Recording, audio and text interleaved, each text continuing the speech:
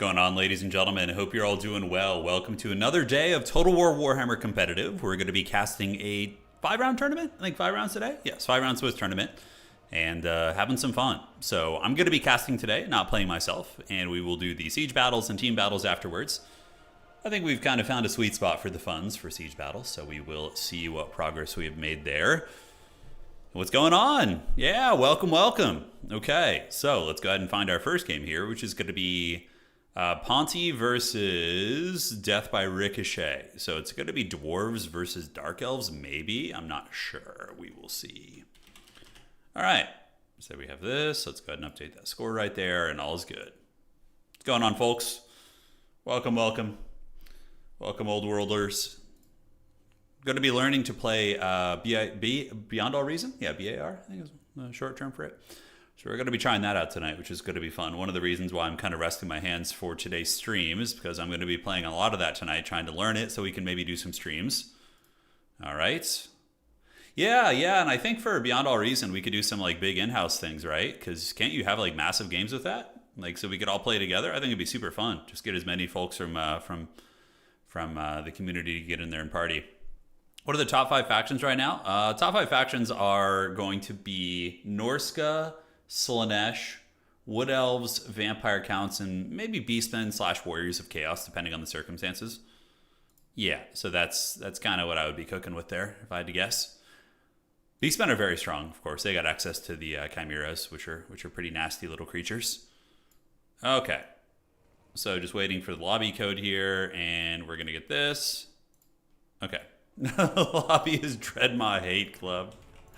The dwarf players lobby is the Dreadmaw Hate Club. I love it. I honestly didn't even mind the Dreadmaw when I was playing dwarves, like at all. It wasn't that problem. Oh my god, this isn't a Dark Elf mirror match, is it? Is this? No freaking way it's a mirror. No mirror matches. No. Okay, so it is a Dark Elf mirror match. We might want to switch and cast something else. We'll come back to these players later on. Who do we want to get? We could do... Yeah, Adam. There we go.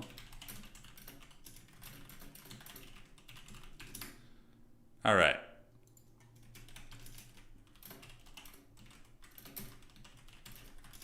Yeah, we're going to do siege battles at the end. Yes. We're going to try... and we're going to be trying... like equal funds in siege battles to see, like, does being on the defense actually help you? I mean, I assume the towers generate a little bit.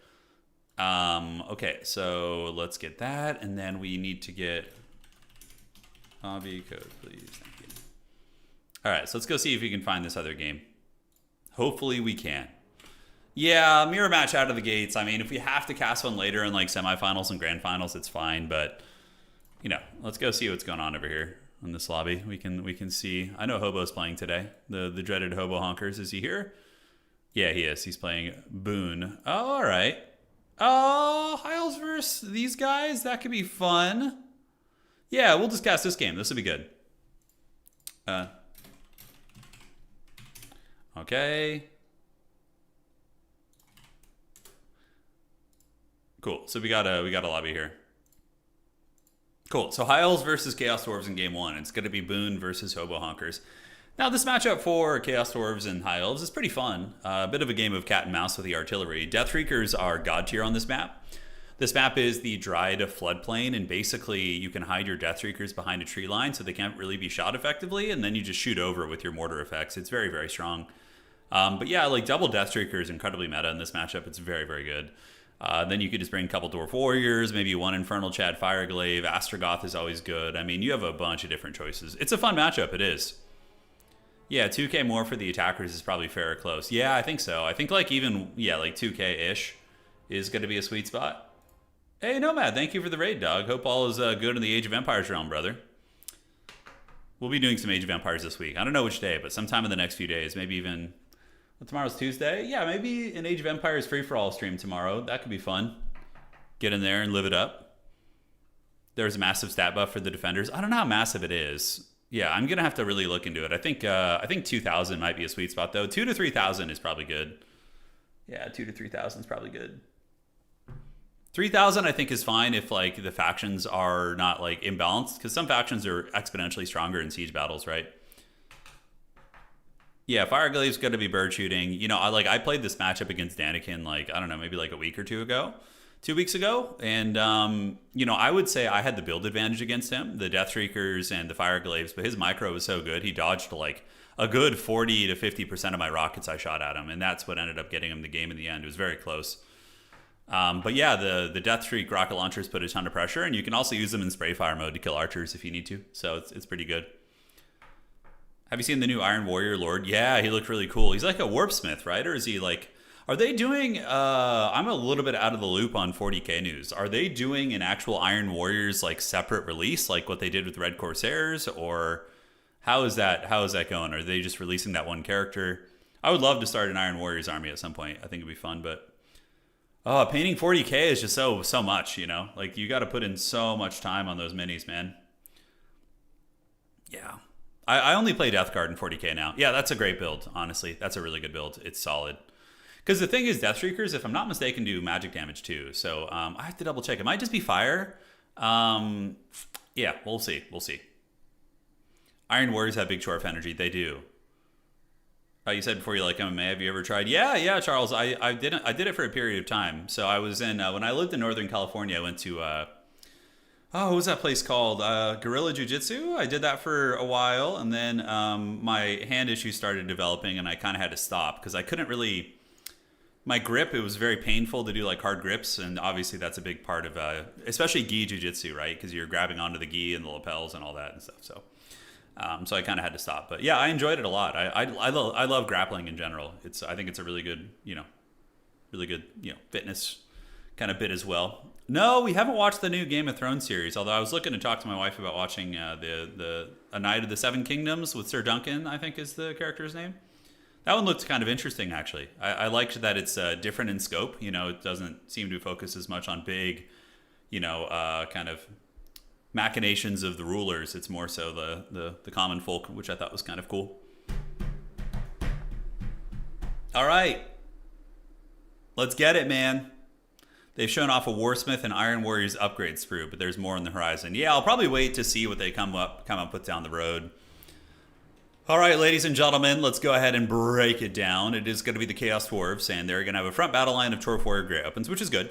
Double Death Shrieker to keep the monsters in check and also put, just pressure down. And yeah, they do magic damage, so they will circumvent the physical resist of the Oceanids. Granted, Oceanids have fire res, I think. So Oceanids do have 20% fire res, but it will circumvent the Fizz res. So basically, it's going to be 40% resistance, but they do have 0 armor too, so I think it's ultimately still not a bad idea to shoot at Oceanids with Death Shriekers. That's going to be pretty nice. We do have Chaos Dwarf Warriors here and Bull Centaur Renders in the back, which is also very necessary. High Elves can present a lot of cav units as well as monsters, so I think that's quite good. Hobgoblin Sneaky Gets up in the Vanguard, and Astro Chad is here with Flamestorm and Burning Wrath, which you don't see terribly often, but it's not the worst thing in the world. All right, ladies and gentlemen, taking a look here at the High Elf army. Vanguard of Rangers in the middle. Rangers, good for getting up on points quickly, and honestly, they can fight against most Chaos Dwarf, infantry pretty effectively, especially the unpaid interns. And then we have White Lines of Crace, and this is an interesting tech. Double Noble. It makes sense. They're really good at chasing down demon trains. So if your opponent has 2 Iron Demons running around or a Bale Taurus Lord or something, these guys can put in work. The one thing about Nobles is they're going to get their butts kicked by Astrogoth because they're anti-large characters. Their melee attack is relatively low unless, well, it's not low, but it's not going to be like enough to really probably punch through Astro Chad. And he'll be able to put some hurt on them. Oceanids, yeah, good grindy unit. Fire Res is incredibly relevant in this matchup. And Larry the Radiant with Tempest in case there's a big Bale Taurus Lord, and that is going to be that. Yeah, I did watch the Paddy vs. Gaethje fight. Yeah, it wasn't bad. It was definitely rock'em sock'em robots, as is most Gaethje fights. All right, so the battle is on, ladies and gentlemen. And it looks like both players kind of on the same wavelength here. They're both going to be surging forward to try and grab these objectives. We see the 2 Hobgoblin Sneaky Gits, who are invisible, mind you. They do have stock, so they're going to be creepy, whereas the Rangers are going to be visible quicker. But 2 Sneaky Gits getting an ambush on 1 Ranger should actually win that. I mean, with their Ninja Star attack, they actually do a considerable amount of damage. So we're going to see what happens to these guys. All right, so the battle is soon to be on. Hobgoblins are up on the point, and the Rangers are going to be discovering that there's some opposition here. But Larry and the Nobles can definitely bully these guys off. And we do see the objective start to go here as the precursor ammunition is used. And a couple of Rangers do get picked off. It looks like a handful of them do go in the old trash can. And we're going to be seeing the Hobgoblins. Are they going to retreat or are they going to stand their ground? It's just Larry right now, so probably standing your ground isn't a bad idea. You know, because now you're going to be giving up the objective there, which is a shame. Astrochat is on his way over, so probably just engaging with them. Yeah, I mean, good damage on Larry, too. She's going to be eating those ninja stars. Definitely want to move those guys back in. The sneaky gets, of course, cowardly folk, but, you know, they can put in some work. Reavers on their way. Rangers versus sneaky gets. Larry's helping with her anime magic, and here comes the other sneaky gets from the flank. Prison Shanks out, and yeah, there they go. You can see a couple of the Rangers getting swarmed on by the Hobgoblins. And they are taking casualties as Astrochat does shoot in, does a little bit of friendly fire damage. But Bull Centaur is coming in to screen out the Reavers. And the Deathshriekers, what are they shooting around? Yeah, see, oh, the positioning of Deathshriekers on this map, by the way, is so God's here. Look at this. Check that out. So we got one here and we got one here. Absolutely beautiful. All right, guys. So shrieking and doing some damage. And we do see another shot coming in. Definitely should get on top of the white lines of Krace now. Or just start focus firing down the Oceanids. Both of those would be pretty viable choices. However, Bull Centaur Renders do excellent damage against Oceanids too. So pull those guys back. Don't want to be eating these shots from Hobo Hunkers. Hobo Hunkers calling in the Storm Riders. A good tech. You know, they can move and shoot. They, you know, do light damage against low armor like Bull Centaur Renders. It ain't bad at all. But yeah, he better not miss micro these. So here comes the Deathshriekers. There they go.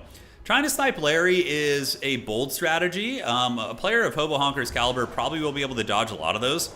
Flamestorm activated, you know, tickling the ocean. It's barely doing anything, but it does also get some okay damage against the Rangers right there. Coming out of the woods, what do we see? Oh no, this could be GG here.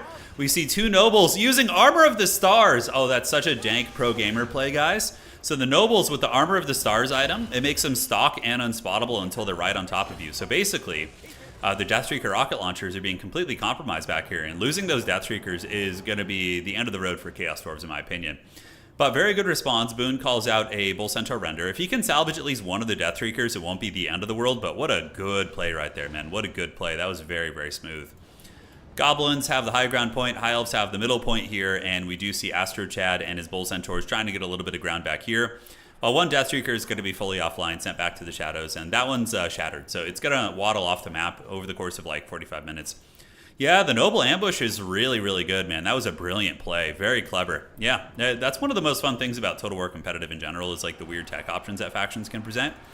Oceanids make their way up to the high ground point. They're going to be trying to boink down these little gremlins right here as the Deathstreakers shoot into them. And you can see the Deathstreakers do respectable damage. Like, if that Deathstreaker is able to sit on those Oceanids for like a minute or two, it'll take them down. It'll get rid of them eventually.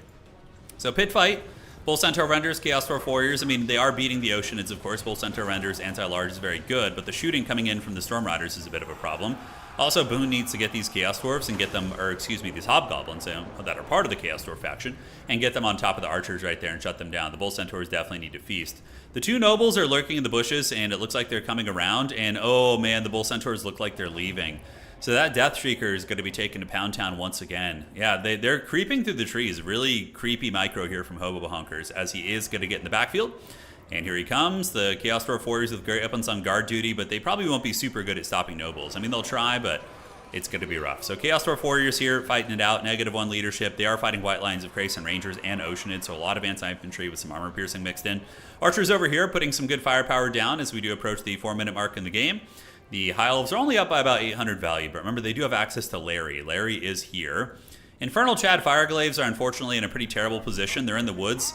Typically, if you're going to be using Fireglaves, you would want to deploy them in an open field like this and have them, you know, pretty good line of sight. They could cover a lot. Like 1 or 2 Infernal Guard Fireglaves here would change the entire outcome of these fights. It would be massive, but the positioning on them is a little bit tricky. Bull Centaur is going to be chasing these guys as the triple cap is going to be going down here. For the High Elves in just a moment. The Oceanid's going to be getting Objective 1 right here. And we do see Objective 2 firmly in the control of the High Elves as a Burning Wrath is activated. A spell that's kind of lackluster, not really worth the Winds of Magic in my opinion. Very, very niche for sure. Infernal Chad Fireglaves are now caught in combat with White Lines of Krace, which is a bit of a disaster. They're going to be fleeing back into the tree line right now as Hobo Hunkers does pull further ahead here in this game. And Chaos Dwarf Warriors with great weapons are lurking. Bull Centaur Renders with dual axes. Interesting choice. So he has some anti-infantry versions, which isn't terrible. They can still do well against big targets, but yeah, against High Elves, you probably want to index mostly into the anti-large version, I would say. Because Chaos Dwarves, you have plenty of other anti-infantry options. All right, so the Fire Chads are running. Definitely should pull the Bull Centaurs to go cut off those infantry if you can. But this is kind of looking like a point of no return, and now we do see Hobo Honkers calling out a Sea Elemental as well. So the Sea Elemental is here, and yeah, it's going to be able to chase back this little lawn gnome here. You can see he's fleeing, and he is infantry-sized. So Sea Elemental is actually a bit of a counter against Astrogoth. Armor-piercing anti-infantry, pretty high stat line. Astrogoth will suffer against that anti-infantry bonus. And, you know, the one thing is the Chaos Dwarves do have some artillery online, but they're having to pretty much allocate everything to defend their backfield, which is not what they want to be doing. And sure, they might be able to squeeze some value out, you know, getting the Bull Centaur renders with the dual weapons onto the Great Open Infantry in the woods. Certainly going to be decent. You're going to see a lot of the white lines getting taken to Pound Town here, but not going to be enough, most likely, to get all 3 objectives back in time. You can see the victory tickets are bleeding really quickly. 3 per second is no joke. And Hobo Honkers are just pulling a bigger value lead. Kadai Fireborn, I do like that a lot. Kadai Fireborn, how do they do against Oceanids? Be curious to see that duel. I suspect the Kadai would win because of their AD armor, and Oceanids lack AP and the magic damage as well. But hard to say. Hard to say. Here we have the Infernal Chad Fireglaves doing all right, at least getting their anti-large halberds into the Oceanids there. And it looks like the Deathstreaker was killed by the Nobles again, which is to be expected. If you're going to bring Deathstreakers, you need to protect them for sure against the High Elf SE dive, and that's why I usually park like a Fireglade back there, or you know, some sort of another other defensive piece right there. Yeah, so we got the Fire Elementals versus the Water Elementals. Good time for all. There's no water damage in this game, so the Kadai Fireborn, you know, aren't going to be affected by that, I suppose. But Astro Chad getting bullied by the Sea Elemental in the trees. You can see his HP is diminishing over here on the western flank of the battlefield. We do see the Star of Avalorn going down. The company of Calendarian, as well as the Reavers and Larry herself, going to be getting healed. The last vestiges of the Chaos Dwarf army here are going to be getting pushed off by the Oceanids. And ladies and gentlemen, almost double the value we see here, as Hobo Honkers really showing that he has been maining High Elves lately. He has been very strong on this faction. He was once a mighty Nurgle main, but now he is he's found the High Elves. And High Elves are a very fun faction to play, man. I have been having a blast with them since the update. Oceanids are great fun, kind of give you a different way to play the game. But I think my favorite thing this game was probably the double Noble Armor of the Stars strategy. Like using the 2 Stealth Nobles to get back there and hunt the Deathstreakers, which are such an auto take for Chaos Dwarves in this matchup, was very brilliant. Now, sure, it could have been defended, but yeah, I mean, that's something you don't think of. Like, I wouldn't have thought of that, probably. I would have just not seen them. And although, I mean, you could notice that they disappeared and they're not anywhere to be seen on the map, but easier said than done. Do Fire Elementals win against Oceanids? I do think that the Kadai Fireborn would probably win 1v1 against an Oceanid, simply because of the armor and the armor piercing. Well, the armor, not the armor piercing, but the armor that they have. So Oceanids, or excuse me, Kadai have like 80 armor. Oceanids really have pretty subpar armor piercing values, so maybe. I'm not sure. A couple Hobgoblins going to be creeping around, and elsewhere we do see some more Fireglaves moving up. Fireglaves are pretty good in this matchup, although they do fire damage, so I think 20% of their damage will be mitigated by Oceanids, right? So Oceanids have 20% missile res and then 20% fire res. And then also, yeah, so man, they're going to get a 70% resistance against the shooting of Infernal Guard, which is pretty disgusting. I mean, you take 70% off of that 33 missile strength, and it's going to be very low. Yeah, double Stealth Noble, man. We learn something new every day, which is always good to see. All right, guys, 1,000 points. You know, I respect the Boon for fighting to the bitter end here, really scrapping it out. The Hobgoblins move in, and you know, might be able to finish off one of these Lothern Sea Guard. Although, honestly, the Lothern Sea Guard might be able to hold them off. Rangers coming in to reinforce. Elsewhere on the map, Kadai in the trees were able to win their fight, and we do see some Chaos Dwarf warriors. I mean, the Chaos Dwarves are finally pushing back a little bit, but they've been trapped in their zone just for all day. And now the High Elves are content to just pull back. AFK on the objectives, and oh, look at that. He was like breathing, doing a water breath. Yeah, why don't they have a cool like water jet, like fire hose breath attack? Wouldn't that be cool if they had that? I think it'd be very fun. All right, Archers pulling back, and here comes the advance of the Dowie Czar. Fireglaves are shooting, barely doing any damage against those Oceanids. Man, oh man. And I think that's it.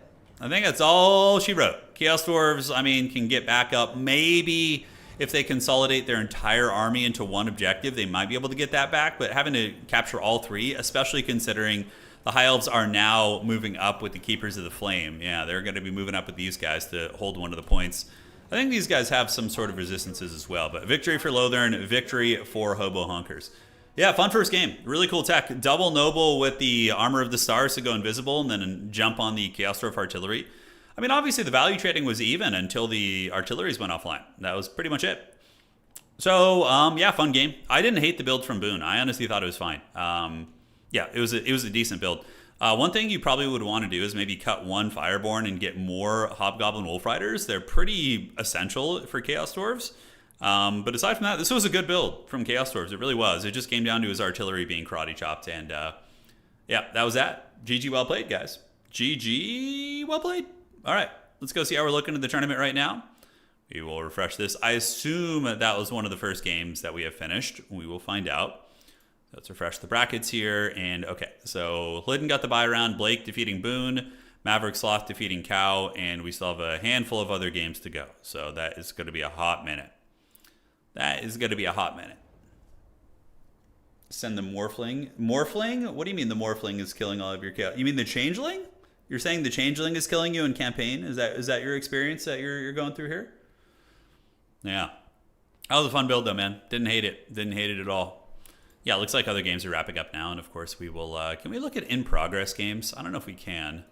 Battle type, domination, and we can do in-house or in progress? I don't know if we can. Yeah, Boone, nice try, dog. Nice try. You played. Your build was good. You just, you know, the princes got you back there, and that was pretty much it. Do you hear the sound of sweat? Yeah, pretty sweaty today. Pretty sweaty games. We just finished our first one, and of course we have 7 games to cast, and then we're going to be doing some fun community games at the end, including siege battles and all that stuff. So you guys are saying that they just showed some new Iron Warrior stuff, did they? Okay. Let's see what they got over on Warhammer Community here. Oh, yeah, that looks really good. Powerhouse Warsmith. Is he, like, actually... Damn, that model's sick, dude. That's, like... I love that aesthetic.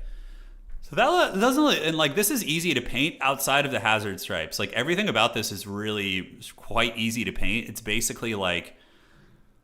Yeah, so it looks like... I mean, maybe just like a dark silver with like a dry brush and edge highlight of some other lighter silver. It looks like the shoulder pauldron is like a Black Legion contrast over silver. The gold is, I don't know if that might be Balthazar actually, or Sycorax. Yeah, it doesn't look like terribly difficult to paint though. Because honestly, you could just like spray paint them silver and then you could probably just dry brush them like with or you could prime them black too. That looks really good. You prime them black and then you dry brush them with silver afterwards. Like that looks really nice because then there's like hues of black showing underneath. Is he like what is his thing? Oh, that is a sick model, man. The Iron Warriors look so awesome, dude. Do you think we'll see a demon Primarch Perdurabo? Eventually it could happen, I think. Okay, enter the Iron Warriors, the Warsmith Kravik. Okay, so Kravik is his name.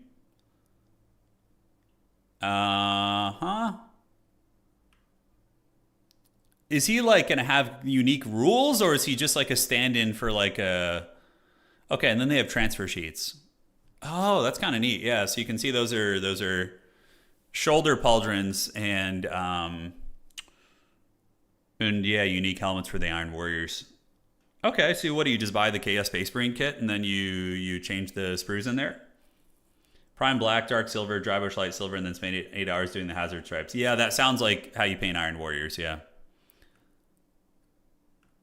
Okay, so it looks like the intent is to have you customize the Chaos Space Marine kits. It kind of makes me think that you probably won't get like Iron Warriors Legionnaires at any point. Rather, there's just going to be these guys. You'll have the transfer sheets for those or transfer kit. That looks pretty good, though. Yeah, it looks pretty good. Definitely awesome. The Red Corsairs models are really, the Huron, they look pretty neat. Although, I don't know if I like the haircuts on all of them, but yeah, they're cool. Is this guy going to have like Abaddon kind of rules where he's just like a powerhouse character? I wonder. Yeah, Hazard Stripes look like an unholy nightmare to paint. That's like been the one thing that looking at this army has been my one deterrent for them. I'm like, I don't know if I want to paint Hazard Stripes. Like a couple years ago, I tried to start a Night Lord's army. I painted 10 Raptors. And then with the lightning, I was like, no, I'm not doing that anymore. Like the Night Lords, like lightning on them, it's just such a pain. It's so hard to make it look good. I'm too weak. I can't do it. All right, guys, we're almost in the next round here. As we look, we see most of the games finishing. Hey, Orlok, cool to see him playing. I've been playing against him on ladder every now and then. When I queue up, I always run into him, which is funny. And yep, a couple games down here. We'll go from there. All right. Let's see what's going here. Refresh that, and we will find a... okay, it looks like the Dark Elf Mirror Match of the Gods is done. Oh, we have a new player game. I should join his match. We should play with him. You have a ton of Night Lords. The painting is brutal. Yeah, it's a lot of work. It's a lot of work. I only have a Death Guard army for 40k right now. I gave one of my buddies my Chaos Space Marine army so he can get into the game eventually. Yeah, so I'll start another one at some point. The Corsairs are definitely appealing, but Iron Warriors would be very fun, although I don't know what the Chaos Space Marine rules are like right now. You really want to start Death Guard? I'm tempted to buy 3 combat patrols. So if you want to start Death Guard... Yeah, let's see. One sec here. Yeah, so for Death Guard, let's see. Let's see what current deals they have now.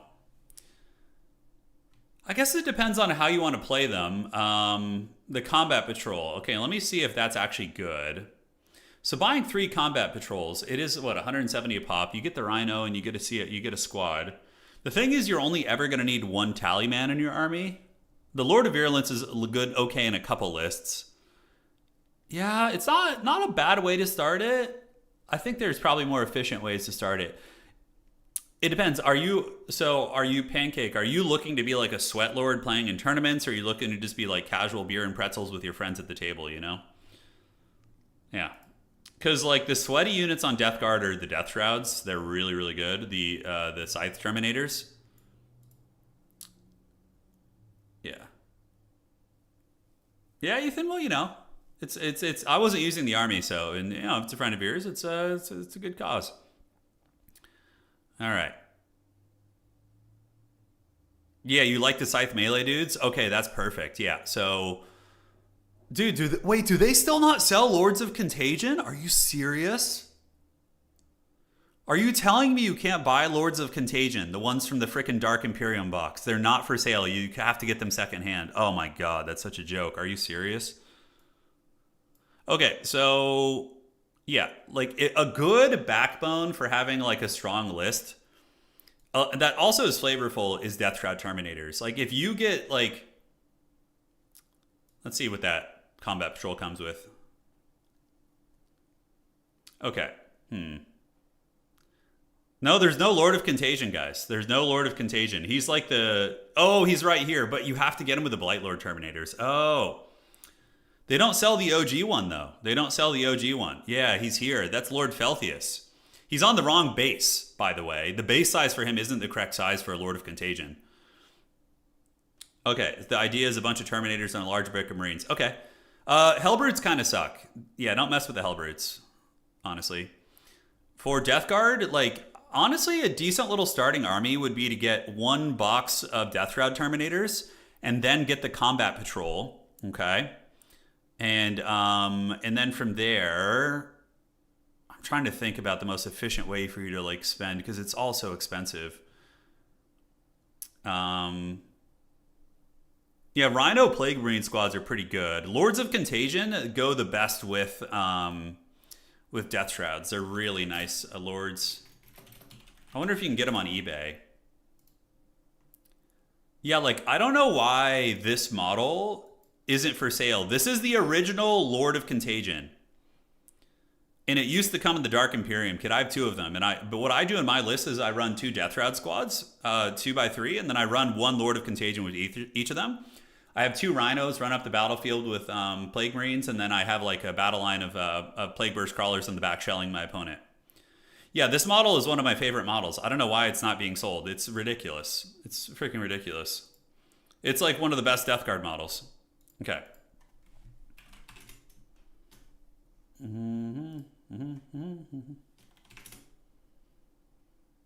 All right. Typhus is very good, Pancake, if you want to play like... Yeah, I like Typhus. He's a good enough character to justify in your lists. Let me see. Can somebody remind me of what the 40k army builder is called? The one where you build your 40k armies? New Recruit. Yeah, that's it. All right, sorry, we're just waiting for the last game to finish and we'll go to the next round. Let me see what the last army I ran was. I think I might still have it here. I think it's New Recruit. Let me see, do I still have it here? Don't know if it's still saved. Damn, I don't think it's here. Yeah, it's new recruit. Okay, so 40K. Dude, I haven't played a 40K game, to be fair, in like maybe 8 months though. So take it with a grain of salt. All right, that's okay. Sure. So let's go here. So chaos. We could like build a little army, starting army, that I think would be decent. But I love poxwalkers too. That's my thing. Like I play zombie armies, and it might not be the most optimal way to play, right? Okay, so do you want to run Mortarion, or do you want to go like wider? That's the thing. Strike Force. Oh man, so you want to play a Terminator based list? I'd play him just for that. Okay, but do you want to paint like 80 Poxwalkers or no? Wider seems fun. So you want to play like a horde? Okay. So I typically play the Shamblerot Vectorum, which is the Poxwalker one. You hate the Poxwalkers. Okay, so if you hate the Poxwalkers, let's see what else we would want you to play. I really only play the Shamblerot. So you wouldn't want to play Taliban. If you want a Terminator list, this one's pretty good, the Virulent Vectorum. If you control an objective marker, it becomes... This one is pretty good. It gives you sticky objective capturing so that you can leave objectives after you touch them. The Flyblown, if you want to go mass infantry too, yeah, the Flyblown isn't bad. It gives you, like, it lets you kind of get up the board quicker, but probably the Virulent Vectorum is going to be the way. Yeah, if you control an objective marker at the end of your command phase, a Death Guard unit from your army is within range of the objective. Yeah, but it remains under your control until your opponent takes it. So you can like move off objectives. You don't have to like babysit, which is pretty nice. Deathlord's Chosen. I don't remember this one. In an opponent's command phase, roll 2d6 for each afflicted enemy unit, subtracting 1 if the result is 6 or less. That's pretty good. Yeah, so the Deathlord's Chosen could be kind of cool as well. Well, anyways, yeah, that's up to you. I mean, they're all more or less viable depending on what you want to play. So if you like Typhus, you could run Typhus with a Lord of Contagion. I think is pretty strong. Again, my knowledge of the meta is like gone. I'm just kind of like spitballing with you here. Okay, so Typhus plus Lord of Contagion would be a pretty nice brick, and you could put Typhus with one of your Death Shroud squads, and then you run Death Shroud, Death Shroud. You're gonna need your battle line. So for the battle line, you can do probably just like melee Plague Marines is gonna be fine. So Plague Marine, and then we can go for double Rhino, I think is good. So Rhino and Rhino. All right. And for the Plague Marine squads, man, I barely remember how to use this website. It's been so freaking long. Yeah, what are all the hotness with weapons these days? But basically you would have like 2 Plague Marine squads to ride in the Rhinos. And then 1 Tallyman is usually good. At least it was when I was playing, because you could get the free command points from that. So your character squad could be 2 Lords of Contagion. Well, Typhus, 1 Lord of Contagion, and a Tallyman. Yeah, that seems pretty nice. And then for the Death Shrouds, I mean, you could run a brick of 6 if you want to. Yeah, you could run like or just 2 squads of 3 if you're like a starting. So this army is... By the way, how are we looking on the tournament? Are we almost ready for the next round? Okay, we're ready for the next round. We'll come back to that later. But yeah, that's like a loose idea. If you want to just start collecting, get Typhus, get a Lord of Contagion, a Tallyman, and then get a couple Death Shroud Terminators, and just start painting that force, you know? From here, I would recommend adding fire support, you know? Like add some sort of fire support to your list. That could be fetid bloat drones with heavy blight launchers, or plague burst crawlers with entropy cannons. You need like something in the backfield to put that pressure on.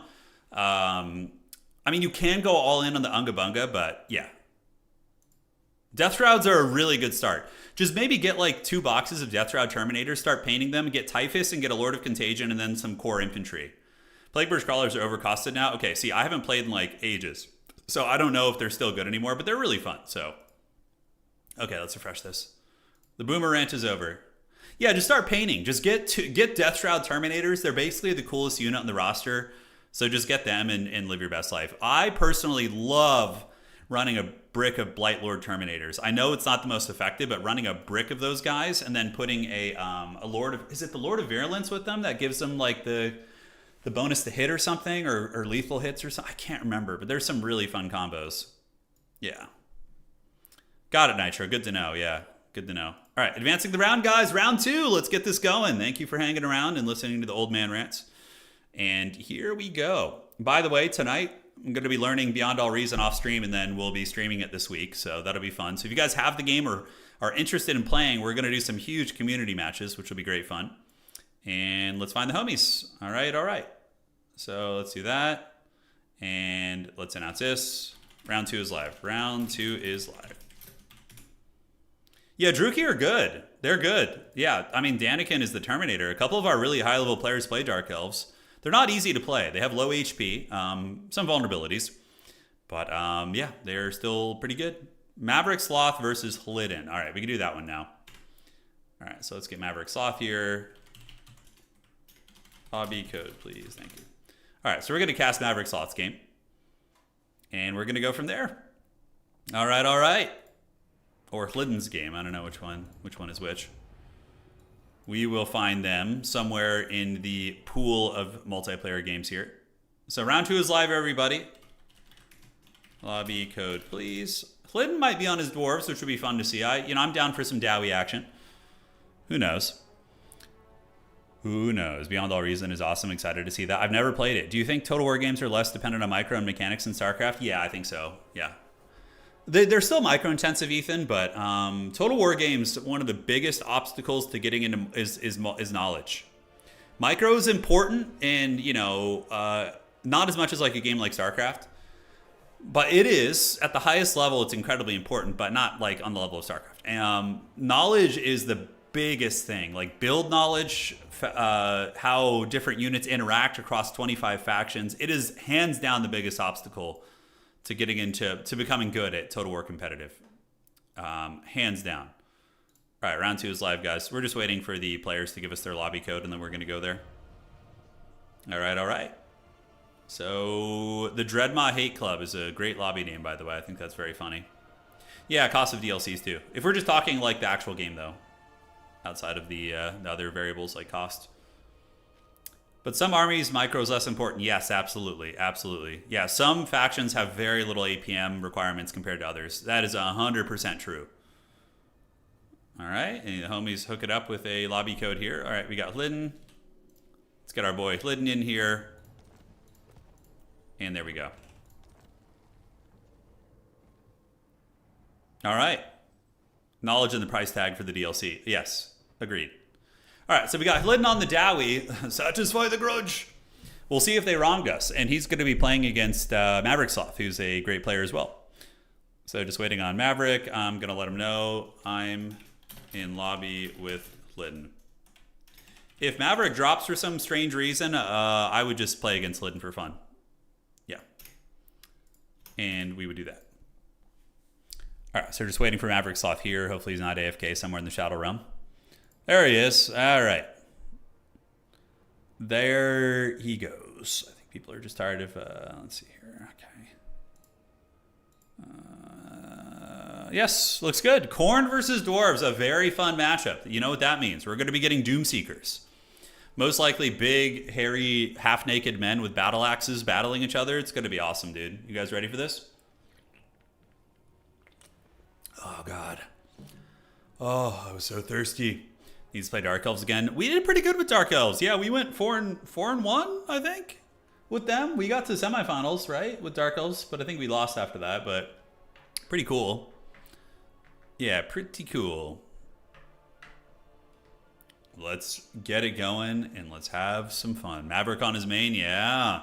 These are two guys on their main factions. You know, it's the whole theme of the stream. Faction mains rise. And today you have two faction mains duking it out. You have Hlidden and Maverick Sloth. Two big beasts going at it. Half-naked hairy men is why I'm in the stream. I mean, isn't it why we're all here? Big, meaty men slapping meat with their... All right, we're getting a little carried away now. Doomseekers or Wrathmongers? I think a Wrathmonger might win that. Although if it's the Brotherhood of Grimnir, I think you can give it to them. But Brotherhood of Grimnir versus Bloodwake Berserkers. I actually don't know who wins that fight. I don't know. No, we're casting today. I'm resting my hands because later tonight I'm going to be learning Beyond All Reason, and I assume that's going to require some clicking around, so saving my hand strength. Yeah, Maverick is good at the Chaos factions. I've seen him do very well with Khorne. He's one of our stronger Khorne players, and also is quite good with Beastmen too. So Beastmen are very strong. Like, dude, Beastmen are just, if you have like decent game fundamentals and, you know, are a decent tournament player, you can definitely make good runs with Beastmen. I hadn't played Beastmen in probably 6 months, and I just picked them up and won a tournament with them like last week. Just came in and won a tournament. Like, they're that strong. That faction is so good, have such good quality infantry, some of the best mobility in the game. No, Sam, I'm going to do Beyond All Reason probably tomorrow or the next few days. I'm not sure. No, we're learning it tonight off stream, and then we're gonna play it tomorrow or the next day. I'm not sure when. Sounds good, Ninja. I will. Is Tzeentch the weakest of the Chaos Demon factions? Tzeentch is not the weakest. They're harder to play. Tzeentch is not as mouth breathing as Khorne and Slaanesh. Yeah, Tzeentch just requires a lot of finesse and a lot of micro and careful positioning. Yeah. You've seen Winter play BAR. Yeah, I mean, it's free. It's free. So we can all, like, apparently we could do like huge battles. Yeah, like 25 versus 25. And I think that'll be super fun. We could all do that together. Yeah, I'm glad you enjoyed it, Charles. Hell yeah, man. All right, let me make sure I'm not being pinged with anything. I don't think so. Nope, looks good. And checking here. What is good? All right, all right. Nurgle is probably the weakest of all the Chaos factions, yes, but like somebody who mains Nurgle can still really, really surprise you.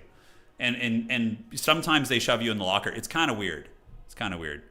Yeah, Beyond All Reason is free. Let me show you guys. I just got it installed last night, so here it is right here. One sec. Yeah, so this is Beyond All Reason. You can get it you can play for free. You download it. You can donate to them. And yeah, here it is. We're going to be playing this tomorrow. It's like massive scale battles, which is going to be pretty fun. I've never quite played anything like this, but it has some like auto battler energy where it's kind of got like that boomer grind to it, you know, where you can just let things move on their own. I think you can micro units individually too, but it comes to a point where you probably, you know, mostly auto battler. So it's good for us old men. It's good. Yeah. Hey, Thangle, thank you for subscribing. Sorry I missed that, man. Thank you, brother. No, it's a pretty cool game, though. Like, Jake, I've watched a handful of battles, and it looks fun. It looks fun, yeah. We will see. The boomer in me loves attack, move, and forget. See, that's why I made Protoss. That's how you do it. Protoss, you just, like, pop your shield on your little... Oh, what the hell are those things called? So you have the Zealot, you have the Stalker, you have the Colossus, the Immortal. What the hell are those little shield drones called that the Protoss have? It's not a Sentinel, is it? It's, Oh, what is it? Oh, Sentry, thank you. God, it was driving me nuts. Yeah, the Sentry. You just pop the shield on the Sentry and cast a couple of force fields and then like pretend like you're actually doing something. Yeah. Those were the Protoss mouth breathing days. Although, for any of you guys who still watch StarCraft, what is the mouth breathing faction now in StarCraft? Like if you want to just sit there with your mouth agape at the keyboard and just like unga bunga your way forward with attack move, what is the faction for that nowadays? Is it Zerg? Is it still Protoss? I seriously doubt it's Terran. It's Protoss? Okay, I figured as much, yeah.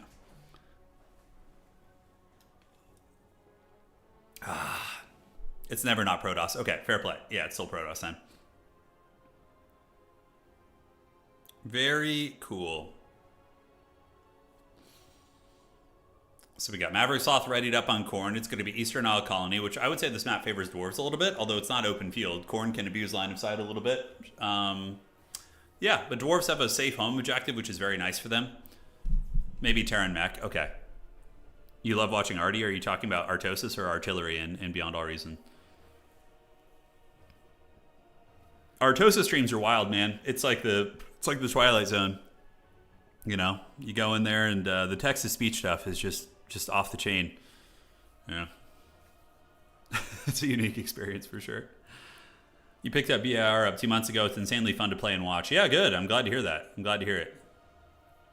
Are there artillery builds you can do in Beyond All Reason, like just like big long range bombardments? Like if there is, that's what I'm all about. That sounds like it's a lot of fun. Hashtag nerf Protoss, yeah. I used to love Dark Templars. Like, doing Dark Templar timings was so fun. Oh, when you get those cheeses, man, it's fun. Yeah, there are. Sweet, sweet, Admiral. Yeah. Now you're talking. They aren't exactly meta, but they exist. Got it. There are 20 versus 20 battles, and Beyond All Reason looks cool. Yeah, right on.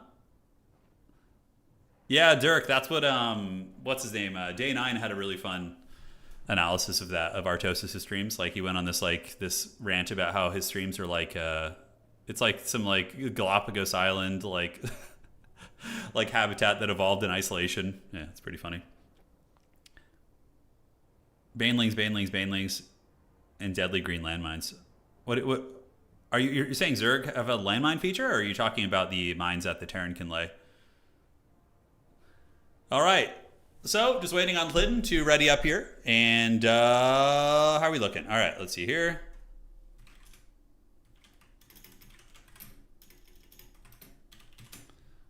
All right, I definitely need to get a new keyboard, by the way. If you guys have any recommendations, feel free to shoot me one in Discord. I have an old Logitech keyboard. It's a Logitech G810. It's from many years ago, but yeah, I need to update, man. This thing's falling apart on me. You can choose backline position and farming gold or ship out artillery units. Got it. Okay. You can do big free-for-alls in Beyond All Reason too, right? Like, have everybody on their own. How do you decide who to attack? Do your units, do you give them like a rally point and they just move that direction and fight whatever they're going to be, encountering? I guess we'll find out tonight. Ladies and gentlemen of the old world, welcome to round 2 of today's tournament. Spawning in on the south side of the map, it is going to be our Dwarvish champion. Longbeards, Ekron's Miners, Giga Chad Goblin Hewers, Thorgrim Grudgebearer with a fat chub here. He's there to satisfy the grudge, and he does have his buffs, which are going to be giving the Great Book of Grudges and the High King buff. So everybody near him is basically going to be getting plus 16 melee attack. It's pretty damn good. Garrigrim Iron Fist, pretty good. Magic damage, anti-infantry, armor piercing. Honestly, I love the army. I think it's super fun, and yeah, he's going to be rolling up. These Longbeards are going to be rocking 46 melee attack when the buffs are active. That is going to be pretty good if they're allowed to feast. Now, for the armies of Maverick Sloth, he's going to be going in with the, oh wow, look at this. So he's got Bloodletters, of course, which are meta against Dwarves, but double Skull Cannon. Skull Cannons, yeah, Khorne is now the ranged faction, which is certainly not something you would expect, but they are here. Valkia the Bloody, very good. Valkia can pressure Gyrocopters, and you know what's really funny? Against Thorgrim Grudgebearer, she's actually really good, because Thorgrim is a large target, and she's anti-large, so it's one of the few times in which her anti-large bonus is going to be relevant against Dwarves outside of attacking Gyrocopters and whatnot. So, all right, guys. So it begins. The battle is on. Advancing up are the Marauders of Khorne. We got Bloodletters lurking on the outside. And ladies and gentlemen, it begins. Bloodletters. Probably going to go through the trees, I would imagine. Maybe come up through here, loop around the back, and then flank on the Dwarven army. The best way to counter Bloodletters for Dwarves is either blasting charges, shooting attacks, and or Doomseekers. Doomseekers can really kill them quite quickly because of the fact that they do magic damage and have anti-infantry as well. All right, so we do get a cannon being called in. The cannon is going to be unleashing onto the Skull Cannons here. Skull Cannon shoots and misses, basically doesn't really make contact. And yeah, now we see the Dwarven Cannons putting hurt down onto the Skull Cannon, which is going to be forcing Maverick Sloth to hide. So he's going to take his Skull Cannons, hide here, and then shoot out that way. You could do the same thing here too, where you park them right here and then you shoot here. Lots of other options. But the cannons out of the gates do some decent damage, and now we're going to be switching on to the Marauders of Khorne. All right, so the Dwarves have their home objective, and so too do the forces of the Blood God. Gorby's Chariots of Khorne being called out. Now, if you guys have been around a while, dude, look how haggard these monkeys look. Oh my god. But basically, back in the day, Dwarves used to get wrecked by chariots. Like, something kind of changed in Warhammer 3 where they didn't become as much of an issue for Dwarves, but just some Slayers can usually keep them in check. We'll see.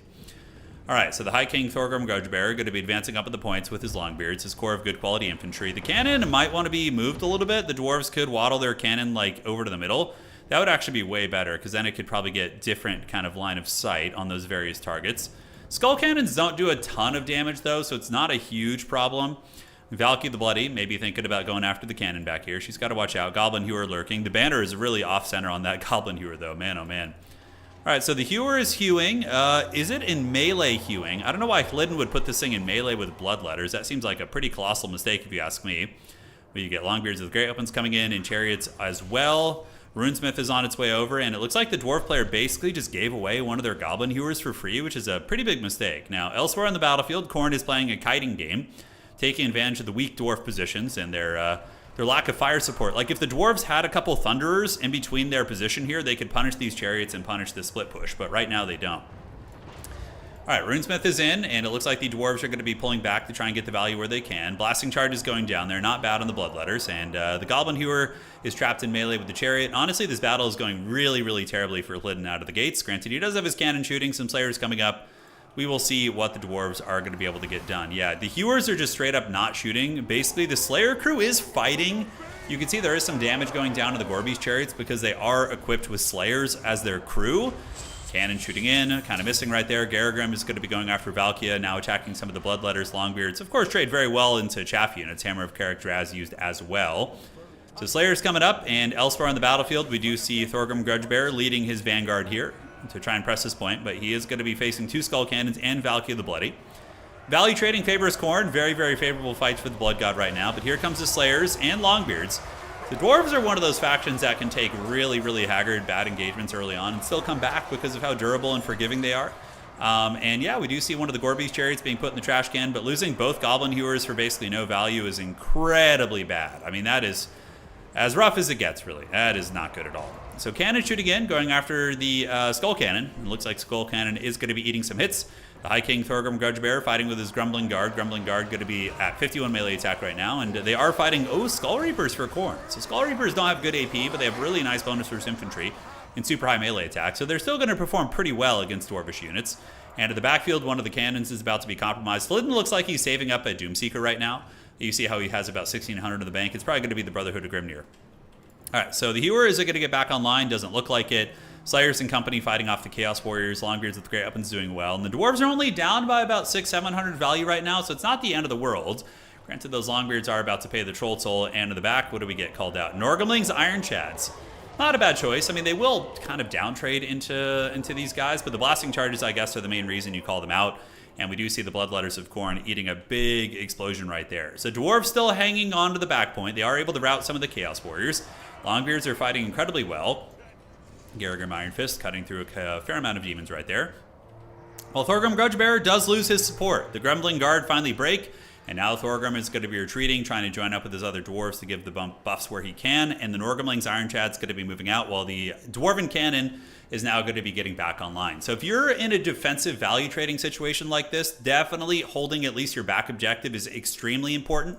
It looks like the Dwarves are succeeding on that, but they basically donated, I don't know, maybe like 1,800 value to Khorne right away with those Hewers going down. Thorgrim Grudgebearer boinking down the Chaos Furies here and doing a pretty good job of it. Honestly, having him fight against the Skull Reapers here isn't a terrible choice, but he's going to need some Doomseekers or something to deal with all these Bloodletters on the battlefield as we get more Longbeards being called out by Hlydden. And there is an argument to be made that the Dwarves are eventually going to win the grind because of Thorgrim and Garagrim, two really strong characters. Oh, damn, dude, the spin to win. Look at that. Garagrim doing some anime shit right there and cleaving through those guys. That actually did a lot of damage, leaving a pile of destruction around him. Very cool moment that we zoomed in on there. That was completely random. I did not know that was coming.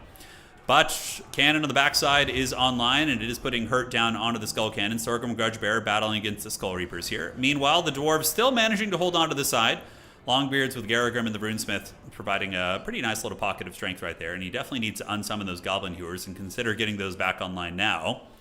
Moving on up are Longbeards with Great Weapons, so they are going to be able to hold this point most likely. Khorne calling in Bloodletters. Bloodletters, I think, do defeat Longbeards in straight combat, but, Longbeards will put up a good fight. Not super one-sided, I suppose. Cannons, though, it's teeing off. It is shooting those guys perpetually. I don't know if there's any other better targets for the cannons. I don't think so. We do see the Slayer Pirates now being called out. Slayer Pirates have good armor piercing on their pistols, so you can use them as like a medium-range shooting unit against the Skull Cannon. And Thorgrim is definitely a bit of a carry character. He is someone that in the late game can grind. He hits really hard. He does magic damage and buffs everybody around him. So, yeah, the Bloody Pirouette. There you go. Bloodletters and Harambes of Khorne. So Harambes are very, very brutal against dwarves, but they do have low-ish resistances against missile attacks and will suffer badly against slayers. So dwarves do have answers against them. Probably getting your cannon set up. I mean, I guess just shooting perpetually at the skull cannon isn't a bad idea, but the Harambe's need to be dealt with. Otherwise, they're going to do a lot of damage. And now we see Khorne actually on the back foot a little bit. So the donation of the 2 hewers in the beginning, you know, the dwarves basically just gave it up for free there. Obviously hurt, but Hliden has done a good enough job in the grind with his troopers to get back in this one, as the cannon's going to be shooting down into the skull cannon here. And here comes the Harambe's. It's going to hurt pretty bad for those Longbeards right there. Although there are some Slayers nearby. If Hliden can get those Slayers mixed in with the Longbeards, maybe he'll be all right. And we do see another unit of Slayers coming over to help. While the Grudge Bearer and his Slayer Pirates of Karak Dive Bar are here. And yeah, I mean, Slayer Pirates, who doesn't love these guys? They're so freaking cool. Straight up look like they're at a dive bar. Yep, Thorgrim gets in there, boinks down those Skull Reapers, and those Skull Reapers are having a pretty terrible time. Going to be broken here in a moment, as the cannon is really teeing off onto the Skull Cannon here. I think one of them is temporarily shut down. On the backside, we do see some Bloodletters coming back here, but the Dwarves are probably just going to call out Blasting Charges and own them. Here, how are the Harambe's doing? They are bashing these Longbeards very, very effectively. Thorgrim is getting ready for a pit fight here, as a lot of Chaos Infantry are on their way in, but the Norgumlings Ironbreakers didn't hear no bell. These guys are an absolute menace of a unit, and it looks like there's going to be a Master Rune of Speed, giving a melee attack buff to these guys. Kind of interesting. All right, Karak Dive Bar shooting at Valkia. Probably a mistake. You want to just ignore Valkia. And now we get a Goblin Hewer coming out. Okay, is it actually going to shoot? Or is he just going to lose the Goblin Hewer and give his opponent a huge advantage? I think he called them out a little bit too. Oh, look at that! Relentless Rage used by the Blood God. Yeah, that's a really Bronzodia mistake right there. The Hewer being called out there, I don't know if I like it. Like, calling it out deeper set with like an infantry unit in front of it could be better, because now these Bloodletters are just going to get more free value against you, man. I don't know. Garagrim, Slayers, and Dwarf Warriors hanging in there. Thorgrim, Grudge Bearer, grinding it out and doing very, very good. Taking these demons to Pound Town. And like I said, he's got a Rune Axe of Grimnir, which is a magic damage weapon. So he is going to be able to really surpass the physical resistance of these demons and do some serious damage. All right, so on the other side, we do see the cannon going offline, and once again, Hliden makes a huge mistake with his hewers. It's really costing him, man. Losing that cannon right now sucks, and that cannon still had a lot more life to give, although I don't know about its ammunition. Yeah, I mean, look, that cannon could have potentially taken off one of these, a lot of these big units here. With Thorgrim piling into fight, he does have his Norgumlings, who are getting very low. Slayer Pirates back there, hanging in there. As far as this fighting goes, it looks like the Harambe's were dealt with, and some Slayers are actually going for the home objective of Khorne. Interesting. While Dwarf Warriors and Garagrim Iron Fist continue fighting the good fight. But like this little playback here could honestly just straight up cost them the game. Like letting that cannon go offline, those Bloodletters just are going to be feasting, man. I mean, he does have the Goblin Hewer as well, but Goblin Hewers are extremely good. You just got to be really finesse with their positioning, man. You really, really got to watch out. So looking elsewhere, we do see the Dwarf Warriors and Garagrim securing the back line here, and some Slayers are going to be hustling out, but they're going to get countered by some Marauders probably. They don't want to be fighting those. Thorgrim Grudge Bearer fighting Valkia. Valkia is actually, this is where she's really good. Valkia is an anti-large fighter. Thorgrim is considered a large entity. He is big and thick on that throne, so Valkia will actually uptrade into him very effectively. And now we have a Goblin Hewer online. It looks like a Overcasted Rune of Wrath and Ruin does some decent damage against the Bloodletters, while the Norgumlings Ironbreakers fight to the bitter end. And the Slayers probably want to wheel about face and support Thorgrim more than anything. Trying to dive Khorne's back objective I don't think is the right idea. I think just focus your efforts here in the middle. And yeah, he's got to get this Goblin Hewer online and get the reinforcements up there very, very close. All right, guys. Thorgrim Grudge Bearer fighting against Valkia. Valkia seems to be trading very well. Chariot's going to be running rampant and getting a nice charge into those Dwarf Warriors there. But Dwarves have really good mass. They're big boys, so Chariots sometimes do get stuck on them. You have to be careful. Really make sure you're given the proper move order. Slayer Pirates and Grumbling Guard called back in. Man, oh man, does losing that cannon suck. That cannon was putting really good pressure on the Skull Cannons, which of course do have Gore Feast, so they're healing nonstop, which is an absolute pain. Thorgrim going to be getting back. He is running out of time with which to capture this middle objective. If Khorne is able to hold a little bit longer, it's going to be a problem, and it's going to be a problem. All right, Slayer Pirates moving up. Going to be getting attacked by the Chariots as well as the Harambe's right there. They'll take it like champs. But the Goblin Hewer, if used correctly, the Goblin Hewer should kill these Chariots. He needs to click on the Chariots, man. He needs to micro this thing. Click the Chariots, click the Harambe's. He's blundering it again.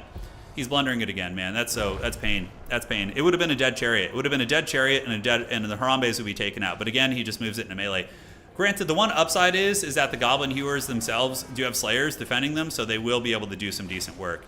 And we do see the Khorne forces getting bashed here a little bit. Slayer Pirates in guard mode, or in just regular mode, I guess, shooting into the Skull Cannons and doing some good AP damage.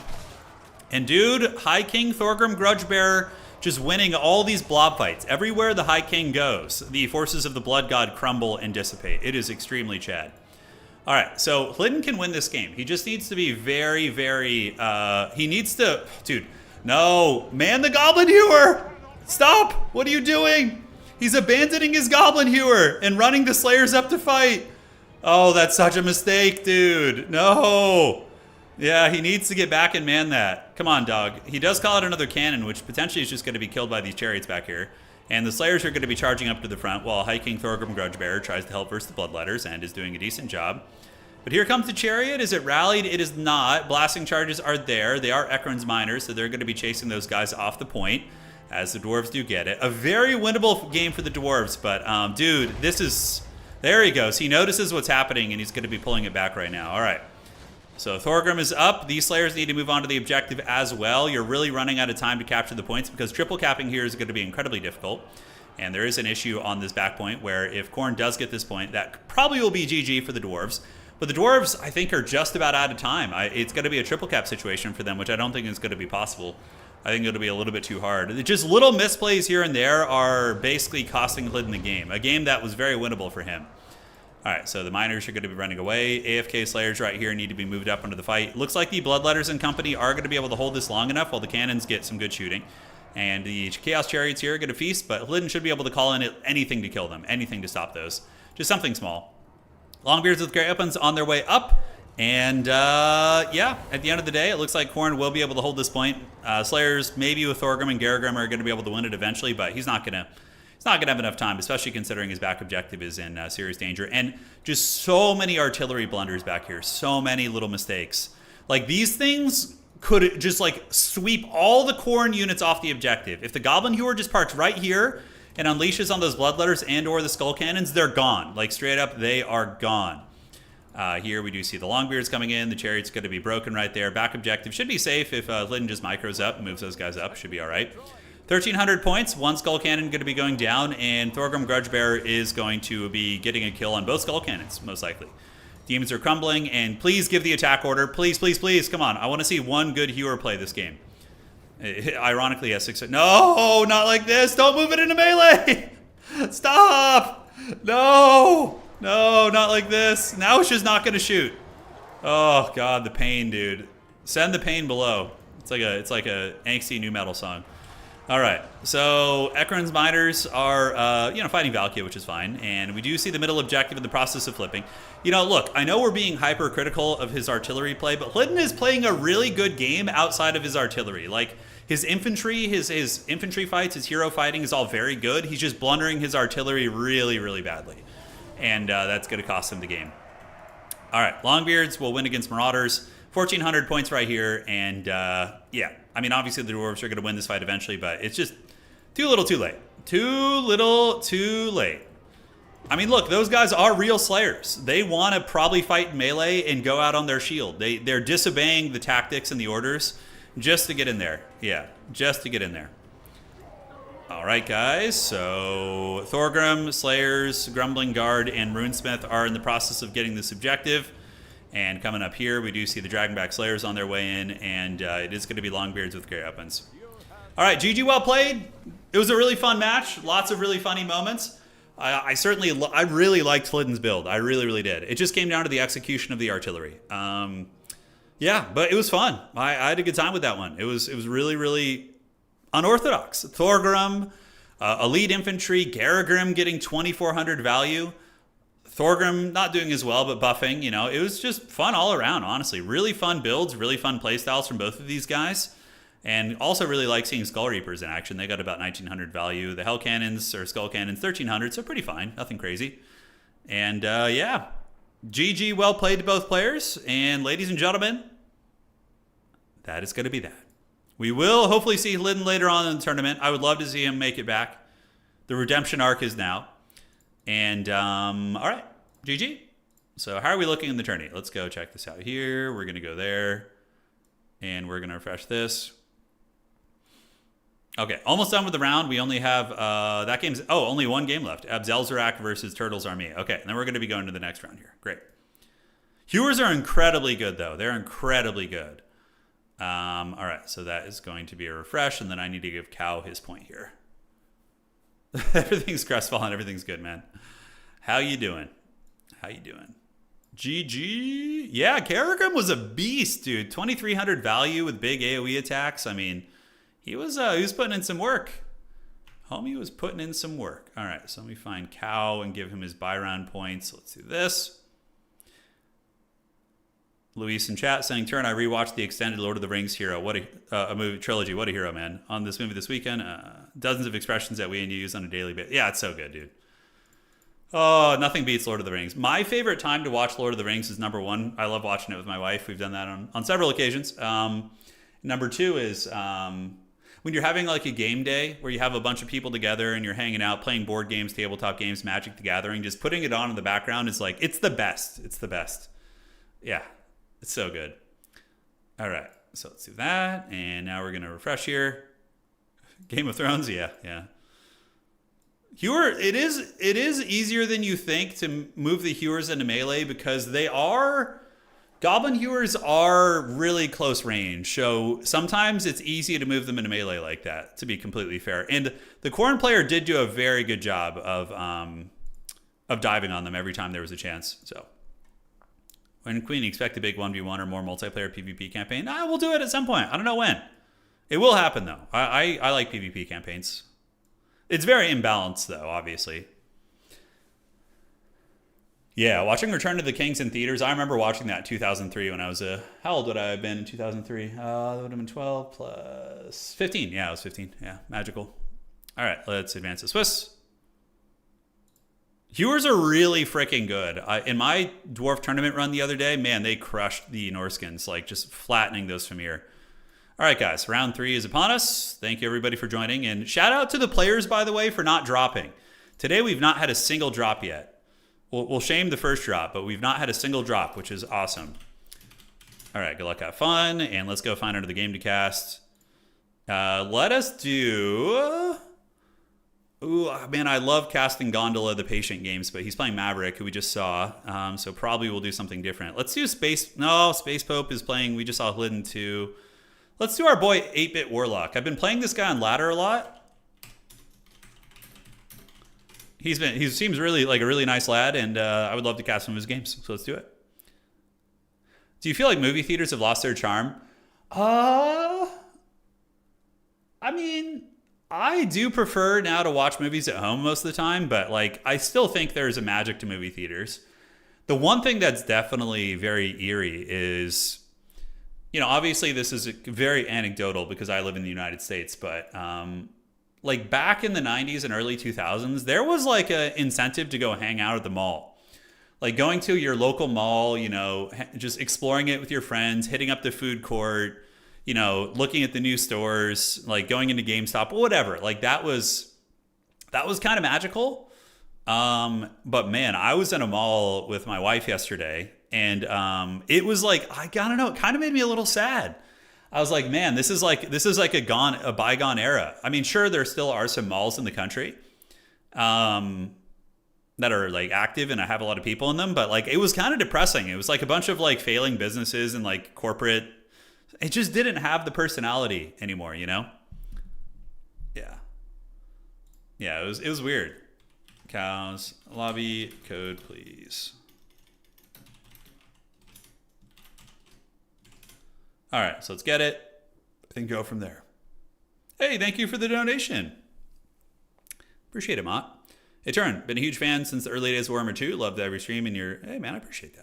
Thinking about entering Eternity, but I get wrecked. Keep up the chill vibes. Oh, you'd be all right, dude. You'd be all right. I think just join, dude. Lots of people get wrecked, and myself included. I mean, like sometimes I'll win a tournament. Sometimes I'll go like 1-4 or something. You know, it happens. It happens. Yeah, don't stress it. It's all Amazon land. Yeah, it's true. It's true. Amazon is definitely like, you know, sounds good. It's very convenient. Very convenient. You work in a mall for like my local mall is half empty and I only go there for their glasses. Yeah. We are now in round 3. So we're going in round 3 of our 7 rounds of play. Hey Dave, thank you for resubscribing. He says, thanks for the consistent goodness, Turin. Interesting. Houston malls are packed like the 80s never ended. I'm talking a line of 20 people at every food stall. Blew my mind. Yeah. Yeah, I noticed that when I was in Europe too. So when my wife and I were in Poland, and in Poland, the malls were pretty big. Like we were in Warsaw and we went to the city center, like the big mall there, and it was intense. It was like hordes of people. And then we also went to the one like in some smaller regions, and they were still they were pumping. Yeah, I don't know what it is. I guess the tradition has maintained in some regions. So how do we join tournaments again? I have 1,300 hours, but I'm not called.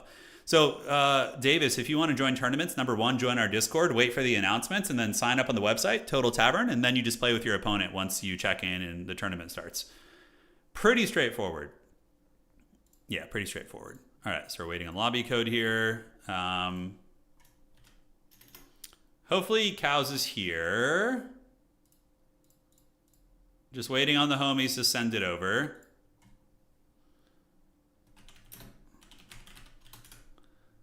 All right.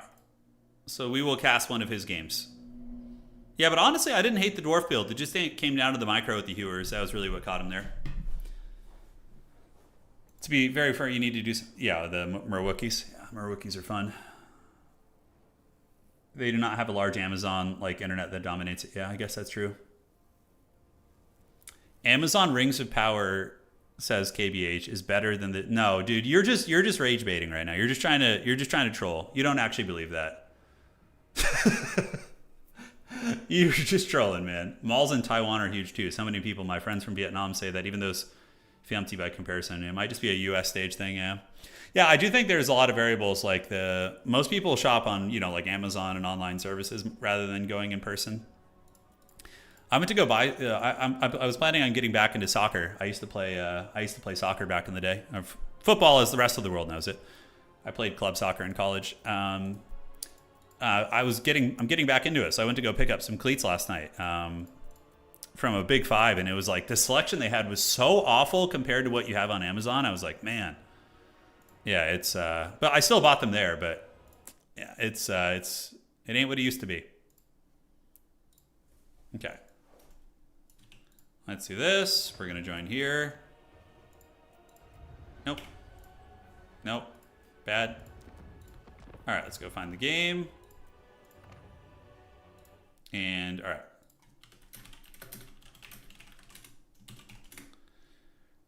All right, so we got Ogre Kingdoms on one side, and we're going to be waiting for the other player here, and we'll see what they're doing. What was your position? Oh, all over the place. Yeah. But keep in mind, this was when I played soccer or football. So I played American football and I played soccer and or football. It's so confusing. But back when I played sweeper in high school, but from what I understand, that's not really a position anymore, right? Like somebody told me that it's kind of been filtered out of soccer a little bit. I don't know what the situation is, but yeah, because I was a fast runner. I didn't. Soccer was like a secondary sport to me. I didn't really have a lot of experience in it. I was just a very fast runner, so I would just kind of run around and play defensively, and I didn't have like great ball handling or anything like that. Yeah. Yeah, I do know about that, KB. Yeah. Yes. Did you ever try rugby? No, I didn't play rugby. In American football, I played running back. Yeah, I was running back and strong safety. I played American football for about 8 years? Yeah, well, if you consider 1 year of, Pop Warner. But yeah, long time. Right midfield. Sweeper isn't around really anymore, yeah. Many moons ago. All right. So, Warriors of Chaos versus Chungus Kingdoms. Fun. I like this matchup. A lot of Hellstriders, but, Toxic Cows can also bring out a, Mournfang Cav, which can bully Hellstriders pretty bad, so there's a couple ways. Yes. He's got the brain damage to show for it. How dare you, dude? How dare you?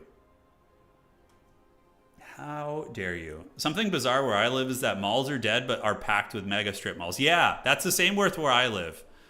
I mean, the city I live in now is a bit of an exception because where I live now, they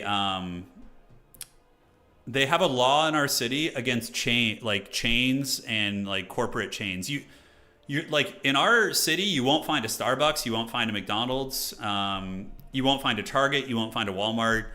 It's like not allowed in our city within the city limits, which is really nice. Like almost every business in our town is like a mom and pop business. It has that old school Shire feel to it, which is really nice. But if you go just outside the city limits, you drive like 30, 40 minutes away, you'll get all of that. And I have noticed that like those outdoor open air malls are still pretty popular. It's just the indoor malls that seem to be dying out. Yeah. Yes. Some Mark in chat saying used to play rugby and watch it. Too many of the players I admired coming down with dementia. Yeah, that's the same reason I stopped playing football as I got older. I went to my first year in college. I was going to play football, just a Division III school. I was too small to play in like probably bigger divisions, but I decided not to, partially because of the the damage you could do. How long have I been alive so far? 37 years. Yeah, I'm 37. Yeah, 37. Yes, yes. So it begins. Let the Nurglings feast. Turin, how do you feel about giving low leadership factions the assumed command ability Tzeentch has for heroes? I don't know if it's really necessary. Like some factions should have low leadership. It's like it's just the nature of their faction, but they're going to be strong in other ways, right? Like swarming or et cetera, et cetera. Yeah. Elder abuse. You guys are talking about having the elderly in blood sports. It's great. It's really really going in the right direction here. I am ancient. You met, how long have I been streaming today? Oh, only an hour and 20 minutes. Yeah, not too long. Yeah, I was born in 88. Yeah, correct. Yeah. Oh, man. It is really nice. There's something about, like, when I used to live in LA, I lived, like, 2 blocks away from a Target. And just a lot of those kind of businesses. And there's something about moving to this city I live in now and not having to see all that just the corporate blight, It's definitely good on the psyche, I think. Oh, man. How would one join a tournament? All right, Davis. So if you want to join a tournament, the first thing you want to do is, let me get you, do this and do that. And we are going to do, all right. Yeah, so there you go. So the Discord link that Noctilus just prompted in Twitch chat, you join there, and you're going to want to select a different role in the Discord, whatever game you're interested in.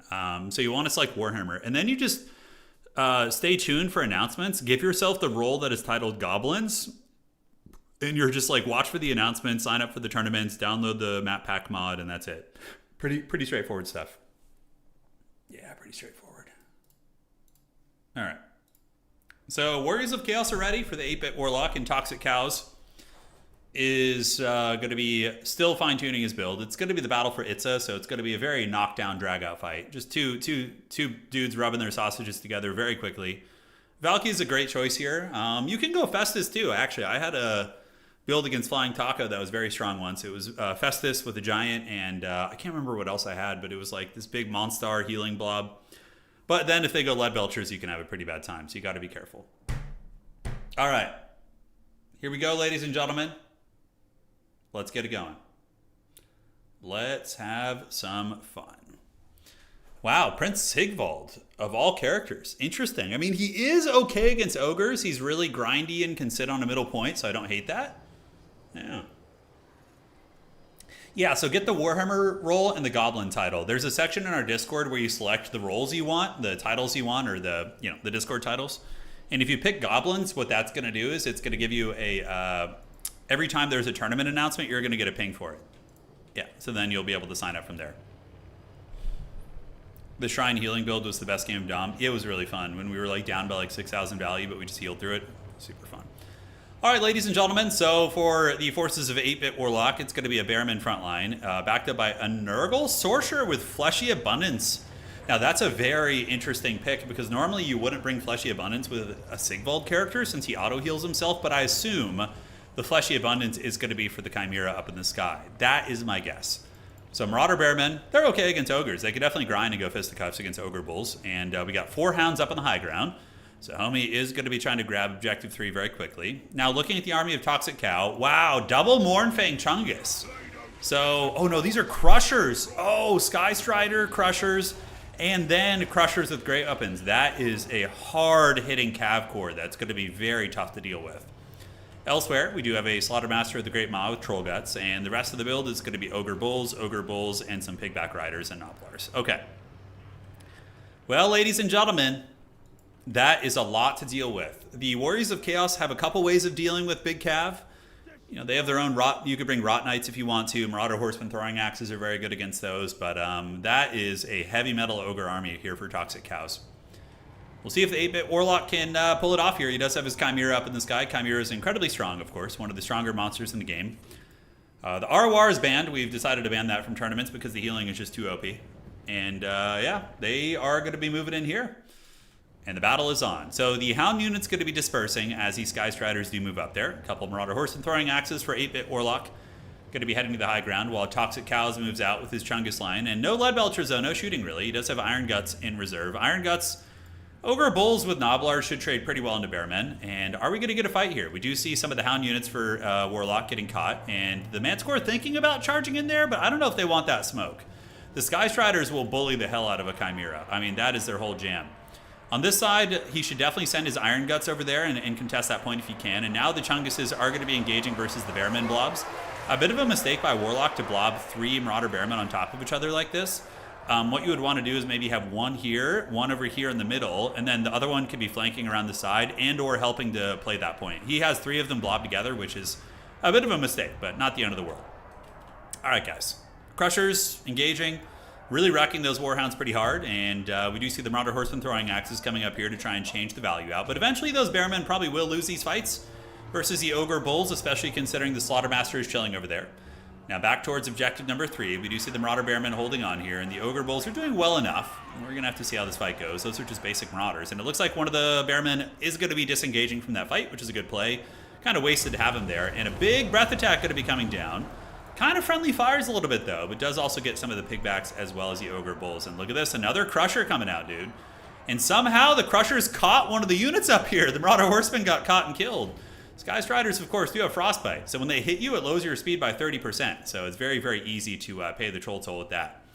So right here, we have 2 Chaos Warhounds and Marauder Horsemen trying to get that point. The Sky Striders probably going to come back over here to help out. Crushers could honestly rear charge here. And what is going on here? No, Sigvald. Oh, no. Is he AFK? You've got to get him out there, dog. Oh, no. Not like this. Not like this. All right. So Nobblars and Ogre Bulls defeating the Marauders on the outside point. Toxic Cows definitely is going to be pulling ahead in this game as the 8-bit Warlock has forgotten Sigvald in the bushes, and now he's going to be activating Sigvald there. So Sigvald and the Chaos Sorcerer are going to be heading out of the trees. And, you know, he was just letting his opponent soften things up. That is for sure. All right, guys. Objective number 1 belongs to the Warriors of Chaos. Objective number 2 belongs to the Warriors of Chaos as well, as does Objective 3. Despite the value trading going better for the Ogres, yeah, we do see the Warriors of Chaos doing pretty decent on points right there. All right. So Bulls and Nobblars defeating the Marauders. On the middle point, the Chimera has gotten engaged in combat and is going to be pretty good against some of these units. Granted, there are Pigback Riders nearby, so we're going to see what they can do with the fight.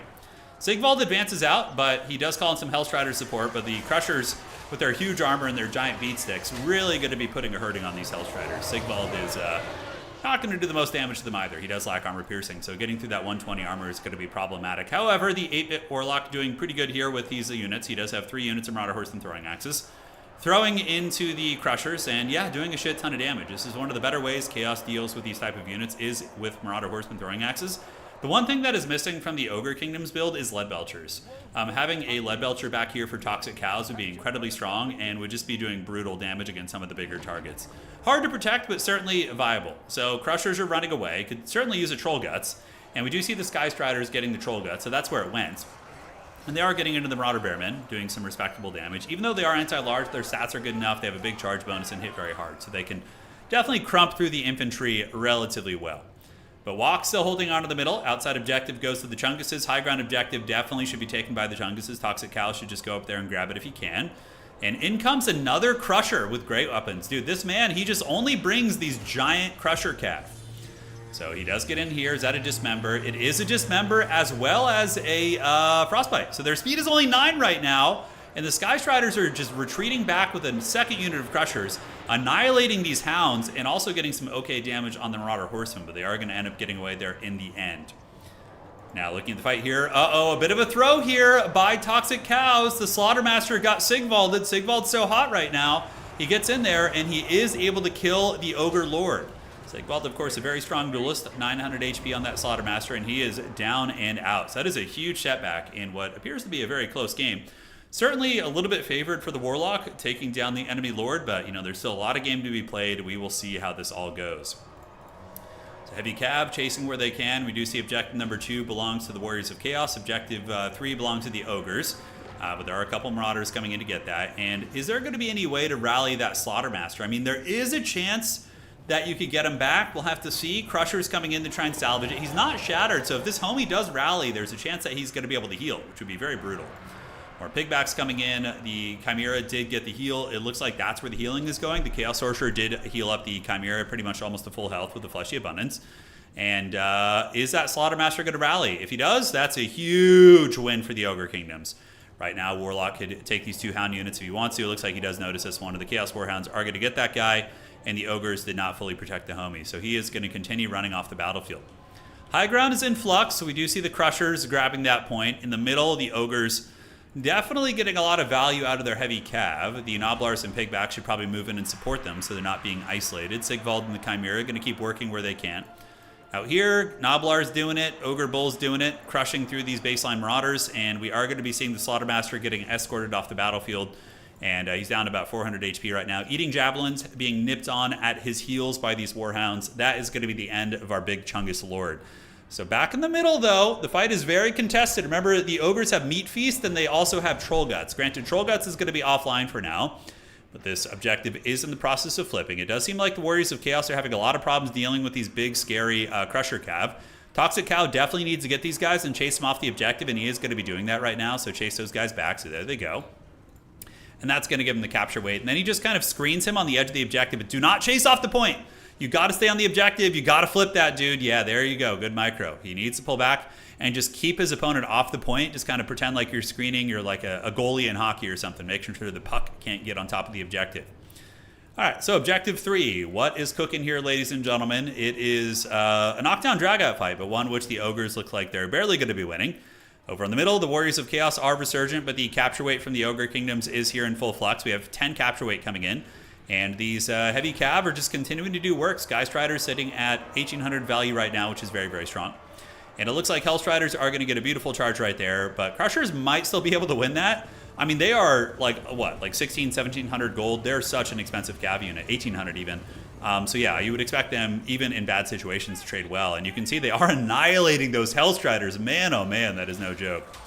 So they are boinking those guys down. The L boinks are in full effect. All right. Hellstrider's almost down. It looks like some Marauder Horsemen throwing axes might be able to finish the job, though, and break those big boys, and it looks like they're going to. So big win there for the Warriors of Chaos. However, in the middle, the Chunguses have gotten their momentum back. We do see the Nurgle Sorcerers a little bit isolated. The Chimera taking some damage. It is healing capped from those Fleshy Abundances. But here comes a wave of Marauder Horsemen from the high ground. And the Ogres are going to be calling out another Mournfang Cav unit. Wow, man, he is just all in on the big Ogre Cav, which makes sense. I mean, Warriors of Chaos outside of throwing axes have to use kind of suboptimal units to deal with those type of things. So, yeah, I don't hate it. Objective 3 still belongs to Ogres, but for how long? It looks like the Marauder Horsemen might be able to ninja that one. Definitely need to get these Noblars back on the point and the Ogre Bulls there. Noblar Trappers, the Boglars of the Mad Marshes. I like that. They'll be very good against Marauder Horsemen. Middle objective, back and forth, but man, does 8-Bit Warlock have a huge Genghis Khan army of Marauder Horsemen here. They are getting chased back right now. Ogre Bulls are slowly killing this Chaos Sorcerer. And yeah, the big scary Chimera is still there. 1800 value. Obviously, it's been fighting the entire game. It's probably used all of its breath attacks. Mournfang Cav up here holding it down. Really fun game, though. Seeing all these like big, heavy Cav. Pretty damn awesome. All right, Boglars of the Bad Marshes are coming in. Bog with the bog, da-bang, diggy, diggy. Yes. Their little ninja stars should be able to clean these off, but good counterplay coming in from Warlock. He is going to be sending in Forsaken. Forsaken are excellent at ripping apart light infantry. That's like pretty much their specialty. So killing like things like Noblars or State Troopers, anything that's kind of squishy. Yeah, going to be quite good. Objective in the process of flipping, though. It looks like the Noblars are able to fend off those units. In the middle, the Chunguses do have it. The Mournfang Cav are... Is it too greedy to play 3 objectives here for the Ogres? The Ogres don't need to play 3 objectives. They can play 2 and win, but... Yeah, here's Sigvald and his Nurgle Sorcerer being ground down. The Forsaken here, you need to get some Ogre Bulls or Iron Guts to deal with them. Oh, look who's back, boys. Slim Shady's back. It is the Slaughtermaster of the Great Maw. Meanwhile, up in the high ground, it is a micro cockfight between these Marauder Horsemen as well as the Mournfang Cav. So those guys back and forth and back and forth. Mournfang Cav, though, presenting some big problems. And honestly, they'll do pretty well against Forsaken. Forsaken do not have good AP. So going against 120 armor and Crushers is going to be a very, very bad time for them. But Walk is holding on to the objective by using their Marauder Horsemen and basically just being gremlins, which is quite good. Now, the Forsaken move off the point, which is a mistake. Definitely 8-Bit Warlock should have probably stayed on the objective and fought like on the edge of it because he could have stolen that. But now there's a chance that he is going to potentially not get that point and the Ogres are going to keep it. We'll have to see how that goes. Really nice game by both sides. I mean, incredible Crusher micro, really good Marauder Horseman micro coming in from Warlock to play the points. It's been a really, really good one. All right. Crushers annihilating the Forsaken, and honestly will probably hold their own against the Hellstriders, especially with the support coming in from these Mournfang Cav, which are just generalists. And in the middle, using the Marauder Horseman brick, very good domination fundamentals, using the Light Horsemen to just provide a lot of capture weight and be very troll. Ogre Bulls here being overwhelmed a little bit. Sigvald is a really good grindy character, and he is grinding it out, bumping and grinding, some sweet R&B music. Slaughtermaster coming over. His Noblars are not on the objective, though. The Forsaken are pretty good, and we do see the Warlock starting to lock in. And if he triple caps the Ogres, probably going to be all she wrote, I think. Because, I mean, the Ogres might get this high ground point back. Those Mournfang Cav, though, are pretty heavily outnumbered. It's hard to say. Nobblar is coming. More Ogre Bulls going to be coming to the high ground. But the Chimera, the Nurgle Sorcerer, as well as Sigvald here, are going to be very, very difficult to deal with. Very, very difficult. All right, guys. In the meantime, Nobblar Trappers are advancing up. Going to be trying to help it out. Ninja Stars on their way in. And ladies and gentlemen of the old world, it does look like the victory tickets are very heavily in the favor of the Warriors of Chaos. A very knockdown, drag-out game. Mistakes made by both players, but ultimately it made for a very good match. And, oh, big win actually here for the Cows. Yeah, actually getting a ton of damage on these Marauder Horsemen with the Dismember as well. You might be able to get Objective 3 back. But the problem is for the Ogres is that Sigvald and his, like, hero squad can pull back here. And he can probably maintain capture weight on at least one objective. And he's far enough ahead on points that should work out. So Trappers and Ogre Bulls going to be heading over this way. And Sigvald now heading back with the Chaos Sorcerer as well as the Chimera to grab onto that point right there. And ladies and gentlemen, I gotta think that's it. We'll see, though. We'll see. 15 capture weight coming out for the Warriors of Chaos. 15. And those are just going to be base. Abundance is activated. Yes, yes. And what is he going to be healing? He's going to be healing himself. It's a good call. Ogres maybe going to get this high ground point back. I mean, there's a slim chance the Ogres get a double cap here, but then the Warriors of Chaos just Helm's Deep in the middle. Make it very, very tough to get. And there are going to be more Hellstriders coming in. Hellstriders basically hard counter Ogre Bulls, although they do take a lot of damage back. They're very light, so the Ogres can hit them very hard. And, yeah. GG, well played, most likely. 1,400 points approaching. Horsemen going to be coming in, sacrificing themselves. Chimera doing very well this game. Sigvald, you know, able to do 1,500 value. That was also a big momentum shift, by the way, is when Sigvald was able to kill the Ogre Lord and force him off in the beginning, because then his opponent had to save up to resummon him, and it was obviously not great. And yeah, this is going to be the nail in the coffin as well. Marauders coming in, and that's going to maintain the capture weight there and maybe keep the Ogres from even getting that point. Yeah, look at that. Nice. Nice. Yeah, great game. This is really fun. Very off-meta Ogres, by the way. Like, Ogres can shut down a lot. I see a couple people in chat talking about the Marauder Horsemen being very strong. Dude, if you have like 1 or 2 lead belters in the back, those Marauder Horsemen are just going to go extinct. They're going to get obliterated. So, yeah, it's very... The Ogres have plenty of counterplay to those things. They just didn't bring them. But what a cool build. Seeing like Mass Crushers and Mournfang. And it was a close game. If Toxic Cows hadn't like thrown away his Ogre Lord, he might have been able to win that game. It was close. It was close. All right, guys, GG, well played, and let's look at the value here. So Chimera did really good, 2,400. Sigvald, 15. Hellstriders, okay value. Horsemen probably carried pretty hard. 1,100, 900, yeah, like 1,400. With Mournfang Cav running around, it's just an ideal target, and they were great weapons too, so they didn't have shields, which is just chef's kiss. Very good. All right, GG, well played, guys. GG, well played on both sides. So now let's see how the tourney is going, and Wow, really good stuff from the players today. Playing very fast, very furious, and keeping the rounds going. All right, let's rush this. Got to give Turtles his buy round point. I'm like 95% sure Bearmen are getting removed from Warriors of Chaos roster in multiplayer. Like 95% sure. So I'm probably going to put a rule in place anyways soon that we just don't have them on Warriors of Chaos. Because if I can confirm that change is happening, I'm happy to impose it before we get the update, you know? Yeah. But, I need to confirm it first. But I'm like 95% sure. All right, so let's do this, do that. The Chimera is going to get some nerfs. The regular Chimera is like an S tier monster. The ROR one is just broken, like extremely OP. Yeah, it probably just needs some stat adjustments, and like its breath attack should be weakened, and probably could lose some leadership, a couple other things, you know. Yeah. All right, so out of the dentist's office. You got a hook from an Ogre Bull? Yeah, you did, man.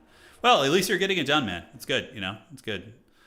You don't want to mess around with your dental stuff. And, as you get older, you only get more haggard. So you take care of it while you're young. All right. So are we ready for the next round? So far, undefeated players. Let's see who the big dogs are. Who are the boss hogs here? All right. So let's look. Attack Speed Enjoyer, Maverick slots. So Khorne probably... Wood Elves are banned today, so Attack Speed Enjoyer is probably playing High Elves. Ricochet actually going 3-0 with Dwarves. Oh, no, he's playing Dark Elves today. Okay, and then we have a couple other champions duking it out here as well. Yep, looks fine. 2 games, Mr. Hill and Blake, and then Boone and Riz Otto will play, and then we're going to go to round 4 in the tournament. And that'll be that. That will be that. Yeah, the regular Chimera does need nerfs too. Yeah, agreed. The Dreadmaw is going to get... I'm fairly certain the Dreadmaw is going to get a nerf. Probably like a couple hundred gold on it. And then limiting it to 1, which is what we already do in our tournaments. I have to say, I played Dwarves in an SFT the other day. I played against 2 Dreadmaws. And I played a Dreadmaw in one of my first games and in one of my later games. And I did not think it was that bad. It was annoying, but like I could still micro around it, and force my opponent to sweat and micro as well, Yeah, I didn't mind it. We're not just banning Wood Elves today, Engines. So what we're doing today, and I don't do this for every tournament. Like the last tournament we had 2 days ago, we didn't do this. But typically what I do is every now and then, we ban the factions that have the top 5 highest win rates to encourage faction diversity. And you can see these are the 5 factions that are a bit of an outlier in terms of balance. Vampire Counts, Wood Elves, Beastmen, Slaanesh, and Norska definitely, I think, are a little bit stronger than most other factions in the game. So by banning them, you're more likely to see underdog factions and factions that are a little bit more on the weaker side of things. So I just do that to keep things fresh, so it's not just like the same meta factions over and over again. It's fun. It's fun. Yeah, I didn't mind the Shy Halud at all. Like I didn't like in both of my games, the Dreadmaw got like 600 value. We just... Like it's going after your range units. If you just match their micro, then the Dreadmaw often won't be that devastating. And if you have a Dreadmaw chasing after a unit that costs less than it, so like in some of my games, my Norscan opponents when I was Dwarves were chasing my Thunderers, which cost 700 gold, with a 1,000 gold monster. That's a win for me, dude. He's wasting 300 excess gold chasing my unit and keeping it offline. I'm netting 300 gold from too much, honestly. I didn't mind it. Now, 2 Dreadmaws can be very troll. I think 2 can be very troll. 1 isn't that bad, I don't think. Yeah. Praying that the vampires pop off. Oh my, vampires are already one of the best factions in the game, man. They're already so incredibly good. So incredibly good. Let's do that. Yeah, vampires are really strong. Warriors of Chaos, it's interesting. Warriors of Chaos, I don't feel like they're as devastating as Norska for some reason. I don't know why. I think it's because Norska has access to maybe the Skin Wolves might be one of the variables as to why they feel a little bit stronger, like that really nice regenerating unit. But again, Hellstriders are kind of similar too. I play Co3 almost every day. I just haven't streamed it. Yeah, YouTube is a little bit funky, like as much as I would like to play games like that are a little bit more niche, Like YouTube will sometimes mess with your channel if you like if you're doing if you consistently put out stuff that people show a lot of interest in, then you put out something that has substantially less interest, then YouTube will sometimes kind of punish your momentum, if you know what I'm saying, on YouTube. Yeah. Vampire versus Nurgle is the true matchup. I could spin up a second channel. I could. Yeah. We will see. All right. So how are we looking here? Yeah. Okay, any admin stuff I need to take care of? Let's do that. And we're going to go ahead and look here and see what we need to do. I think the next tournament that we're going to play, by the way, is going to be Tomb Kings. And today, if this tournament goes really quickly, we might do a second tournament afterwards. And maybe I'll play some Tomb Kings. I've been wanting to give them a good college try. Oh, dude, I do really want to start a tabletop channel someday. I really want to. Yeah, I really want to. Just the one friend I play tabletop with, dude, this guy, he's one of the coolest people ever. He's you guys would love him, man. He's just a great person, really fun, absolute saint. He's very busy, you know. He has a very young kid. He has another kid on the way. Yeah, we play once a week, but maybe someday him and I will do it. Yeah, maybe someday. It will happen at some point because tabletop wargaming is one of my favorite things ever. I love it. It's so fun. All right, so yeah, looks good. Let's advance the Swiss to round 4. Here we go. What's up, Dark Horse? Welcome to the stream, dog. So good luck, have fun. And now we're going to be announcing this. Round 4. RPG, like D&D style games don't interest me as much. I am more interested in the mechanics of combat, although the narrative of our Trench Crusade campaign has been very, very fun. I've been enjoying it a lot. Gondola the Patient versus Hlydden. Okay, let's give Hlydden his redemption arc here. All right, let's do another dwarf game, yeah? Or Grudge, Revenge. Okay, so we're going to do Hlydden versus Gondola. Gondola is one of my favorite players to cast. They always bring really cool builds. So we're going to do Gondola versus Hlydden here. Yeah, Tomb Kings are fun. I feel like maybe I got to start maining them. Do a hot dog eating contest. That'll really get him up to speed on the stream. That's right. You guys want it? Yeah, Trench Crusade is really fun. I'll show you. You guys want to see the warband I got going right now? Hang on. Let me get in the lobby first.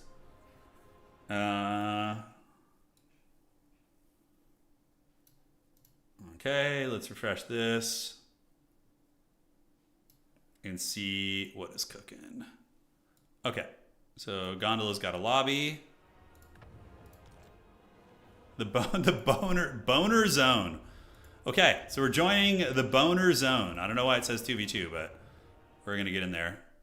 And we're gonna give our dwarf chat another chance at redemption. Okay, in lobby with Gondola. Okay, it's time, Hlydden. Bring it back, dog. Bring it back.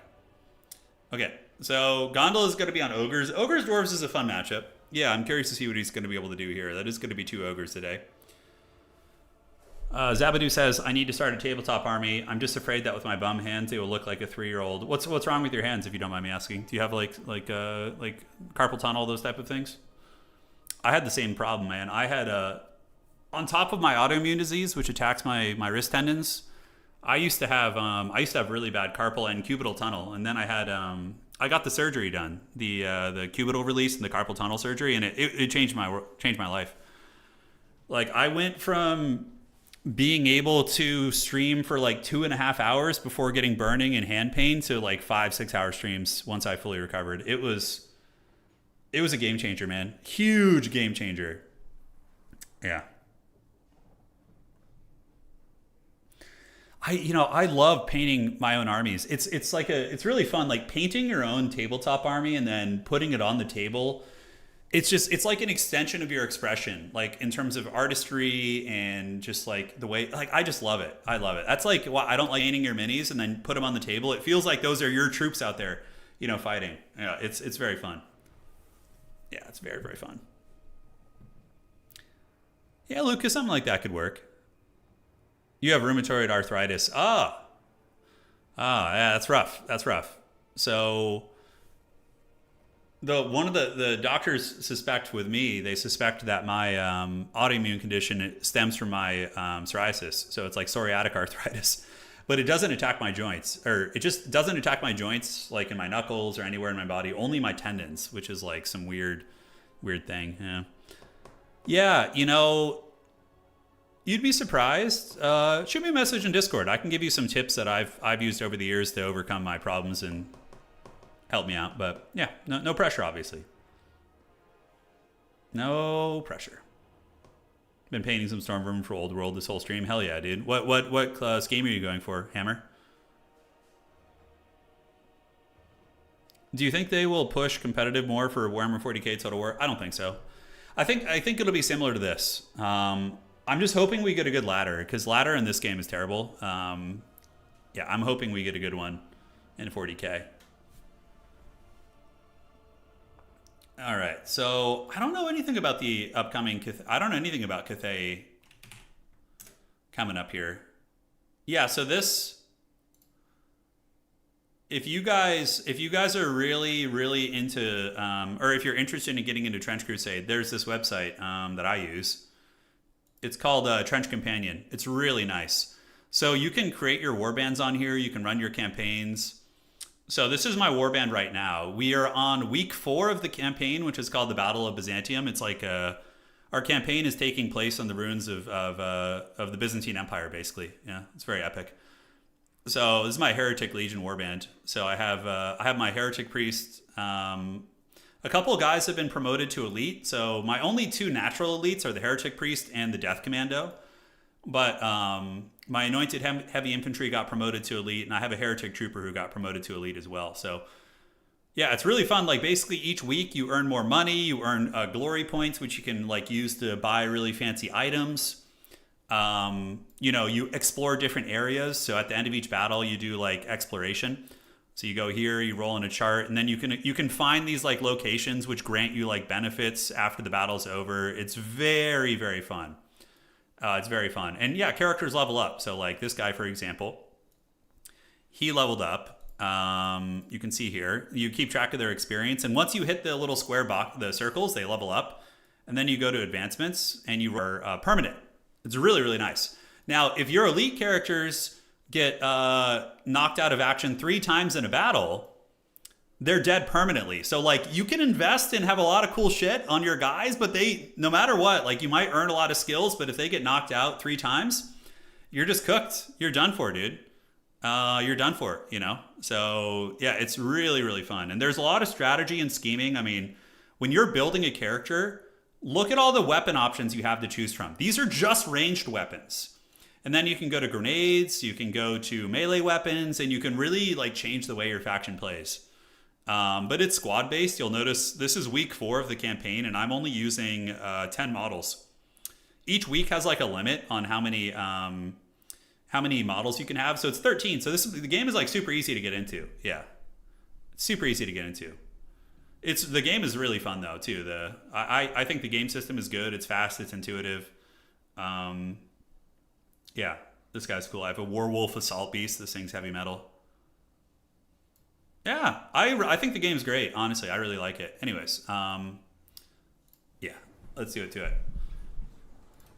Ladies and gentlemen, welcome to round something in our tournament. Spawning in on the east side of the map, it is going to be the Dowie looking for vengeance after the previous games. It is going to be Miners of Blasting Charges. And the backside here, we do have Giant Slayers, Dragon Slayer, Ungrim Iron Chad, Trollhammer Torpedoes, Dwarf Warriors, and another Goblin Hewer. All right, so this man is looking to get back with the Goblin Hewers and have some success. And against Ogres, they're pretty good, actually. Now, for the build of Gondola the Patient, Gondola going to be coming in with the Slaughtermaster of the Great Bond to heal up his big boy. He does have his Stonehorn, not using the Dreaded Thunder Tusk. And the rest of his army is going to be Iron Guts, Iron Guts, and Iron Guts. Now, Iron Guts are armor-piercing anti-infantry. So these guys will do a whole bunch of damage against Dwarf Infantry in sustained combat. But they will get wrecked by Giant Slayers and by Hewers as well. So we're going to have to see how the Dwarf player plays here. We will have to see. This is a good position for the Dwarves, though. Just park some good infantry and slayers here, and then, play downhill and just see if you can bully the ogres off the position there. All right, so Dragon Slayer is good units, 400 weapon strength, and anti-large is quite good as well. I think there's only one of them. Ungrim, of course, the Terminator. He's got almost 8,000 HP, I think. No, I was looking at something else, 5,000. I was going to say 8,000 is more than Thorgrim. He's got 5,000, which is pretty good. I think he's around Sigvald. Sigvald has something in that ballpark as well. So, yes, the Dowie gather and the Chungus Kingdom stand at the ready, waiting for the dwarves to surge down from the hill. Find out if they will on today's episode of Dragon Ball Z.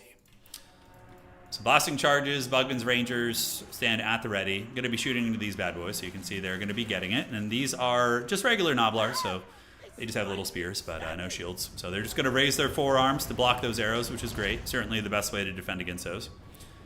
And let's see if Flynn is going to be tightening up his game a little bit. We do see the cannons coming out. Cannons going to be shooting into the piggyback riders. Cannons on this map are all right. I guess you can hit the middle objective. Everything else is going to be line of sighted by the trees. So I don't know how much I like the cannon pick. It's hard to say. All right, so Dwarf Warriors and Dragon Slayers advancing. Trollheimer Torpedoes being parked like right here is going to be very strong, and then protecting them with Giant Slayers is a very, very good combination. So the first conflict, as the Dwarf Warriors are chasing off the Noblars, trying to get rid of the Gremlins. Cannons shooting into Piggyback Knights. Could be worse, it could be worse. Trollheimer Torpedoes also hammering into the Noblars here, and yeah, they're going to be getting it. And now the big dog is going to be advancing out of the trees. God, imagine being this dwarf, like this size and charging a beast like that. That is just pure bravery right there, man. I feel like dwarves are like honey badgers. Have you seen those videos of like honey badgers like attacking elephants and just like going fisticuffs with them and stuff? Yeah, I feel like that's dwarves. Dwarves are like the honey badgers of this game, of this universe. All right, so Goblin Hewer is setting up, and it's going to start hewing now. Yeah, I mean, it should do some fat damage. Trollheimers, oh no, they friendly fired one of the Slayers there. And the Hewers are singing, but probably shooting at the Iron Guts will be an easier target. But look how much damage those Hewers did. Just like even like a partial volley that barely hit. Still some really big damage. All right, so here comes the Blood Vultures, and Ungrim Iron Fist is going to be holding the line. The Slayer King standing at the ready, kind of looking in the wrong direction. He's like, I see something over there, but a little bit out of position there. And here comes the fight. So the Goblin Hewer are going to be retreating while the Giant Slayers are going to be surging forward. Unfortunately for the Giant Slayers, they are going to be attacking into Noblars, which doesn't feel great for them. But look how much damage that Stonehorn took. That was very, very good value for the Dwarves out of the gates. As Ungrim Iron Chad is now battling Iron Guts, and he should do pretty well against them. He should for sure. So big chop there, takes down a couple Noblars, and is going to be forcing the Iron Guts to retreat. While we do get the Dragon Slayer on top of the Stonehorn right here, so the anti-large attacks are proving to be pretty effective. And Hlydn is actually doing a good job this time keeping his Goblin Hewer crew alive, running it away and getting ready to bring it back for later. So on the backside, Blood Vultures attacking the cannon, going to be taken down by the Longbeards, and the cannon should more or less be fine, but line of sight is going to be a big issue for it. Again, I think the cannon's a little bit awkward here, but we will see how it goes. Ungrim Iron Chad still boinking away at Iron Guts, doing what damage he can. The Goblin Hewer crew looks like it's trying to make his way back online. Going to be easier said than done. And the Dragon Slayers are doing a good job. I mean, they're staying right on the tail here of these big beasties, and I assume doing good damage. So yeah, both of the big beasts are a little bit lower. Cannon shooting through the tree line definitely sucks. A lot of the cannonballs are going to be missing. And it looks like just a random-ass Dwarf Warrior down here going to be trying to wrestle that objective. I think it's a bit of a mistake to play 3 objectives against the faster faction, but we'll see if it ends up mattering here. So Dragon Slayers, Ungrim, and Dwarf Infantry are holding very well. Now remember, these are Giant Slayers. Giant Slayers are really good against armored big targets. So these big Iron Gut units, you can see they're going to be getting cleaved asunder by the Giant Slayers, and potentially the Stonehorn's going to be taking a lot of damage as well. Value favoring Hlydn here, but the Ogres do have the objective advantage. Whoa, look what happened to that Slaughtermaster. I did not notice that, but he got bullied bad. Okay, I look away for a second, and it looks like he really, really got the business right there. It was probably some of the Dragon Slayers and or the Giant Slayers there who got... I feel like he was fighting in that blob with the Giant Slayers, and he ended up paying the Troll Toll a little bit. All right, some more Flyers coming in. We got Blood Vultures moving and a couple Rangers in the back, Bugman's Rangers moving in, but there are some Giant Slayers there to chase off those Hound units. And the Longbeard's going to be defending the artillery piece, while the Ogres are potentially in a situation where they're going to be capturing this objective. Hlydn needs to micro these Dwarves a little bit better and make sure they're chasing, and now they're both chasing, which is good. Iron Drake, Trollheimer Torpedoes going to be going down here, while the Ogres do get a triple cap on the Dwarves. And it looks like the Ogre Lord has rallied here. So homie is back, and he is going to be getting a Troll Guts on himself, and that is going to be going. All right, cannon shots, Longbeards, Giant Slayers coming in to reinforce. That could be the momentum the Dwarves need to get this objective back. The Goblin Hewer, unfortunately, is still really tar-pitted here, but he still has the crew. He could still equip that Goblin Hewer and shoot it if he could somehow free it from that Nobblar horde. We'll see if he's going to be able to. But here comes a lot of Iron Guts, ladies and gentlemen. Longbeards with great weapons coming. Giant Slayers coming in. Bugman's Rangers will also be decent. And the cannon is shooting into God knows what. I don't even know what kind of value the cannon's got. About 500. It could be worse. 500 value isn't terrible. It costs like what? Like 800, give or take? Giant Slayer's still going. Dragon Slayer's karate chopping. The Dwarves do have the value lead, but with healing, it's probably a very, very even game. And here comes a big brick of Giant Slayers. And yeah, they're going to be great here. I mean, as they pile in and start really chopping at the legs of this big dog, you're going to see the HP dropping really quickly. Wow, like 1,000 HP in a second. We look at that thing. Oh my God, like 2,003. Wow, those Giant Slayers hit super hard. That Stonehorn almost just got taken down, and there's few cooler things than seeing Dwarven Slayers take on big monsters. It is just such an epic looking shot. And yeah, I mean, this Stonehorn is also getting it. Ungrim and his Dragon Slayer, oh my God, he just got Honey Badger launched, but he'll be fine. He's gonna get back up, right? He's like, it's just a flesh wound. All right, so the Dragon Slayer is gonna be emerging. He's gonna get up, and both of the Stonehorns are kind of on death's bed a little bit right now. His cannons probably should just zero in on those. So the Dwarves do reclaim the high ground objective. The Bugman's Rangers are going to be putting a little bit of pressure onto them. Here comes the Honey Badger. He's charging in, and he gets a big attack there, doing about 400 damage against that Stonehorn right there. Not bad at all. And we do see the Ogres on the back foot a little bit in terms of value, but they do have the objective advantage. Another Dwarven Dragon Slayer chasing back the Stonehorn, and I don't know about the Winds of Magic situation, but probably a little bit sparse here, I would imagine. All right, guys. Dwarves got this point, but they need to start maybe thinking about how they're going to play other points. Down here, Lydon has some Dwarves hiding in the trees. I guess that's for the late game. He's going to eventually ambush them out. And the cannon is shooting down here at these Ogre Bulls, which is a really good idea. Shooting all the way down there, clear line of sight. It's definitely a much stronger choice. So what the Ogres are going to do is, the Ogres are probably going to do their best to try and keep the Dwarves on just this point and just win on objectives, obviously. Blood Vultures coming in, but these are no mere Rangers. These are Bugman's Rangers. They have passive healing and are pretty decent in combat with 38 melee defense.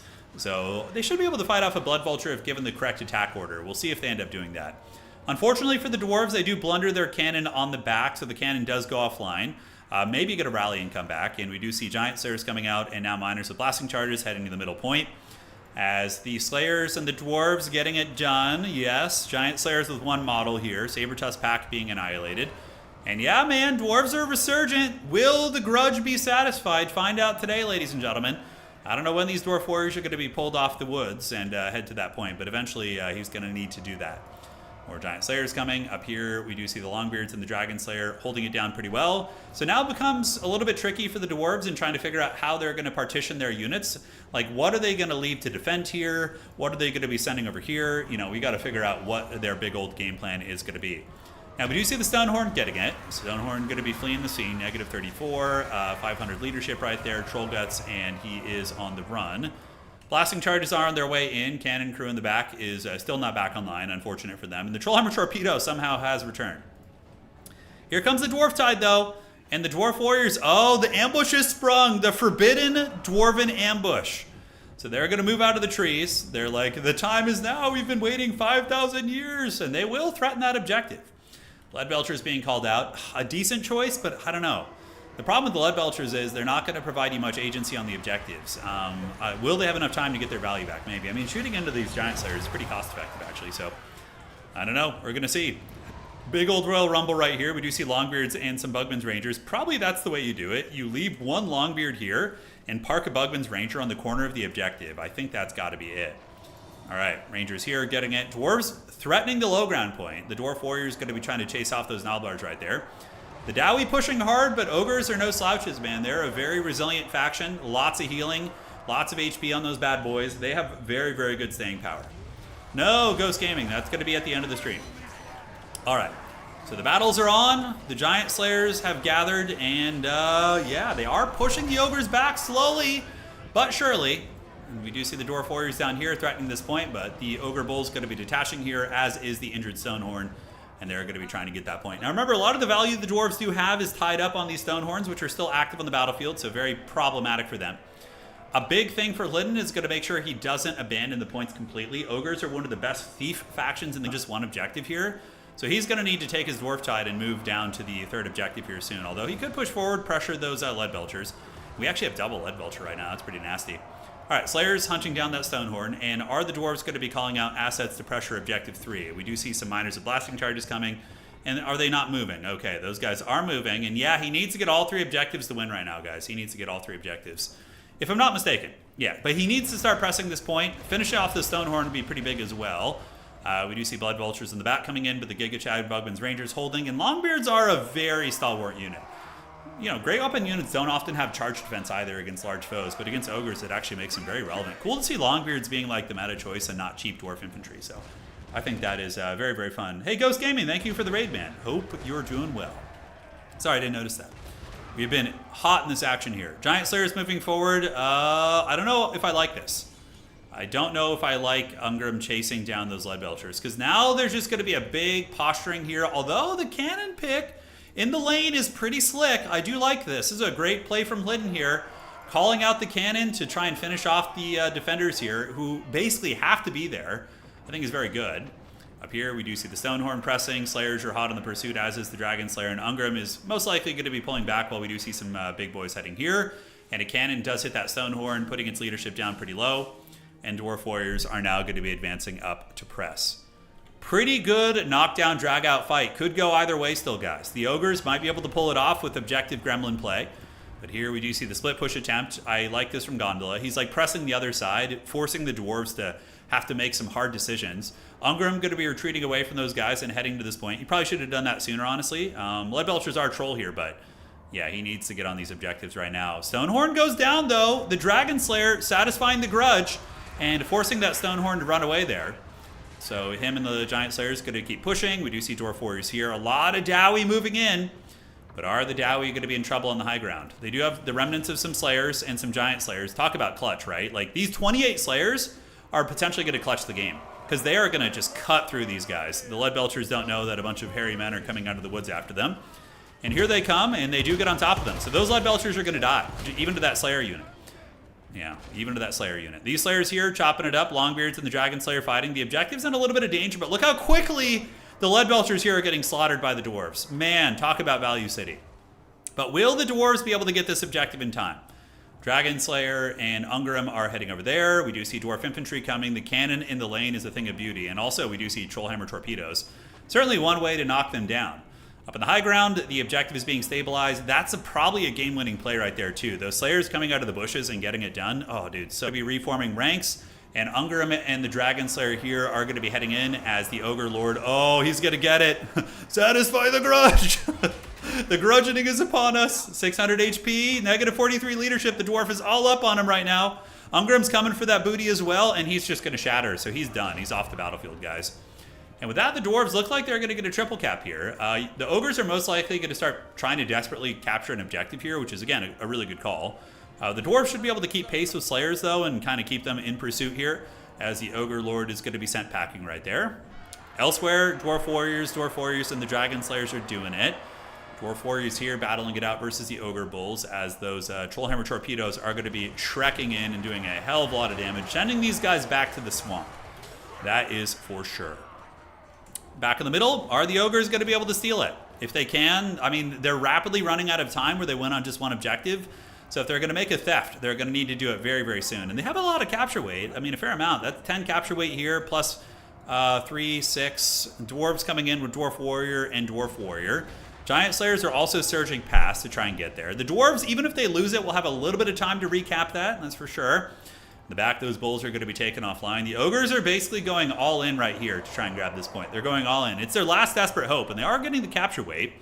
Granted, they're having to move Lead Belchers in the melee, which certainly doesn't feel good for them. And the Dwarves do have a lot of cap weight coming, including Ungrim. So even if it flips, I suspect the Dwarves will be able to get it back pretty quickly. And yeah, they have the Chad Hammer torpedoes setting up from downtown and ripping some huge shots in, breaking those units off the point. But the Ogres do get it. And now their points are back on the board, ladies and gentlemen. They're back on the board. Oh, man, getting a little bit sketchy here, isn't it? But yeah, the Dwarf Tide is coming, guys. Satisfy the grudge indeed. All right, Dwarf Warriors coming up the high ground here. And what an epic game. Dragon Slayers and Ungrim Iron Fist. It doesn't get any cooler than that. I mean, that is just like Warhammer Fantasy 101 right there. Badass Mohawk Dwarves battling big monsters and coming out with the victory here in the end. GG. And yeah, I'm glad we did that. You know, it's a redemption for Lydon. He had a rough game 1 today, but that game was really good against a very strong opponent. So well played to Lydon. Great game, buddy. All right, so good value on the Dragon Slayers. The Hewer, yeah, had some trouble, but it tried. Cannon did pretty good, and Longbeards and Slayers just kind of carried that game with Giant Slayers. So, yeah, very fun. Stonehorn, 1900 value. Other Stonehorn got 2500. That's very good. Iron Guts didn't quite have as good of a time as well. Yeah, really good. GG, well played, guys. GG, well played. The Grudge struck out of the book. And let's see how the round is looking. Bugman's Rangers are not bad. They're durable. They can definitely take being attacked by enemy like Light Cav and those type of units. Hard to shut down. Okay, so let's get this. We're going to do that. GG, well played. So he's still in the running for the tournament, assuming he's won all of his other games. It depends on his tiebreaker score, of course, as well. So we're going to give this player his point there and go from there. Yeah, great match. It's a great match. All right, so refresh is on. Let's do this. Refresh the brackets. See how everything is looking here. Great, so he should have his buy round point now. And now we just got to wait maybe 5 minutes before going to the next round. I don't know if it'll take that long, but we'll see. We will see. Yeah, I'm excited for 40K too, man. I hope it doesn't suck. You know, I got to play a very early build of it. I don't think I can really draw too many conclusions from it. I did have some fun with some of the elements of the game. But man, oh man, let's hope it doesn't suck. Because the amount of potential for multiplayer is huge if it's done properly, you know? If they can just kind of emulate the tabletop experience by having objectives and having, you know, fun dynamics of like deep strikes and call-ins. When's Total War Trench Crusade? I think Trench Crusade would be best done as like a multiplayer squad-based game. So you and your friends could run a campaign online and just have like a digital version of the game that handles all the measurements and the dice rolling and all that. Kind of like Blood Bowl in that way. I think that'd be really fun. Yeah. Early Total War games are always rough. No. Oh, you're saying when they launch. Yeah. Yeah. Creative Assembly hasn't had a good launch in a while. Although Warhammer 2 launch wasn't bad, right? Warhammer 3 launch was rough. I remember that really sucked. But Warhammer 2 launch, I don't have like, I'm trying to think if there was like any negative memories I had around it. I can't remember. Anytime Turn brings up playing 40K, CA gets their Hitman on speed dial. No, we're allowed to say we played it. Yeah, we're allowed to say. Yes. Did Three Kingdoms have a good launch? Did they? Yeah, the big controversy with 2 was Norska. That's right. Didn't they take forever to get them re-added? It was like some weird thing. Yeah.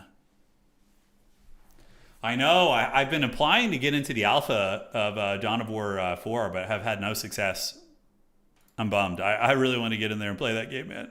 But to be fair, it's also like I won't burn out on it before it comes out. Like I'm going to have that excitement when it comes out, so I'll be more happy to grind it. Whereas if I play a lot of it early, maybe it wouldn't be as interesting when it comes out. I don't know. That was a really good game, though, man. That was a really good game. All right, Maverick Sloth and Warlock playing, and then we have Abdelzarak and Hot Fiery Potato, and then Useful Toaster and Cowsy here playing. Yeah, so we're about there. So then we have one more round of regulation, followed up by a semifinals and a grand final, and then we're going to be doing siege battles. I'll play as the attacker today, but we're going to have equal funds, so nobody is going to have more funds. I feel like the defenders will win that pretty easily, but we'll see. We'll see. What factions would you consider to have complete rosters in multiplayer? That's pretty easy to answer, actually. So if we're looking at which factions are complete, and are you saying which factions are not going to get any more units in multiplayer? Or in general? High Elves are probably done. Lizardmen are probably done also. Ogres might get something, but could very easily be done. Tomb King's not done. Vampire Count's not done. Bretonnia is probably done. Dark Elves may be done. Grand Cathay is definitely not done. Khorne might get something. They might get like some weird individual pieces. And if we're talking like big DLCs, I'm not talking like individual character packs, things like that. Norska might actually be done. Skaven definitely not done. Tzeentch could get more. Warriors of Chaos, of course, are going to get more. Chaos Dwarves, man. Like, I think they just might be done. I don't know. They're not even missing that much from tabletop. Their roster has always been very limited, you know, but I would love them to get more. Dwarves are probably done. Greenskins, probably done. Kislev could get maybe one more update. Nurgle is definitely not done. Slaanesh is probably done for now. Yeah. Vampire Coast definitely not done, and Wood Elves are probably done. Yeah. I think. I mean, but I think there's going to be little FLCs and like character packs for all these factions that maybe add one unit and like a lord. I think that's what Creative Assembly System is going to be. Like, I think they're eventually going to switch away from DLCs as we approach 40K, and they're going to start doing like smaller updates. Like where they add a character, they add a single unit, like little things here and there rather than like big DLCs. I think that's the future of Total War. Like once 40K comes out, they're going to be adding like really sparse updates to this game and then eventually stop supporting it in general.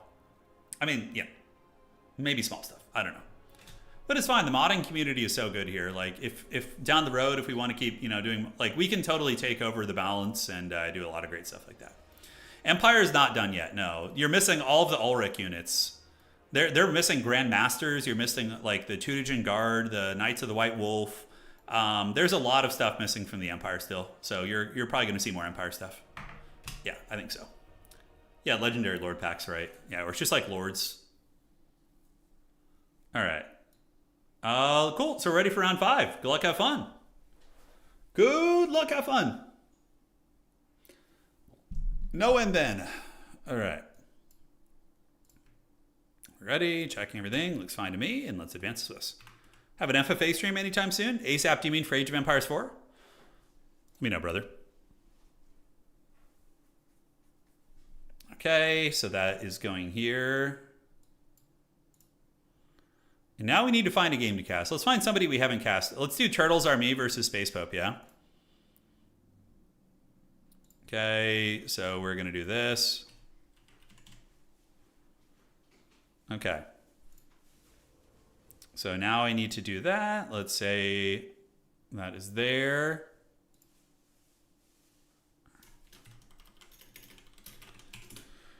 All right, give me 1 second.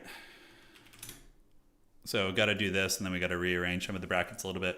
Curse the Baggins. All right, so let me message our homies. So we're going to do Turtles Are Me. Lobby code, please. This guy's a really fun greenskin player, so we'll maybe get a greenskin game here, assuming he's playing them. And let's drop the homie out. So he is gone. And now we need to get readjust the brackets here. Round 5 is live. Okay, so we will have a reshuffling of the bracket here. So Rat is going to play against Boone. Okay. Rata versus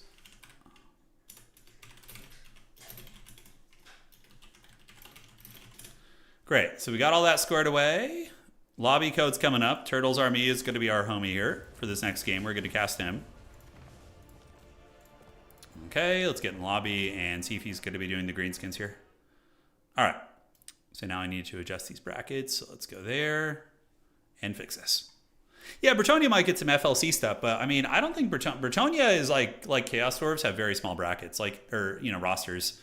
Like when you look at the Chaos Dwarf army list from like the old world and even Warhammer Fantasy, it's pretty bare bones, right? Yeah, I'll show you guys in a second. I just need to take care of some admin shuffling here. Okay.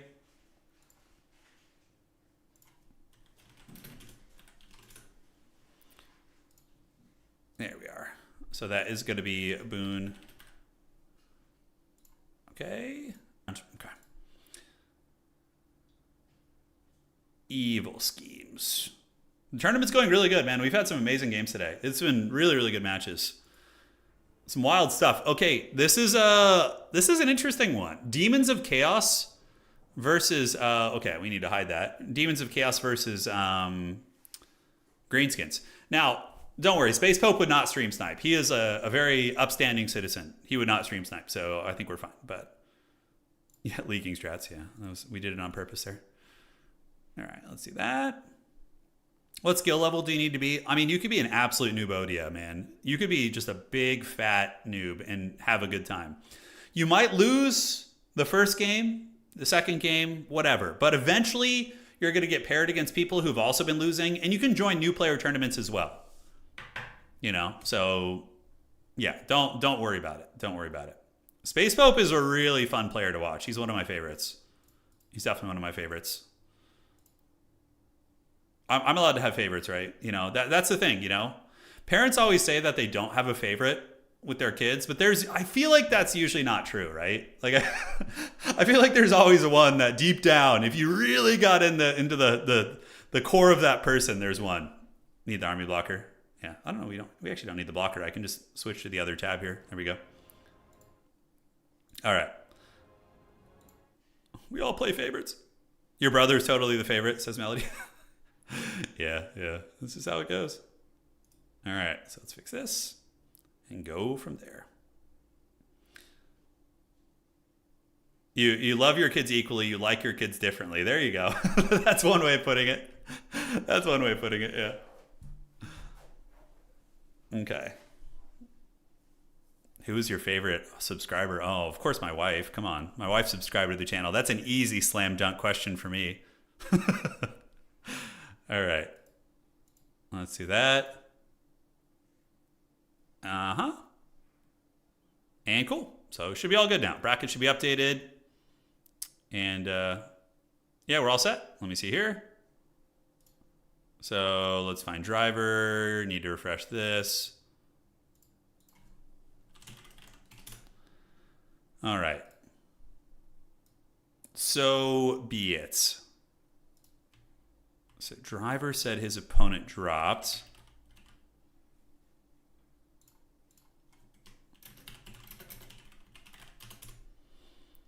I have Delzarak.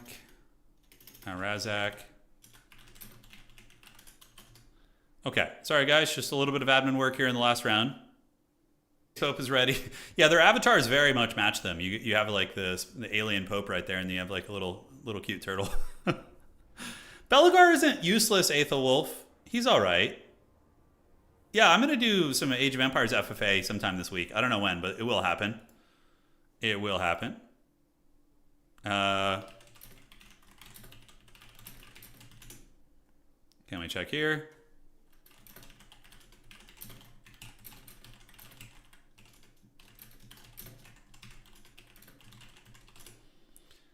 Okay.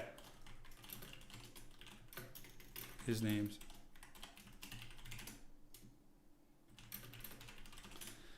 Okay. Great. So admin taken care of, and now we are all good. All right. What do you think the worst unit in the game is?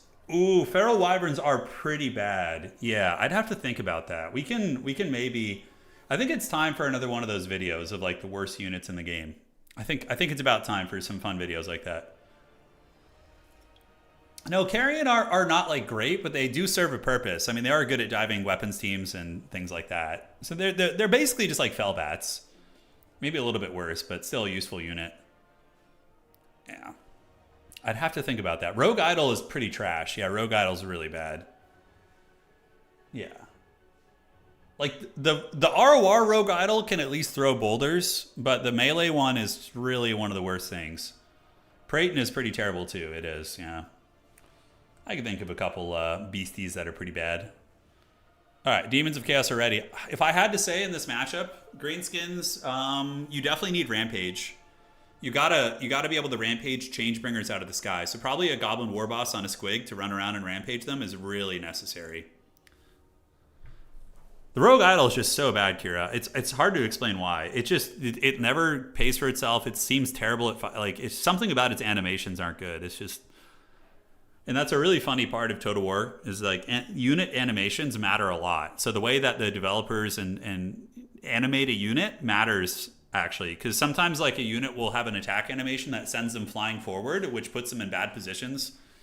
It's very, very interesting. No, the Toad Dragon is a bad unit, but it's not like useless. You know, there's worse units than a Toad Dragon. Yeah, there's worse units than a Toad Dragon.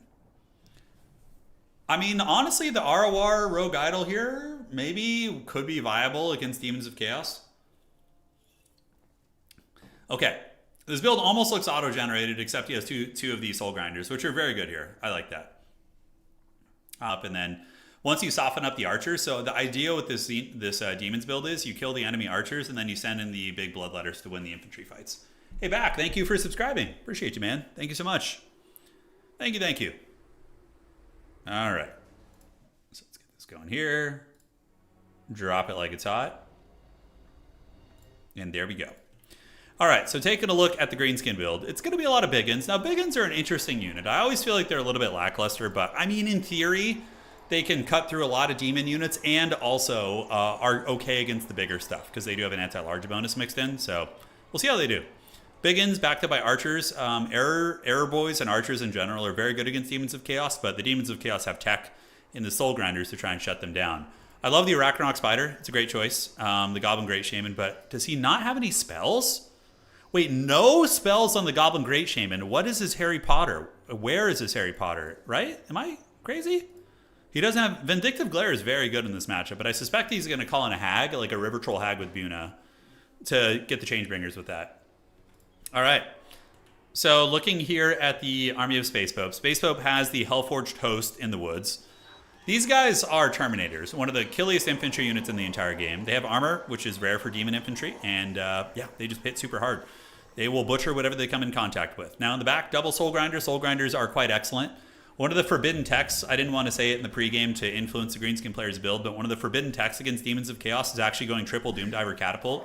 You can end their career super hard. Like Doomdiver Catapult's hard counter the Noxbringer, they hard counter the Flying Demons. It's really, really brutal. Yeah, the Shaman has no spells, guys. He's got no spells whatsoever. Very interesting. Up in the high ground, we do have the Warhounds, so the Fleshhounds of Khorne and the Nurglings coming in for the Space Pope. And yeah, no spells whatsoever. I mean, if he doesn't have any magic, that's a huge problem for him, man. That's a huge problem. He's just gonna have to eat those things. He has no options there. Final Transmutation on the Lord of Change. It's good against Greenskins, for sure. If you can catch like a Boar Boy Big and Blob or something, get him with some Final Transmutations. So Drexel, Doomdiver Catapults are heat-seeking, and they do a lot of good damage against single entities. So if he had like 3 Doomdivers right here, the Space Pope would not even be able to advance. He would basically have to just run back or else just lose units. Doomdivers are really good at actually sniping SCs. Greenskins have a lot of forbidden tech like that. All right, so we do see the Savage Orcs eating a little bit of arrow fire out of the gates, but they are going to move up and get the capture weight. Elsewhere, we do see the Orc Shaman. Okay, so we have the Fist of Gork and the Gaze of Mork. Okay, Gork and Mork representing. Vindictive Glare, or excuse me, Gaze of Mork. Yeah, you could use it for some sniping. We'll have to see how this goes. But moving on up, the Greenskins should be able to get the objectives. They have the massive infantry advantage. High ground not even being played. Nurglings and the Fleshhounds going to be grabbing that one. And it does look like the side shot going to be coming in from the Soul Grinder there. Ooh, that was a good shot right there. Real nasty one. Savage Orc Arrow Boys getting it. Ammunition is being trained off the Ruggled's Armored Orcs. The suffering has begun, but we are going to be seeing the Greenskins getting this objective and the side objective as well. On the backside, Changebringers being called in. Now, this is why you need Rampage in this matchup. We are going to see how well Turtles deals with this. He still has all of his archers, so with proper micro, he should pull his characters back, move his archers up, and keep these things honest. If the Changebringers are allowed to shoot, you're going to have a very, very, very bad time. Gaze of Mork might also be good here too, like overcasting it, blasting those Changebringers, living your best life. So Final Transmutation active. Oh, that's a nice Final Transmutation. It's going to be getting the Orc Shaman and also getting those Savage Orc Arrow Boys. Beautiful timing there. And then the Changebringers are coming in. Now remember, Space Pope is a Demons of Chaos main. He knows all the evil techs, all the evil tricks, and he is going to be unleashing them here. As the Orc Biggins get roasted and the Archers are moving up, they need to be given an attack order on the Changebringers, man. They really, really need to. And we do see the Portal Glyph being used by the Exalted Lord of Change. So he's going to be summoning out a unit of Furies as we get into the Total War slideshow. You know, I don't know where these players are connecting from. I know one of them is Australian. Space Pope is Australian, if I'm not mistaken, and Turtle's not sure where he comes from. But hopefully we don't have to replay. That would be very unfortunate. But at this point in the game, it's too close. Obviously, we would have to replay it if one of them crashes. All right. So, summon. Hopefully nobody disconnects, but this very much looks like a disconnect. I think one of them disconnected. Somebody's on potato internet. GG, yes, the demon portal has broken the internet. Next slide. I know. Yep, looks like Turtles Army dropped there, maybe. I don't know, it's hard to tell. It says it, sometimes it'll say one player drops and then it's a draw. It's just like, yeah, I think it was just a desync. All right, so we'll replay that. Let's see what happens. And cool. Yeah, way too close. All right, so we're gonna do this. We message Turtles Army. Get back in here. All right, and we will see if we can just go with the same builds. Yeah. Hopefully it works out. He was afraid of the Changebringers. All right. So let me check. Okay.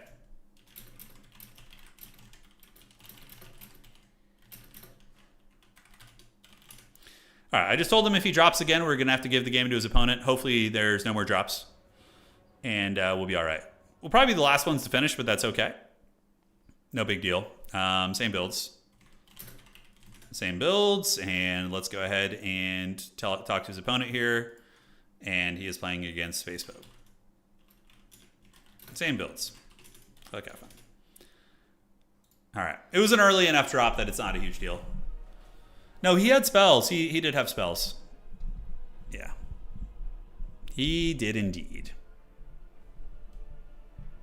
No, he definitely crashed. Turtles is a very nice guy. I played with him a lot. There's no malicious intent or scheming there. He's a really nice guy. Aye.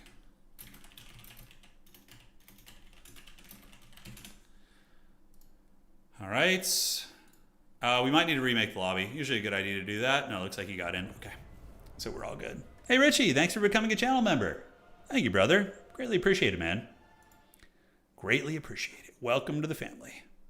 Welcome, welcome. You have joined the legion of green names on YouTube. Rise, champion, rise. All right, guys. So Turtles should be rebuilding his build, but as close as possible to the previous one. Space Pope is at the ready. And Turtles will probably bring, should be more or less the exact same. But sometimes when you crash and if you didn't save your build, you just have to go from memory or rewind on the stream. Rise, my apprentice, rise. By the way, I wanted to ask you guys, I don't know if any folks here, Anna and I were debating going and seeing the Silent Hill movie, but we have heard it's awful. We've heard it's really, really bad. And obviously going to the theaters is expensive, so trying to collect as much data as possible here. Turtles bringing 3 Doom Divers. Yeah, you're just going to appear with 3 Doom Divers, all suspicious. I told them same builds, so. I played the original Silent Hill on the PlayStation way back in the day, like in the late 90s, early 2000s.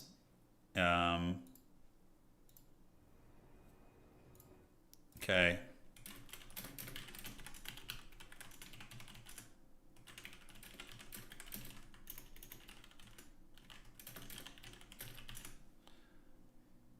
All right. You heard the same, do not go. Okay. Played the first game, Silent Hill 2 story is the best of, and the movie ruins it. Okay. The remake, I mean. Okay, so it sounds like you guys haven't, most of you guys haven't seen it, but for those of you guys who have, you're probably going to want to smoke a lot. It's not even fun bad. It's just totally misunderstanding of the source material. Okay. Okay, got it. Yeah, so we'll just wait till it's, free on like some streaming service or something. Yeah. Yeah. All right, folks, loading back in. Thank you for your patience. And yeah. Okay, so same build here. We'll go over the builds again as we load into the Norscan Rise and see what is cooking. And yeah, looks good to me. Looks good to me. So, ladies and gentlemen, breaking down the Demons of Chaos army once again. The idea is you use the 2 Soul Grinders, including the Noxbringer, to not only drain ammo, but to kill the archer units. Once the archer units are dead, you're going to be able to send in your Bloodletters, send in your Fiends of Slaanesh, send in your big scaries to really overwhelm the greenskin front line, because the greenskin archery is really what carries them in this matchup, in my opinion. If they're able to succeed, of course. On top of that, it allows Changebringers to run rampant. So if there's no greenskin anti-air, the Changebringers are going to come in and they're just going to end your career. So the whole strategy of the Demons of Chaos here for Space Pope is to shut down the range units. Now for the greenskin army, Biggins are a very ambitious choice. I'm not the biggest fan of them. I do feel like they're vulnerable against like blues and pinks and things like that. But they do have the anti-large, so if they have to fight Seekers and or Fiends of Slaanesh and big, greater demons, they can do all right. And we do have an archer line in the back. The archer line is the strongest part of his build. Definitely should have just brought Vindictive Glare on the Goblin Great Shaman. I think having a secondary caster is a bit of a mistake. Because Vindictive Glare from the high angle on the Goblin Great Shaman, spamming it on this chicken and or the Soul Grinders would be a very good way to drag them down over the course of a long game. Ghost Gaming, you just need to have the Total Tavern map pack installed, because we play on that version of the game during tournaments. So yeah, that's the only thing. And then it's just first come, first serve. Yeah, there's no that's pretty much it. All right. So Goblin Great Shaman is here, and looks like he's getting attacked by the chicken. A bold strategy, Cotton. I mean, because the Goblin Great Shaman will definitely defeat that chicken. He's on an Arachnarok Spider. I don't know why he's running right now. He should definitely keep chasing him, but he does let him get away a little bit. And we do see the Soul Grinder shooting into the Savage Orcs, and the objectives pretty much the exact same start. The exact same start as last game. Biggins moving up, going to be contesting the point and stealing it from the demons, and they're going to be doing the same thing on the other side. The Noxbringer, the Soul Grinder moving in, getting a little bit danger close. He's got to watch out. Those Biggins are right up on his tail there and could do a little bit of damage. And the Spider is now going to be hunting down the Noxbringer, and again, that's going to be a big thing. Are we going to see the Changebringers being the first call-in? No, we actually see a little bit of a different play. We do see the dreaded Fleshhounds of Khorne coming in. Fleshhounds of Khorne are good at shutting down archers, and they will lose to a lot of the greenskin cav, but against like archers and light infantry, they can definitely do some heavy lifting. So are we going to be seeing Space Pope doing the exact same thing, calling in the Changebringers? He has been able to pound the Savage Orc Airboys and the Savage Orc Airboys as well, while the Exalted Lord of Change just waiting for an opportunity, really. Just waiting for an opportunity to get a big final transmutation and live his best life. High ground firmly controlled by the demons. Fleshhounds waiting in the wings. And the greenskins are going to be calling in Pump Wagons. Interesting choice. Pump Wagons are decent against Hellforged Hosts, but against most of the rest of the units here, I don't know how good they're going to be. And Space Pope is doing the exact same thing he did before. So he does have Changebringers coming in, and will the greenskin archers be microed correctly and well enough to deal with that? Final transmutation activated on the Goblin Great Shaman. So it looks like Space Pope is just starting his journey to progressively snipe the Goblin Great Shaman. It's going to take a while, though. The Arachnarok Spider has like 10,000 HP. It's a meaty boy. Out of the woods, good ambush here from the Pope. We do see the Pump Wagons getting ambushed, and the Biggins are going to need to turn around and screen that out. Changebringer is coming overhead, and I have a feeling this greenskin position is going to be sandwiched and overwhelmed really badly. The Soul Grinder here getting a beautiful shot in. Pump Wagon's going to be retreating while the Biggins engage against Fleshhounds. And we do see the chicken jumping on the Greenskin Wizard. And he's got his big KFC cane, and he's going to be dropping those sweet drumsticks on that Orc Shaman. Changebringer is about to end some careers, because, yeah, the Greenskin Archers should have been more staggered. They should have been deep set like here and here. But in this case, they're basically in melee, and they're going to be having a terrible time. So Space Pope doing the exact same thing he did last game. Eviscerating the Archer units. The Hellforged Host is going to be cutting through Biggins. Biggins definitely not going to have a good time versus one of the stronger infantry units in the entire game here. So those bad boys are on the chase.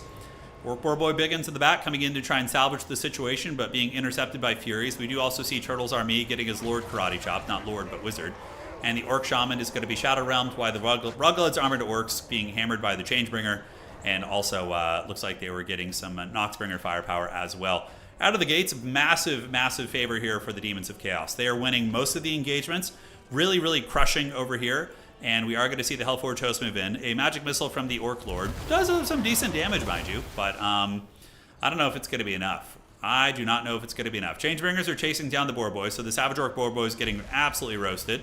Another final transmutation is going to be activated, and it's just going to be a basic one, not overcasted. And yeah, pretty good. Honestly, if you get the Changebringers to turn about face and start cooking this Goblin Great Shaman, you could probably end its career right now. Really give it a bad time. And look at that. Heralds of Excess. Seeker Chariots being used. Yeah, all the colors of the rainbow here, man. Demons of Chaos using the only one. Yeah, so we see Khorne, we see Slaanesh, we see Tzeentch, but we don't see any. No, there's Nurglings. Yeah, so he's using every god Every god is being used here in this game. All right, so the Arachnarok Spider normally would win this, but with the Changebringer sitting overhead and just roasting it, it's going to have a really bad time. Although friendly firing the chicken is something you got to be careful about. Shaken and stirred as the Space Pope is looking to earn a spot in the top 4. I think he's done pretty well in this tournament, so certainly can make it there.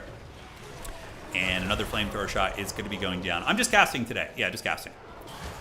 All right, guys. So elsewhere on the point, Boarboy Biggins get a surround on the Soul Grinder, and that's a pretty good play from Turtles. He is able to get a little bit of action right there. And Turtles also getting a Biggin unit on top of the Noxbringer. So could the Greenskins pull some value back? Oh, man, the Goblin Chad Shaman.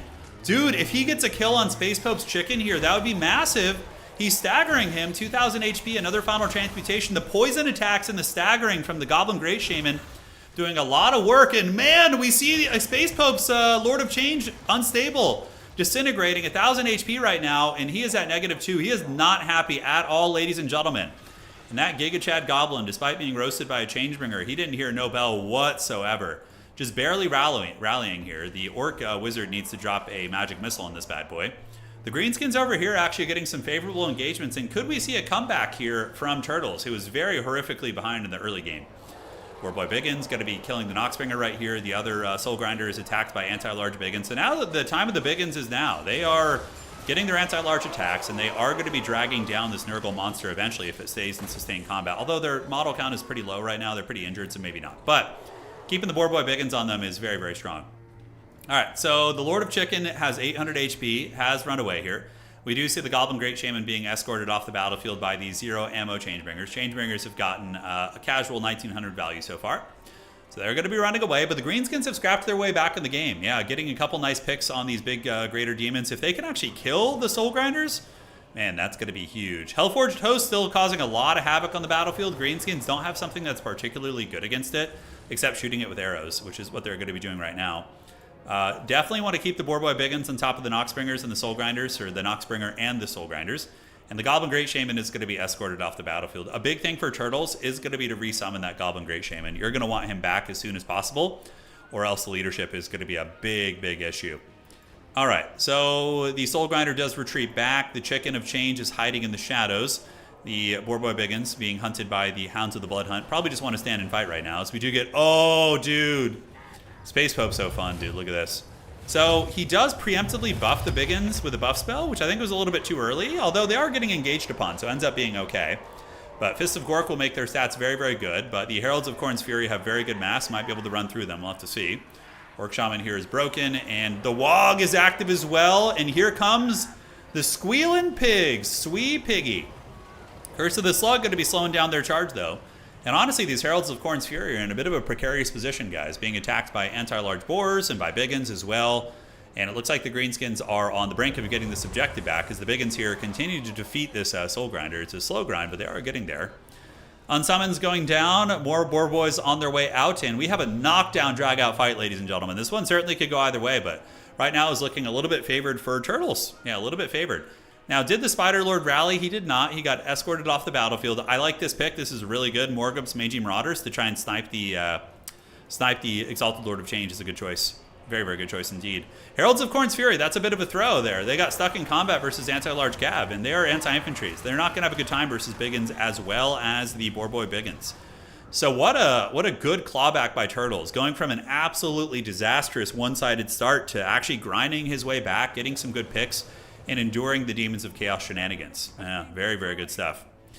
So Greenskin leadership, though, is going to be very fickle. It's not going to be good, and it looks like Turtles is maybe thinking about resummoning his Lord. Really should have brought Vindictive Glare on that Lord, probably. I think that would have been enough to maybe finish off the Lord of Change. Soul Grinder chasing down what it can. Boarboy Biggins going to be coming across. Demons of Chaos still have the objective advantage, though. They have objective 1 and they have 3. Only 2 belongs to the Greenskins here, as the Biggins going to be chasing down the Hounds of the Blood Hunt. And yeah, the terror is really big. When the Greenskins are leaderless, things get really, really nasty. Coming up, Orc Boys to try and grab the point. Morgub's Mangy Marauders popping out of the bushes. 600 HP. Oh, they get a big arrow volley. The Chicken does dodge it, getting back up into the sky. And the Soul Grinder is thinking about trying to get a sweet terror out on those guys, and he might be able to. The Boarboy Biggins need to get on top of the Soul Grinder, though. Another volley coming in. He's going to be eating some arrows, but looks like most of those arrows did miss. Morgub's Mangy Marauders need to be microed with the Hand of the Gods right now. He needs to come over here and chase that thing down and try and get that kill. Back in the middle, the Biggins are finally in their natural habitat, guys. I mean, this is what they want. Fighting Fleshhounds, fighting against big monsters. Definitely a very good position for them. The Demons of Chaos don't really seem to have any good quality infantry. Yeah, Changebringer's coming back for round 2, guys. This is it. The big demon in the back sitting at 7 leadership. And the Morgub's Magi Marauders are just kind of running about, dropping some shots where they can. Nice shot there from the Soul Grinder on those infantry. And is Homie going to be saving up for the Spider to stabilize his army's leadership? Could be a good idea. Could be a good idea. All right, Greenskin's still Royal Rumbling it. The Fleshhounds are on the brink of going, but the Hellforged Host is back, and there's only 8 of them, but they're putting in a little bit of work, sitting at 173 HP. Warboy's coming out. Morgub's Magi Marauders being chased by Chaos Furies of Khorne, and now the Changebringers are back. Got to be careful not to friendly fire your boys, but yeah, that is going to be some change being brought. That is for sure. Honestly, maybe some friendly fire on the Soul Grinder. Hey, look, they're demons, right? They're not going to be homies with the other gods. So, yeah, he did actually almost get the leadership break on the Soul Grinder. But, oh, God, such good value. Oh, yes, Anakin.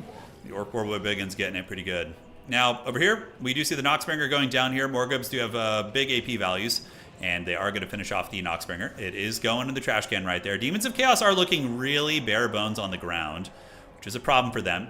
Orc Boys attacked by Furies, and the Changebringers are basically unleashing all their ammo to annihilate these anti-large cat right there. So that's very, very good. Oh, Orc Shaman is back. Yeah, that's good. Vindictive Glare, or excuse me, Gaze of Mork and or Gork, whichever one it is, downtown, onto the big chicken is, I think, going to be a game-winning play. If you can take that chicken down and lower the leadership of the demons, it's quite big. Orc Boys here on the brink of breaking. They're wavering and terrified by the big boy here. And yeah, he should have charged the Biggins into combat, but now they're just going to get roasted and get broken.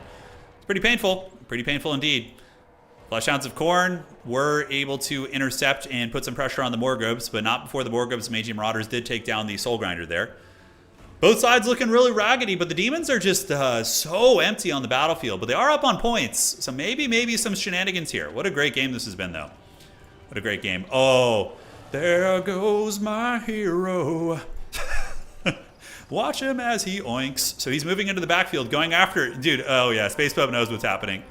The Orc Shaman's going to drop a magic missile as soon as he gets in range. I don't know if he's going to, though. You got to be careful. Don't want to just throw the Orc Shaman away. And is he going to drop it? I don't think he is. I think he's just out of range. Yeah, the Orc Shaman's going to get attacked by Furies of Khorne, which is a really bad trade for him. He's going to keep trying to get that bird. I don't know. It might be a sweet seduction back there. It could be a mistake. So Boarboy's getting in and forcing a friendly fire on the Noxbringer, or the Soul Grinder. The Noxbringer's actually dead. But man, look at the leadership break. Oh, not having your Lord as Greenskins is such pain. It is such pain. On the middle, the Fleshhounds looks like they're going to get it with some Bloodletters of Khorne being called in. And I think Space Pope is just barely going to edge this game out. Just barely going to get it. The Orc Shaman, is he using it? Oh, he got intercepted by the Furies a little bit. We do see the bird hiding in the woods. The pig is on a mission, he is. And the Boarboy Biggins do manage to fold up the Noxbringer here, or Soul Grinder. I always call them Noxbringer because that's just like the auto-take one. More Orc Boys are coming in, but it looks like Space Pope is going to be getting a triple cap, which will probably end the game. Despite being down in value a little bit, you know, you have to take into account leadership, other shenanigans. And look at this pig, dude. Oh my God, the pig is just going for it. He's shaking, but does not give a shit. He's on a mission. If he doesn't get the kill here, it's going to feel real bad. You better drop that magic missile, Doug. Oh, point blank. Oh, the chicken gets it. And the chicken got the point blank shotgun blast to the face. And then the Greenskins leave as soon as he gets his kill. He just wanted the ceremonial victory right there, dude. Oh, that was so funny. Oh, man. The farmyard battle, yes. Oh, God. Arm stretches. That was a close game, dude. That was a really close game, actually. Yeah, just the Vindictive Glare on the Shaman would have been big. Some really rough engagements early on. But, yeah, great game by both players. Honestly, the Biggins ended up being pretty decent. Some of them did, at least. Not all of them. Yeah, we got 1,900 here, 1,000 here, 1,600 here. So, hey, kudos to the Biggins, man. They look pretty good. Fun build on both sides. 1,600, 1,200. Chicken got 17. Hellforged Host, though, man, 2,100 value on them. Changebringers get paid for themselves, more or less. Because remember, they were summoned twice. The Elite Cav here did not have a good time, though. Yeah, he needed something to deal with Changebringers. Usually what you do against him is Fate Abuna in tandem with the Rampage. So if you bring a Rampage Goblin, a Goblin or a Goblin on a Squig, just the Rampage, it can do a lot of work. Granted, he's really easy to snipe, too, so that's the only downside. Yeah, it's not easy to deal with, honestly. Changebringers are a big problem for greenskins. Eat more chicken. Yeah. That was like the finale of Taxi Driver with Robert De Niro, yeah. Oh my god. All right, so we're just waiting on the games to wrap up now, guys, and we're going to have our top 4 here in a minute. And we will go from there. See if we need any playoffs, but that was a really, really heroic ending for that greenskin character. It was. All right, so checking the tournament here. And let's scroll down this way, see what's cooking. We have Turtle, Space Pope, Abdelzarak, J&M, and Rat playing versus Boone. So, yeah. Looking like top 4 is going to be... undefeated. Oh, but he's not on Dwarfs today. He's on Dark Elves. We got Ricochet. We have Attack Speed Enjoyer. We have Maverick Sloth. So we have Khorne. We have Dark Elves. We have Dwarves. Khorne, Dark Elves, Dwarves. And then we have to see what Attack Speed is playing. I don't know what he's up to. It's Al Michaels as Boris Ursus, yeah. So I put Boris's hat on him, and then I gave him Boris's beard, yeah. Pretty good thumbnail, right? I don't think it's my finest work, but it's decent. It's decent, yeah. What do you guys think? Is that a decent one? All right. You can shoot the Changebringers with archers, but demons are really good, Ardanian, at shutting down those units by like diving with Furies and Fleshhounds. It can be done, though. Yes, it can be done. Yeah, undefeated Dark Elves today. Yeah, Dark Elves are a good faction. They're good. They're hard to play, but they're good. Okay, so Maverick needs to go. That's fine. And there we are. One sec. Just got to respond to this message real quick.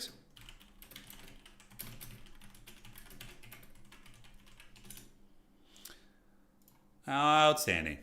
Decent Photoshop. It's not Photoshop. I use paint.net, dude. I'm even more haggard. Yeah. I don't even know how to use Photoshop. So for many years, from like 2016 to like 2019 or 2020, I used MS Paint. I used Microsoft Paint. And then my wife introduced me to like paint.net, which is like Photoshop for simpletons. And yeah, that's how that goes. Michaels would famously ride a polar bear to the games he casted. Yeah, he would. Of course. Okay. Let's refresh this. Do that. No, I do appreciate the offer, but I love making the thumbnails. It's just like it's just part of how it goes. Like it's one of my favorite things. Yeah, I really enjoy it. In the age of AI slop thumbnails, I know. So, how are we looking? Great. I think we're ready for top 4. So, Maverick has to drop, unfortunately. I guess he got tired. Thank you, though. Thank you. I do appreciate that. Okay. So, we got Ricochet, Attack Speed Enjoyer, Maverick Sloth, and Gondola is going to make top 4 as well. Let me tell Gondola. You made top 4. Mav has to drop. Okay, so we're going to advance the homies to top 4. I think everybody got their buy round points here. Yeah, we're looking good. So advance to top 4. And yeah, we'll see. If he can't make it, then we take out our Region because he would be the next up in line. You're not even subscribed, but I would unsubscribe if we don't have the Haggard Paint thumbnails. Yeah. No, it's kind of like a signature of our community. It's like the terrible thumbnails have been here for many years, you know. Today's a 5-round tournament. It's supposed to be 5 rounds. Did I put 6 rounds in accident? It's supposed to be a 5-round tournament. Yeah, it's supposed to be 5 rounds. I just accidentally copy and pasted. Let me make an announcement to the goblins here. So goblins. Say it was supposed to be 5 rounds, despite the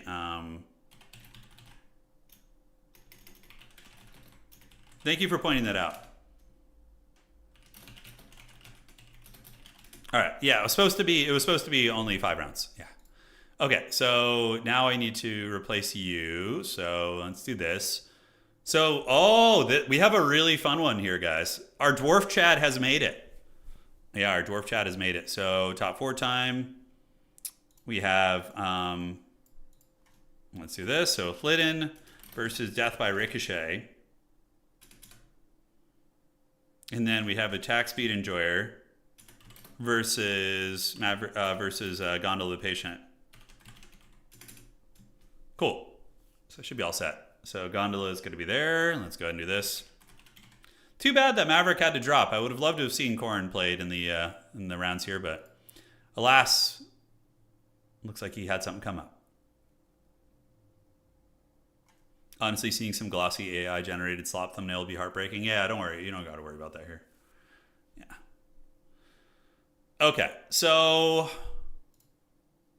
we're going to cast there's a bit of a narrative with one of the games. So we're going to cast Hlidden versus Death by Ricochet. Now, Death by Ricochet is a dwarf player who has forsaken the dwarves because of Dreadmaws. He doesn't like playing dwarves into the new choice. So it's like he has moved off of dwarves and is playing Dark Elves versus Hlidden, who has stuck with the Dowie here. So we're going to cast that game. It'll be fun. Lobby code for semis. Thank you. All right. So we're gonna do that. Yeah, I love watching dwarf games. Dwarf games are fun, and it's dwarves versus dark elves, which is great. It's got a solid grudge element to it, so that's going to be good. And dwarves, I mean, look, the dwarf matchups here today aren't terrible. We have dwarves versus dark elves, and then dwarves versus ogres. He already won that. I don't know what Attack Speed Enjoyer is playing though. I don't know. Yeah. Okay. Yeah, we have just real slop here, not AI. All right. All right. We could make some thumbnails on stream someday. I would be down for that. That'd be fun. All right. Let's do that. You guys can see the artist at work. The thong is mustard. Oh my god. Dwarves, dark elves. It's time, man. It is time. Dwarves are more interesting. Dwarves are good in Dom. They're one of the weaker factions at the moment. Not weaker, but like lower. They're not like at the bottom of the barrel, but they're down. They're struggling a little bit, but they're still a good fact. Like in Dom, even the worst factions in the game can have a place. You know. Yeah, even the worst factions in the game. Yes. So it begins. He has abandoned the ancestors. I know. He has. And now he is facing the judgment of the ancestors. Hlidden is the incarnate elemental of the Dowie. No, the best way to deal with the Dreadmaw with dwarves is just to kind of ignore it. And then if it pops up in an inopportune spot, you use Grimdelvers to just annihilate it. You know, you don't want to commit resources to trying to shut it down, because then you waste like several thousand gold trying to keep it, and they just stay underground. You just kind of ignore it, and when it pops up, if you have a good opportunity to shoot it with like something quickly, you do it, but don't put a ton of effort into it, you know? Ghost Gaming says, just played a 3v3 one chorf party that looked like a train just killed everything. It ran out of ammo. Oh, you were playing against Chaos Dwarves. They used the Demon's Tongue Dreadquake mortar against you. Yeah. Yeah, you need something to shoot it. Yeah. I think the next tournament we play in, which will be sometime in the next few days, is going to be Tomb Kings. We'll play some Tomb Kings, yeah. That'll be the way. That will be the way we do. All right, guys. So just waiting for the players to be ready. It looks like they're going to be on Changer's Madhouse, which is a fairly open map. You can definitely get some good shooting on this. Like if dwarves want to bring artillery, yeah, it's very strong. It's a fun matchup, though. It's very fun. Curious what's going to be done. Hlidden is looking at Dark Elves. He's obviously seeing Shades are good in this matchup. Chariots can do work. Harganeth can sometimes be good. I mean, there's a bunch of ways to approach it. My favorite faction is the Empire, Chaos Dwarves, and Nurgle. Those are my three favorite factions. Yeah. I play Empire and Chaos Dwarves in Tabletop. I have full armies of both of them. And then I have a Tomb Kings army, too, in Tabletop, which is fun. Tomb Kings are very strong in Tabletop. They're a very solid faction. Chaos Dwarves are good, but they're unsupported by Games Workshop, so they're just kind of like get left in the dust a bit. Empire is probably one of the worst factions in the game in Tabletop, but you get to feel the underdog experience, you know? It's a good time. It is a good time indeed. He has abandoned the ancestors. It's a grudging, I know. It is. It is. To be fair, I kind of, I was a dwarf main in Warhammer 1. I mained dwarves in Warhammer 1 really hardcore. Like, if you go back to, like, 10 years, like 9 years ago, like, a lot of my battles were dwarf battles.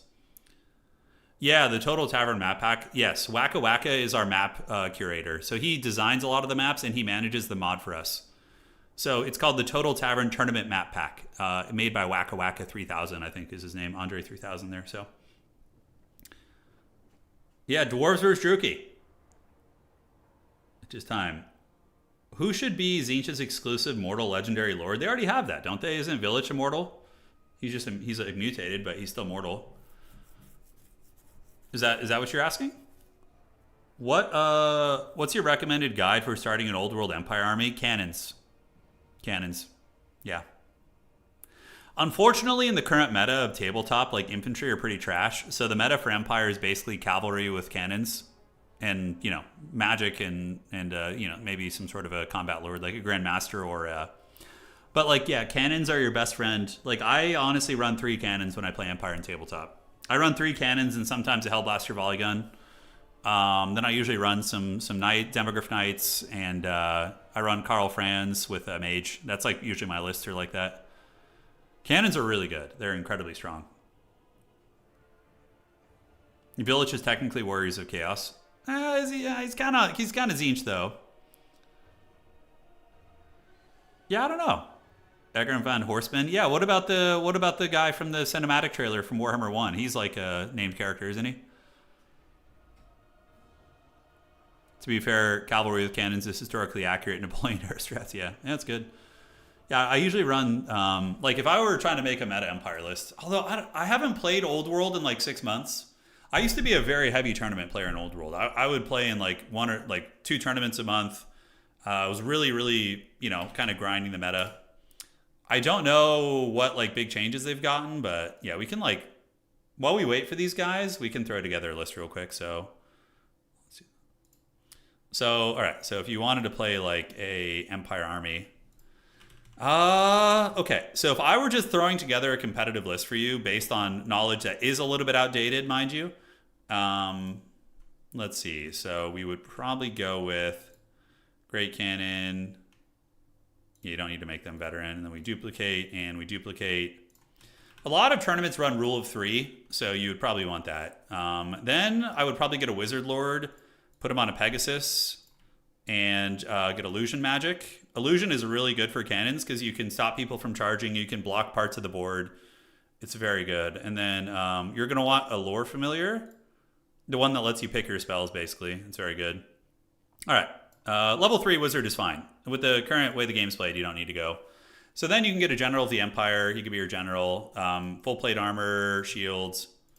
So he'll have a 3-up save. And then put him on a Imperial Griffin. It's pretty good. And for items, you could just go very bare bones on him because he's not like that good. So just giving him like the bare minimums he needs to do his job. Talisman of Protection for a 5-up ward.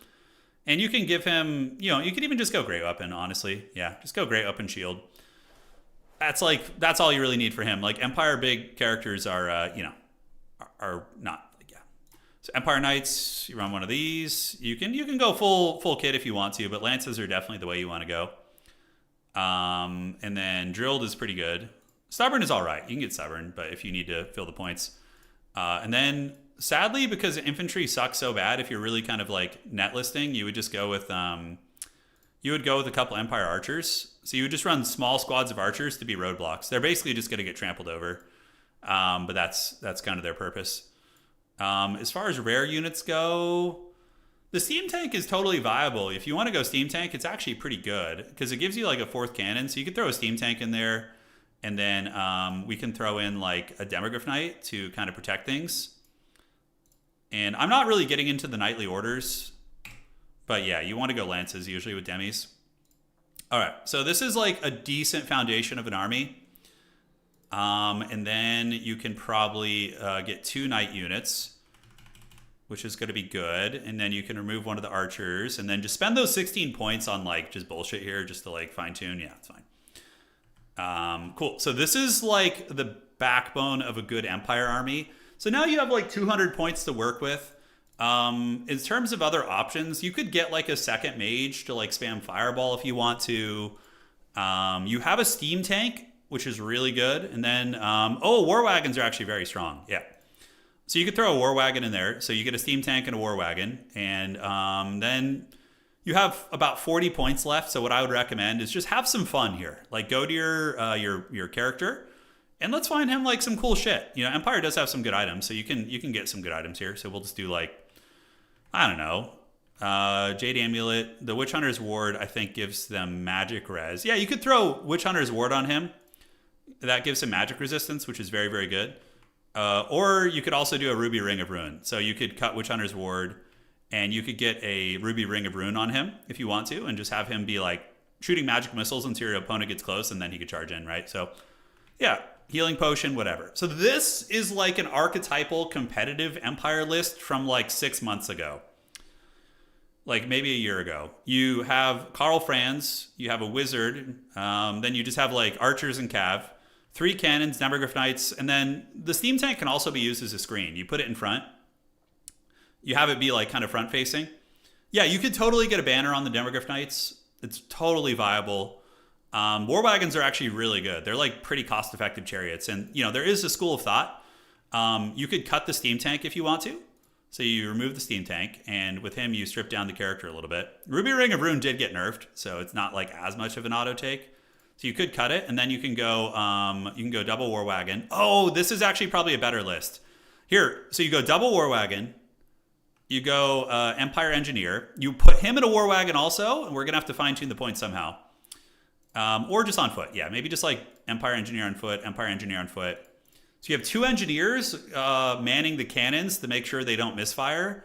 And then now you have 70 points left. So 2 War Wagons, Demogryph Knights.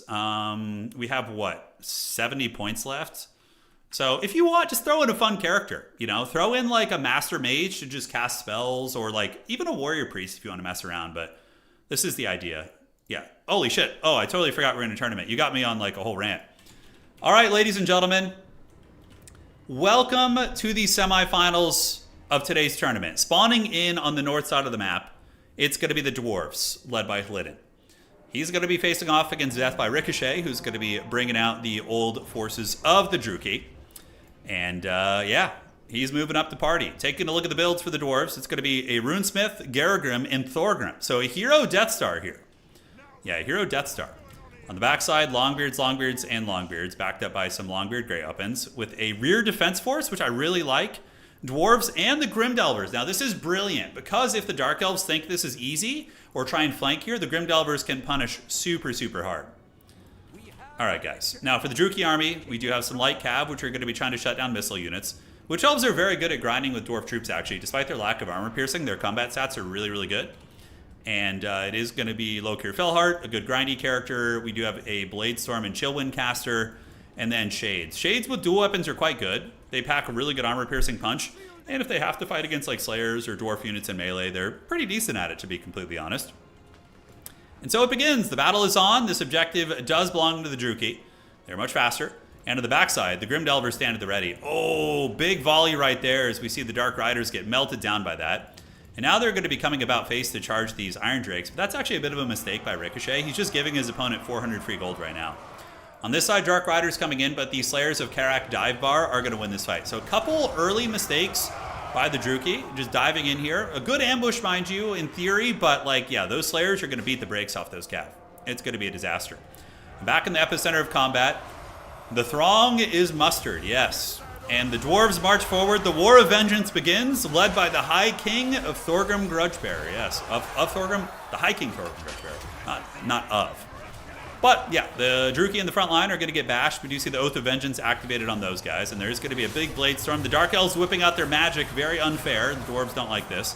And that is going to be ripping through the Dwarven formation. Bladestorm, a pretty good spell.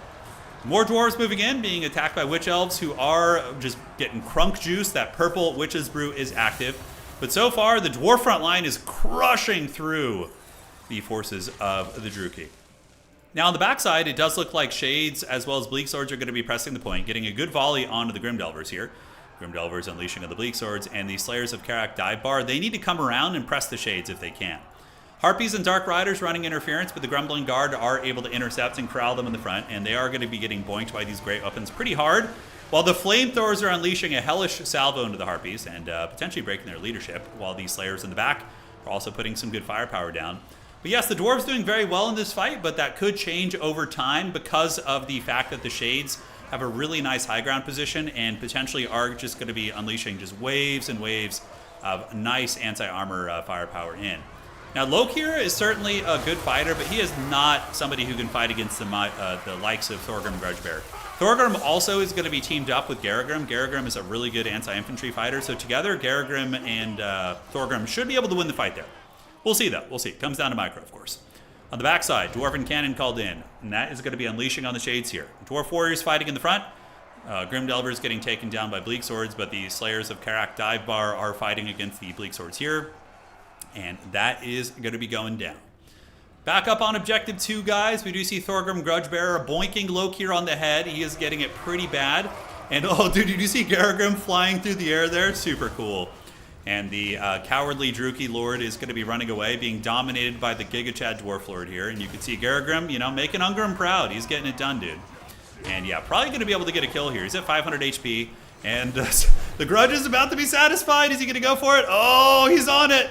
He's on it. You better watch out. Okay, looks like his melee defense held firm. 155 HP. Garagrim's going to satisfy the Grudge. Oh, he misses again.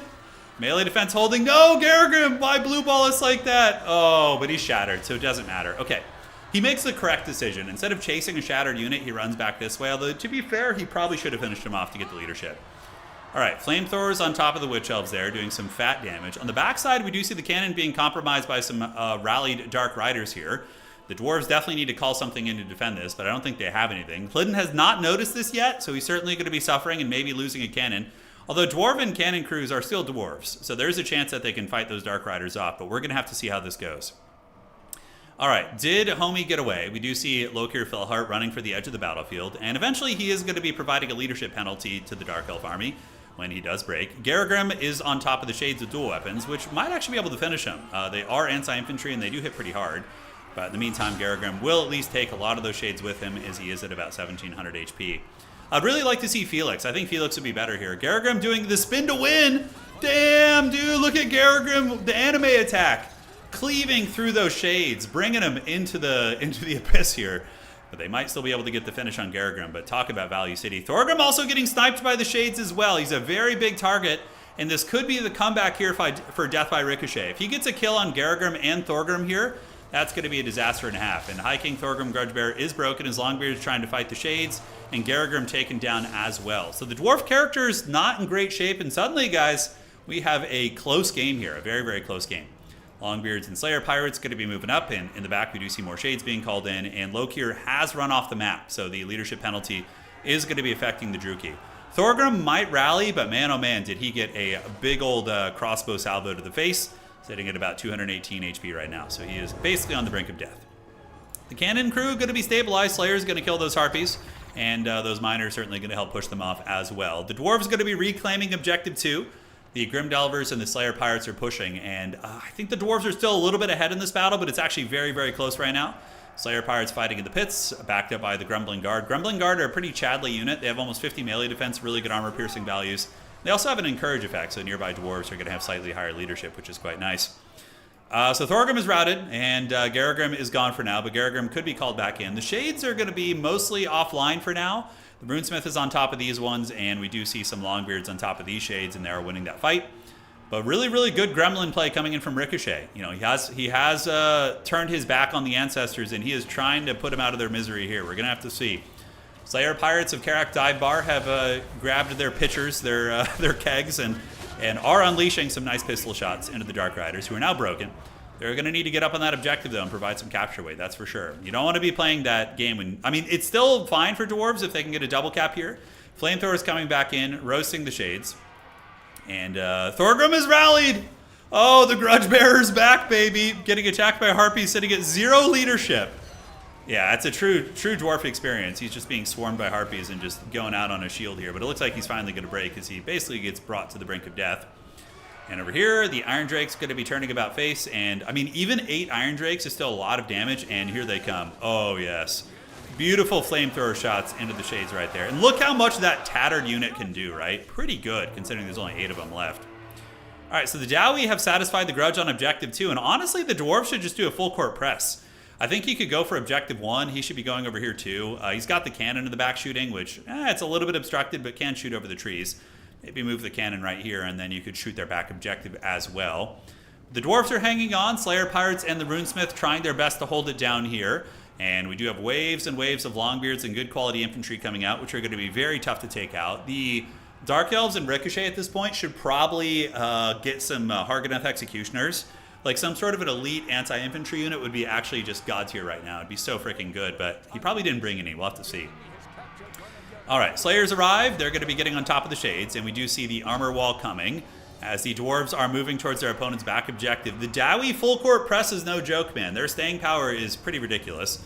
As Harpies are going to be attacking into Slayers, and they're good. That's a good choice. Slayers don't like fighting infantry-sized units, and yeah, the Harpies will be an annoying distraction with the Bleak Swords on the back as well. And the Shades have been able to set up. So very nice positioning here by Ricochet. Very, very good play.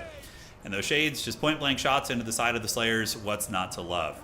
All right, so the Longbeards and the Slayer Pirates are advancing over to this objective. If the Dwarves can get this objective soon, they'll win on 2 objectives, but they're going to need to get it done very, very quickly here. We do see the Long Dong Pirate Slayers coming. Longbeards are going to be getting on top of the Shades, so here they come. And Grudges are about to be satisfied. Longbeards are a pretty Chadley unit. They're kind of that weird middle ground between an elite and a chaff unit, but they are definitely more on the side of elite for how much they... yeah, I think it's a good deal. You know, immune to psychology, really good stats, super high leadership. I mean, their base, I think, is like 80 or something. Yeah, it's very, very high. And yep, those Shades are going to get defeated in combat, and the Dwarves annihilating the Dark Elves off this objective. And now the Dowie and Hlidden are going to be met with Lokir Fellheart. But honestly, Lokir will not do a good job of clearing off these Longbeards. He's probably going to even lose in combat some of them one-on-one. So yeah, as it currently stands, the Dwarves will win on just 2 points. Pretty comfortably. You know, they'll win by maybe 100 points, give or take. But yeah, I don't know if it's going to come to that. We'll see. Can the Dark Elves claw their way back? They look really, really haggard on the battlefield. I mean, we have like a Bleak Sword, 2 Tattered Shades, and Lokir, and that's like it. And the Dwarves have a lot. They have like a Long Dongs Pirates, Slayer Pirates, another healthy Longbeard back here, a Cannon, a Runesmith. I mean, they got so much more than the Dark Elves. They got so much more. All right, so Longbeards are up, and they're going to be chasing back the Shades here. And moving in is Lokir. Lokir, he's got his anime swords ready to go, but yeah, he shattered off the battlefield. He was healed by some dark magic, and now he has returned somehow. He wasn't actually killed earlier. But yeah, Longbeards will outgrind him, or at least trade evenly with him. The Dwarves basically just need to keep swarming the battlefield with cheap units, and I don't think there's any way the Dark Elves are going to be able to come back. We do see Long Dongs Pirates coming, Slayer Pirates here, a couple Bleak Swords as well as Dark Riders coming. The Long Dongs Pirates do have the Dwarven Rum, so everybody near them gets -5 melee attack. Pretty good, definitely puts the stats down on the Bleak Swords, who are only going to be buffed for another 23 seconds for Murderous Prowess, so that will wear off soon here. All right, guys. The party is on, and Garagrim Chad is on his way back to defeat Lokir. So Ungrim's son, he didn't hear no bell, so he has been called back in once more at 1,300 HP, or excuse me, value in his first life. Ready to trade. And the Dwarves are full court pressing. Slayer Pirates engaged versus Dark Riders. Honestly, that's a good fight. Like, the Slayer Pirates should have turned in charge. It's a mistake not to. Yeah, just get in there and get the counter charge and, you know, bully them. The Dark Riders will for sure lose that fight. Longbeard's moving up, and it does look like Hlidden is going to be playing a conservative game here. He's going to be opting to hold his 2 objectives instead of going for a triple cap, which is not a bad idea against Dark Elves. You don't want to get your forces too isolated and let them pick you off, because Dark Elves are much quicker. Witch Elves coming up to help out, and Garagrim and the Runesmith are on their way over now. And on the backside, we do see a cannon shoot again. And it is able to fold those Dark Riders, and now the Slayers of Karak Dive Bar are in. Oh, that's so sick, like charging and shooting their pistols with their biker jackets on. I don't know, man. Dwarves definitely got some cool aesthetics. So, Longbeards and Slayer Pirates fighting. Slayer Pirates got to retreat back. Let the Longbeards be in the front line so they can shoot their pistols in a supporting position. A couple Slayer Pirates here going to be charging the Shades, and Shades should be favored against them, actually. But leadership is a problem for these Shades because they're kind of on death's bed. And it looks like the Slayer Pirates are going to get the route and push back those Shades right there. And, yeah, out of region we are after the Grand Finals. All right. Garagrim and Runesmith are chillaxing. And we do see the Witch Elves getting in, but Witch Elves will struggle to get through armor. Although they can, it takes time. It does take some time. Iron Drake's on their way back up. The cannon does get taken offline. Looks like an unsummon is going down on the Dark Riders that are like shattered. Kind of a weird interaction there. You don't see that often, but yeah, Dwarves definitely need to make sure they don't lose their back objective. There's a little bit of pressure here, but they're just Bleak Swords, and Garagrim is ready to go, and He's got the Master Rune of Speed, so his melee attack is freaking 80 right now. And Lokir is they're kind of similar. They're both like anti-infantry duelists. But Garagrim, I think, will end up satisfying the grudge here, especially with infantry support. Good Bladestorm right there. Going to hit some of those Longbeards, as we do see the Dwarves catching up in value right now. And they are creeping. It's a process. Harpies coming into the backside. Longbeard's eventually going to grind through there, which is going to be threatening Objective 1. And other Slayer Pirates, I don't know where they went, but the Flamethrowers coming in going to be pretty brutal. And the Long Dongs Pirate Slayers are coming in. And yeah, look how cool they are, dude. These guys are just so sick, dude. Yeah, here comes the Slayer Pirates, attacked by Harpies, which they'll do okay against. Certainly not ideal, but yeah, they'll get in there. And Garagrim, once again, dude, he's like, how many times do I have to teach you this lesson, evil Dark Elf man? And we do see Lokir running. I think he should chase him. Garagrim is actually faster than Lokir, which is so funny. All right, so here he comes. The hunt is on. It's going to take 2 hits to get the killing blow. So they're both kind of probably exhausted and tired. Yeah, they're similar speed, so we'll see if he catches him. We'll look back in a second. Flamethrower is active from the high ground, cooking the Harpies into another dimension. Garagrim, does he catch him? He's getting very, very close, but chasing Lokir off the battlefield is a brilliant play. Reinforcing the back objective is Lydden. Dwarf Warriors going to be gathering right there. While the Longbeards are actually pushing up on the home objective of the Dark Elves. Dark Elves are basically in desperation mode, and the problem with that is that you're not bringing in units that can actually value trade. Garagrim hits him once. Oh, he did hit him once while he looked away. All right, let's see if he gets him. Oh, man, he's on the hunt. He's very... Oh, there he goes. Oh, 9 HP on Lokir. Oh, no, he's down. Okay, you got him. So Garagrim did finish the job and was able to finish off Lokir Fellheart. You got to love it. Very fun stuff. But the back objective ninja, I mean, look, that could potentially be a throw here. Are these Dwarf Warriors? Oh, they're not on the point. Oh, the Dwarf Warriors onto the point. He better get over there quick. Oh, man, that's actually really sketchy. I mean, it's a close enough game that it's down to these kind of moments like this. Flamethrowers are on. Dwarf Warriors are coming. We do see these Slayer Pirates heading over there, but the objective could flip. Okay, a bit of a mistake not force pathing those dwarves on. They do get on. Oh, man, I think he's barely going to get it. Oh, my God. That actually got really, really shady right there, man. But the dwarves actually stabilized it. That was sketchy. That could have actually led to a Dark Elf comeback. But, yeah, he gets it. And victory to the Greybeards Prospectors. Victory to the Dowie and the Karazhan Corps. Fun game. I love the shades. I love seeing Thorgrim and Garagrim. I mean, that's what it's all about right there. Like, meta diversity, seeing fun builds, and they're actually competitive. All right, guys. GG, well played. Thorgrim, not great value, but he did buff the homies. Garagrim was certainly the carry that game. Grumbling Guard, Grimdelvers, you know, a lot of the good tools. Slayer Pirates, cool to see them being used. Yeah, they're fun. They're pretty fun. Cannon also did fine in the back. Shades, 1,000, 1,100, and 2,500. I think this build needed... Yeah, Medusas would have been really good. I also do think that maybe a unit or two of Harganeth Executioners in the late game maybe could have won it. Maybe. All right, guys. So we're going to do the finals here. Let's host it and get these grand finals going. All right, so we are not doing a siege battle. Not yet. I know you dirty dogs are waiting for it. And we're going to go to domination right here. We got Lydden in the grand finals. And attack speed enjoyer, evil waiting. He's probably playing some... Oh, Nurgle! I was about to insult him for playing elves, but oh, yes, dude, Nurgle. Nurgle actually apparently does good against dwarves. Dude, yes. Attack speed enjoyer has seen the light. He has embraced grandfather's wisdom, and he is coming in for the win here. Oh, yes. Bring it, dude. Bring it on. So Dwarves versus Nurgle, truly a match of matches. So attack speed, if you're listening to the stream, if you could give me the maps when you know them, that'd be great. Let me know maps when done, when ready. Hell to the yeah, dude. Nurgle in the grand finals. Dwarf versus Nurgle finals. This is great, dude. Sign me the hell up for this.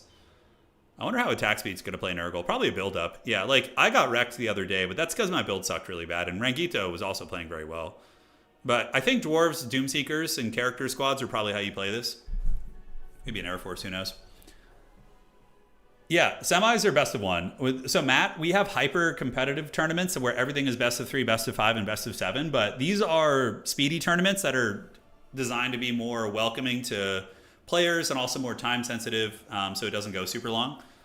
Back in the day, I used to do like best of 3 everything, and the tournaments would go like 6, 7, 8 hours. And People would often burn out and get tired, but these tournaments are designed to be like 3 to 4 hours long and quick, and yeah.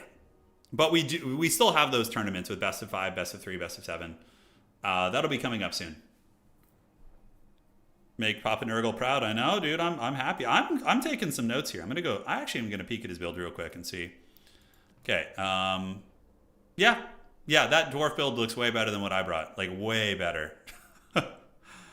All right. So what is the Nurgle build going to be? That is the question. And is he actually playing Nurgle? He hasn't started on his build yet. So yeah, we're just waiting. And then we're going to do some siege battles at the very end. So we're going to have some siege shenanigans. Today, we're going to try siege battles with like even funds. A couple where the funds are the same. I don't know how we could do that. Maybe we custom. Yeah, we'll have to see. Nurgle is sick, but got it. Yeah, I mean, look, we've had a lot of... We've actually casted, I think, 3 dwarf games today. We casted Flidden twice and then him a third time in the semis. Yeah. It's a cool redemption arc for him, right? Because he had a really rough game 1 and then came back and did really well in all his other games. Yeah, very fun.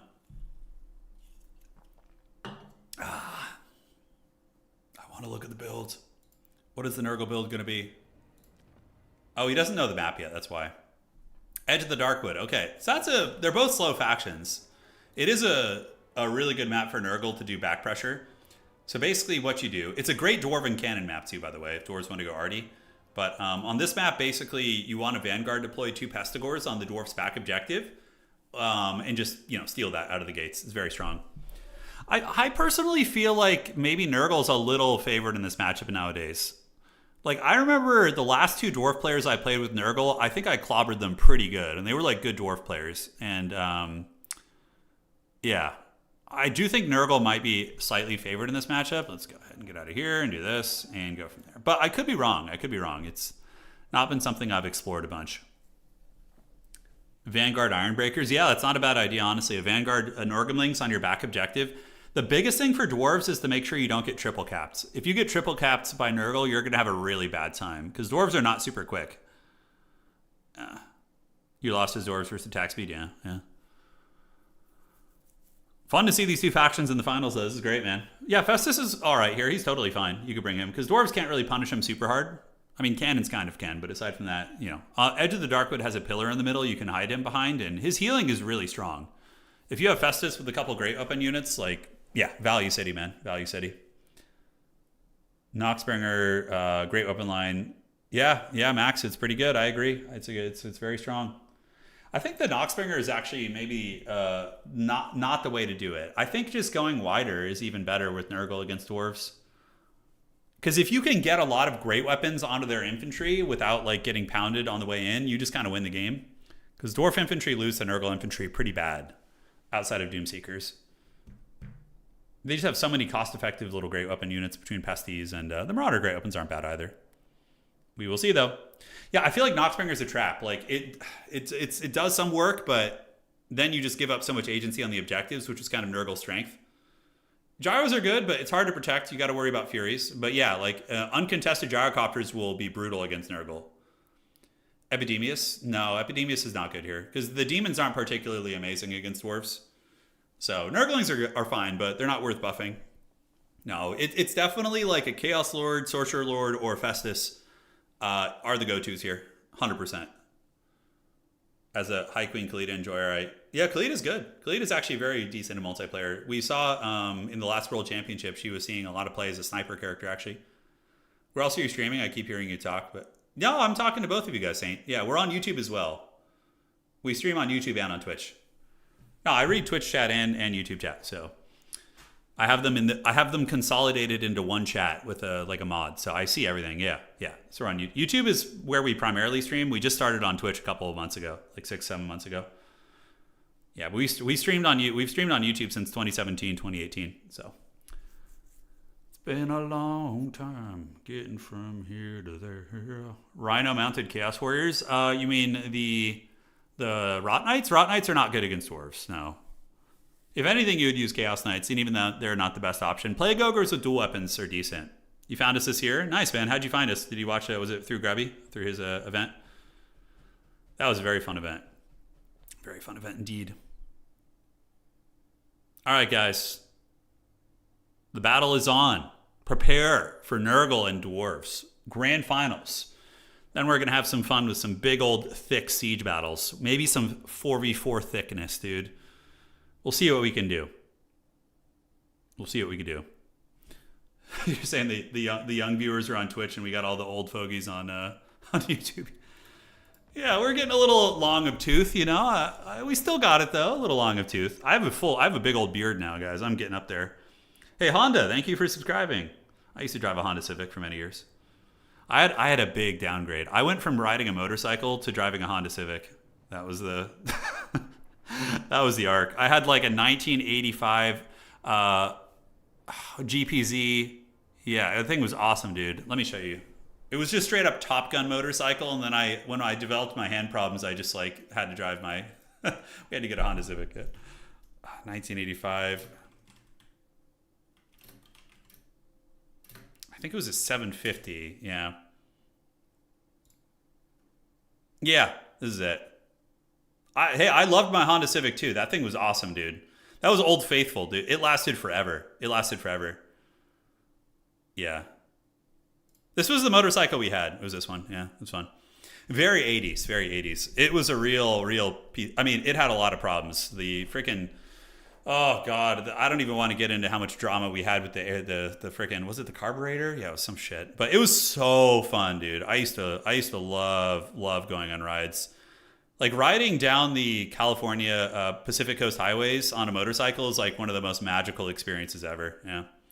We got it really cheap too. Like my grandpa and we bought this thing, like one of these real dirt cheap out in New Mexico. Yeah, it was fun. You ever burn your leg on the muffler? No, I usually wore pretty thick pants and like you know, steel toe boots, all that stuff. Yeah.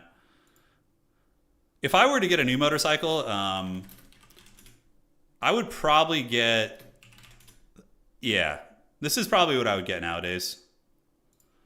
If my hands worked and I would probably get a Honda Shadow. They're just so cost effective and like they look like Harleys and they don't need as much maintenance. Yeah, I really like Honda Shadows. Yeah, here's the 2025 Honda Shadow. Thing looks awesome. That's probably what I would ride now. All right.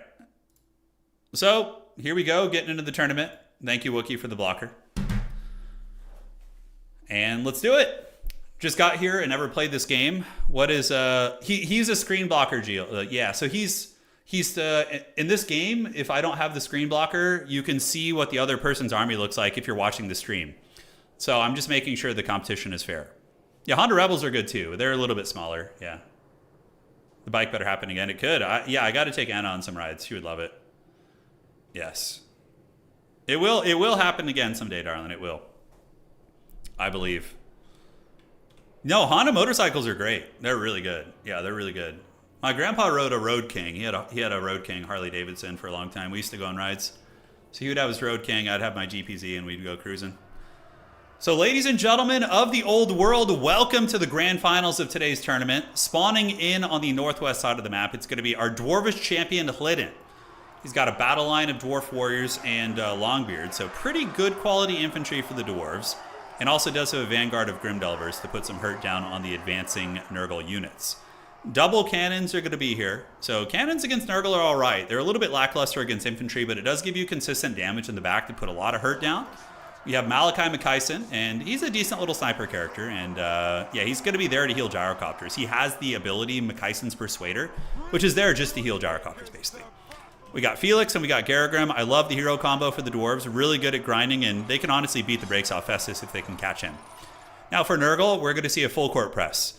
It is going to be Pestigors and Pestigors in the woods, looking to ambush objective number 1 with the great weapons, and we got 2 Furies up in the sky. This is a lot of pressure. The Dwarves are going to need to bring some serious meat over here, because what's going to happen is the Grimdelvers are going to move up, and they're going to get jumped by 2 Fury units, and you're going to have a very, very bad time. We got Vanguard here of oh, someone's lagging here, I think. It's actually not me. Are they moving? Are they frozen? Yeah, somebody may have crashed here.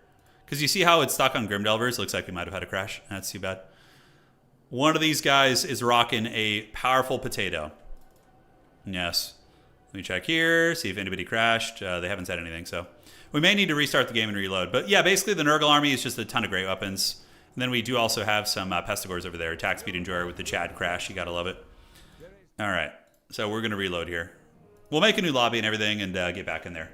But yeah, so somebody said they just joined the stream and haven't seen this before. Basically, it's kind of very similar to Company of Heroes in the way that you build an army, you have a reinforcing army, which is like your barracks from an RTS, and then you fight over 3 objectives. Each objective gives you victory tickets, and once you reach a certain amount, you win the game. But the victory tickets often don't determine that. Let's get you in here. Let's do this. Hidden and I in lobby together. All right. So Hidden and I are waiting in the lobby. Let's do that. Yeah, he might still be there. Yeah, weird desyncs sometimes do happen. You know, peer-to-peer connections are tricky. Let me message Hidden and make sure he's in the lobby with me. Some shenanigans are afoot.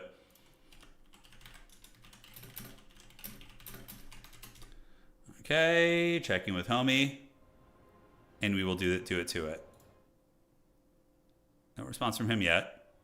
Probably should just make a new lobby. Yeah, just to be safe. Okay, host game and spectator. Lobbies in this game can be very troll. All right, so 1 and what the hell is going on with these siege battles? Siege battles will be very fun though. I'm very pumped for that. Okay. Okay, same armies. We're going to get Hidden back in here. We have Edge of the Darkwood. And yeah, we're going to wait for the homies to get back in here. Turin gets a bike. He's required to grow a mullet. I have really long hair right now. Yeah. No, but I would love to take Anna on some rides down the PCH, you know? Go to the beach. Some Top Gun action with the wife. It'd be super fun. Someday, maybe. Someday. Yeah, I wouldn't want to ride in cities anymore. Like, we live in a town that has like 10,000 people in it. It's very small. Like in the middle of the week on like Tuesday, Wednesday night, if you were to go to our downtown and like the streets would be almost empty at night, you know? Yeah, like when I used to ride into LA all the time and like would be on the 101, the 405, the frickin' dude, it's dangerous as hell, man. I don't know. I'm just like grateful I never got in an accident. It's so dangerous, dude. People just don't see you, you know, they don't see you. And yeah, it's bad. And it's even worse nowadays too. Cause back in like when I was riding my motorcycle in 2009, 2008, people weren't on their smartphones as much in the car, but now like everybody's on their smartphones. When you're like, if you just like take a moment when you're driving on the freeways out here and like look, if you're in the passenger seat, you know, you don't need to focus on driving. Look at other people in their cars. Like I would say a good 60-70% of people are going to be interacting with their smartphones in some capacity. You know, it's really, really bad. It's really bad. Like yeah, it's terrible. So, yeah, I don't know if I would feel comfortable riding a motorcycle in like busy traffic anymore, you know? The attention isn't what it used to be. And it was still very dangerous back in the day too. Mayo mullet motorcycle. Yeah, there you go. The three big M's there. Yes. I had 2 close calls on a motorcycle where I almost probably got sent to the Rainbow Bridge, got sent back into the heavens. It was scary. Yeah, it was scary. One time I was riding down the PCH. It was like midnight. I was riding in the slow lane going like 65, and then a semi truck just zoomed past me on the fast lane, and he started to merge to get off on an exit that was near my lane. Didn't even look, just straight up came into the slow lane when I was on my motorcycle. And I had to swerve into the onto the side, like where the divider is, and there's that kind of like little area of space where there's no freeway. Dude, if I had been in a car, cooked. But on the motorcycle, I had just enough room to fit. I thought I was gonna die. It was like, oh man, I remember that. That was like one of the most intense moments of my life, dude. You know, I remember afterwards, like it was such a surreal experience because like I had such a rush of fear and adrenaline. And then like to have survived that, I remember just laughing. I was like, holy shit, I'm alive. That was trippy, dude. Oh, man. Yeah, my dad always tells a story about how the motorcycle, after he sold it, he got a call from a... Yeah. Dude who bought it obliterated it the next day, right. Yeah. Yeah, that's scary. Yeah, I mean, that's just normal for riding motorcycles. Almost everyone who's rode a motorcycle will have a story like that, you know? It's awful. Yeah, it's awful. And that happened to me twice. One time a semi-truck merged into me and didn't look, and then another time it was just a regular car. Yeah. A Joker moment. Yeah, it was. It was kind of one of those moments where, like, insanity laughing. Yeah, I was like, I remember having my helmet on and, like, cheering, like, let's go, like, I survived. Like, I was, like thoroughly excited just to be alive, you know, after that. Yeah, it was crazy. Yeah, crazy. Anyways. Ladies and gentlemen, welcome to the grand finals of today's tournament. Spawning in on the northwest side of the map, it's going to be the Dowie. So the Dowie going to be bringing in some good quality infantry, but mainly just lower stuff. I think, actually no Longbeard, so just chaff. Dwarf Warrior Great Weapons are fine in case Nurgle goes armor, and yeah, they'll hold their own. On top of that, we do see Garrigrim Iron Fist and Felix Jaeger. Both are anti-infantry AP characters, so really good at uprooting a Festus type character. Very, very good at that. And on the other side, we do have Malachi Mikaisen. Malachi, the only reason you bring Malachi is number 1 to buff cannons and number 2 to protect the gyrocopter. So if there's a gyrocopter flying around, he's going to be able to use the Mikaisen's Persuader and heal those guys up. That is what's going to be cooking. A little bit of a push from Longbeards here with Grimdelvers, and for Nurgle, we do have a big Vanguard push. It's going to be Pestigors and Furies, which is going to be really difficult to deal with. Whenever I play against Dwarves, I do this every single time. If you can Vanguard on their back point with Pesties, you freaking do it. Elsewhere, it's going to be more Pestigors and Nurglings, and it looks like he's just Pestigor maxing, basically. Aside from that, we do have Marauders with Great Weapons and Festus, so just a big blob of unarmored, unwashed, filthy Nurgle worshippers. And that is going to be it. So let me know in chat who you guys want to win. You rooting for old Nurgle, the Plague Father, or are you here for the Ancestor Gods? Two of my factions that I really like quite a bit. We will have to see. And coming up here, it is going to be the Grim Delvers waiting in the wings. Danny Dragon, thank you for the raid, man. I appreciate it. Now, for anybody who's very new to this game, we're going to take a brief moment, because I know there's a couple people here who have never seen this before. You have 2 starting armies, which are around 9,000 gold. Every second, you're going to be getting 15 supplies. You can spend the supplies on any of your reinforcement points to call in additional army units. And then you fight over the objectives. Each objective takes a certain amount of time to capture, and your units have different capture weight when fighting against other units over control. But each objective is going to be giving you 1 victory ticket per second towards the 1,500 that you need to win the game. So you can see Nurgle, the evil Chaos Army, basically has all 3. Beautiful Grimdelver. Oh, dude, just source code deleted. Those Dwarven guns, nasty damage. And those Chaos Furies basically got sent to the Shadow Realm right there. Longbeards with Great Weapons going to be coming up at a very, very good start for Lydon out of the gates as he's taken down a 650 gold unit. Now, Nurglings are engaging, and Garrigrim is going to be in there, and he does the magic damage. Felix Jaeger, the hero of the old world, drawing his sword, Karagul, and he is going to be boinking him down. Oh! Dude, Felix would be a great Halloween costume, man. That would be a fun one. All right, guys. On the other side, we do see the Great Weapons gathering and the Grim Delvers protecting as well. 2 Pestigors waiting in the bushes to ambush. Both of these guys want to come out and push. And it looks like they're going to be sounding the Horn of War, but the Dwarven cannons are shooting. With Malachi, they're putting some hurt down, but the Dwarven battle lines will be overwhelmed and defeated by Nurgle here. Nurgle's army is much stronger and much bigger. I mean, look how much wider they are compared to the very small force of Dwarves, but maybe they'll stand and fight. Very, very Dwarvish. On the backside, the Grim Delvers are about to be compromised by Great Weapons. That is a disaster and a half. They need to run right now. If the Great Weapons get on top of them, that's going to be a big loss. They just form ranks and fire, and they do a lot of damage, but the Pestigors are going to endure that, and then they're going to get on top of them here. On the back objective, Longbeards versus Pestigors is a knockdown, drag-out fight. Longbeards might be able to win it just due to combat stats and leadership, but still dodgy. Not ideal. And here comes the Dwarven fight. The Dwarf Warriors are fighting, but the Toads are here. Ribbit, ribbit. We do see the Battle Toads. Very good against Dwarves. Anti-infantry monsters, and excellent at eating these Dwarvish infantry. So without shooting, they're going to feast. Garrigrim and Felix trying to hang in there. Dwarf Warriors are getting munched on. The cannons need to be shooting the Battle Toads, and it looks like they are. The cannons right now have attack orders to shoot at the Battle Toads, and they are shooting at the Ribbit Boys. Over here on this side, Longbeards being flanked by Furies, and the Grim Delvers are trying to run, and now the Big Daddies are coming in. it is going to be the Doomseekers. Now, this is a big problem for Dwarves because they got triple capped. And honestly, a bit of a play mistake from the Dwarf player. The Dwarf player should have gotten his entire army, secured his back objective before moving out. He made the classic blunder of splitting up his forces. Now, Doomseekers are really strong against Nurgle. Magic damage, anti-infantry, they will annihilate these Nurgle infantry. And right now, you can see they do save the Grimdelvers. But the Dwarves still not able to get their clutches on this objective, and in the middle, the Dwarves are kind of losing this fight. The Battletoads really riveting them down. Nurgle is taking an absolute hammering from the cannons, and we do get more Longbeards coming in to help. And Garrigam, oh, they're going for the kill on Festus. Okay, in the back, we see Garrigam and Felix Jaeger trying to take the head off the metaphorical snake and or toad here. And they're going to be going for Festus the Leech Lord. If they can get a kill on him, that's going to be huge. But Garrigam is being attacked by the Battletoads. Felix doing his best, but Felix isn't like the killiest character in the world. And it looks like Festus is going to drop his fleshy abundance on himself to try and do it. But here comes the judgment of the ancestors. We do see the gyrocopters coming in. And will Nurgle be able to, or the Dwarves be able to come back from their misplay of not playing the objectives properly? Maybe. It's going to be incredibly hard, though. So that's a regular gyro bomber, I think, or just gyrocopter. So it is a steam gyrocopter, which is, okay.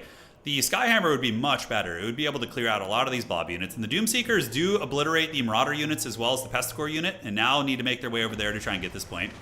Grimdelver is getting a good volley, while the Slayer Pirates are also unleashing a pretty good volley as well. Right now, Garrigam Iron Fist is hot on the case, chasing down your boy Festus, but the classic Nurgle stuffing is in full effect, as they're really presenting a lot of HP that's just so tough to deal with. And the cannons, yeah, they're doing all right. They are melting the Battletoads. You can see these guys getting worn down. Doomseekers coming in, probably need to see some regular Slayers from Nurgle as well. The Nurgle has the triple cap. This is looking very similar to my game the other day, where the Nurgle width is just too problematic. And I think, again, Hlydden needed to hold on to that back objective and then push out from here. Trying to split your army on two fronts against like a very sticky army like Nurgle, I do feel is a big mistake. So we do see the Chaos Furies jumping on those. Grimdelvers being attacked, Slayer Pirates and Doomseekers trying to fight where they can. Nurgle has waves and waves of reinforcements coming forward. Just an absolute unholy legion. As the Furies do get on top of the cannons, and we do see Slayers being called in. Still no pressure on the back point, though. Nurgle really has the Dwarfs in the back foot. Garrigam and Felix are doing nice work, cutting through Pestigores and Nurglings, making some progress. Stream of Corruption going to be activated right there as well, as the Slayer Pirates do eat it, and the Doomseekers are just tar-pitted by just a million chaff units. Yeah, wide Nurgle is pretty strong. It's definitely one of the stronger ways to play the faction. And this is what I was talking about earlier. Like, don't bother with the Noxbringer. Just bring a ton of units and Battletoads and just push forward. And it really puts a lot of pressure on the Dwarves. It does. All right, guys. So Grimdelver's forming the ranks, and the Dwarves do have a decent fighting position. And if this was land battle, sure, they might be in okay shape. But in this game mode, you gotta play the field. And we do see the Gyrocopter coming out. Where the hell is the Skyhammer, by the way? Skyhammer here would be so good. Like, if the Skyhammer came in and just bombarded, he could shatter this whole Nurgle infantry position here. But alas, he only has the regular Gyrocopter, and I don't know if it's going to be enough. Fury's coming in, 1,000 points for the Plague Father, looking very dominant for Big Daddy Nurgle here. As Longbeards with Grey Open's going to be on their way in. The Gyrocopters are shooting. Sure, Dwarves are maybe equal on value with Nurgle, but equal means losing against Nurgle. You need to be way further ahead.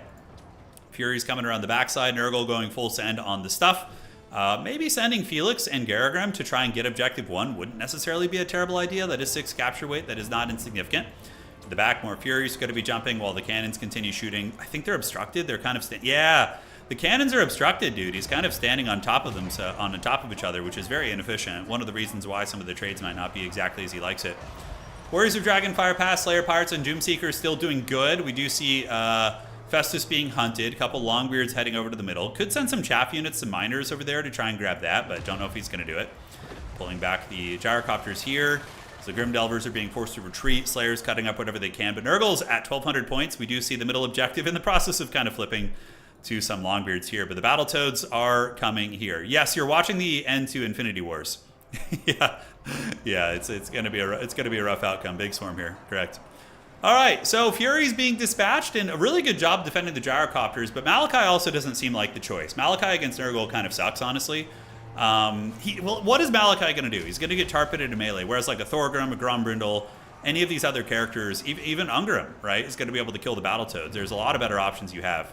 But this game's over. I mean, yeah, Dwarves are ahead, but like Nurgle eventually would run out of steam here and be pushed back, but he's already at 1,300 points. It's going to be a shutout. He really should have focused on his back objective, stemmed the bleeding, and then if he did that, his opponent would only have like around 1,000 to 900 points right now, and then you could maybe have time to push the other objectives. But the easiest race to learn in the game is probably Norska, I think. Norska's really strong. Yeah, and they're fun to play too. Norska has great thematics. They're really, really fun. All right, we do see the gyrocopters doing some apocalypse now on the Nurgle units, but at the end of the day, it is going to be a rough one here. As Festus the Leech Lord escapes, tons of healing with his healing elixirs, by the way, so all these Nurgle infantry are getting huge heals. And yeah, the dwarves, the cannons are also, are they good here? I mean, 1,100 value, not bad, and 1,000, so maybe the cannons are the right choice. I just think that, yeah, Malachi's a bad choice. Probably needed to play his back objective a little bit better and make sure you don't lose that. So the grudge does go unsatisfied. Nurgle closes out the game with a decisive victory from Attack Speed Enjoyer. Very well played. Yeah, great game from him, honestly. Classic Nurgle stuffing. Good nastiness. Yes, indeed. Victory for the Plague Father. I'll take it. Look, I was rooting for both of them. Dwarf victories are great, but Nurgle victories rarely happen. So very cool to see that. Very cool to see that.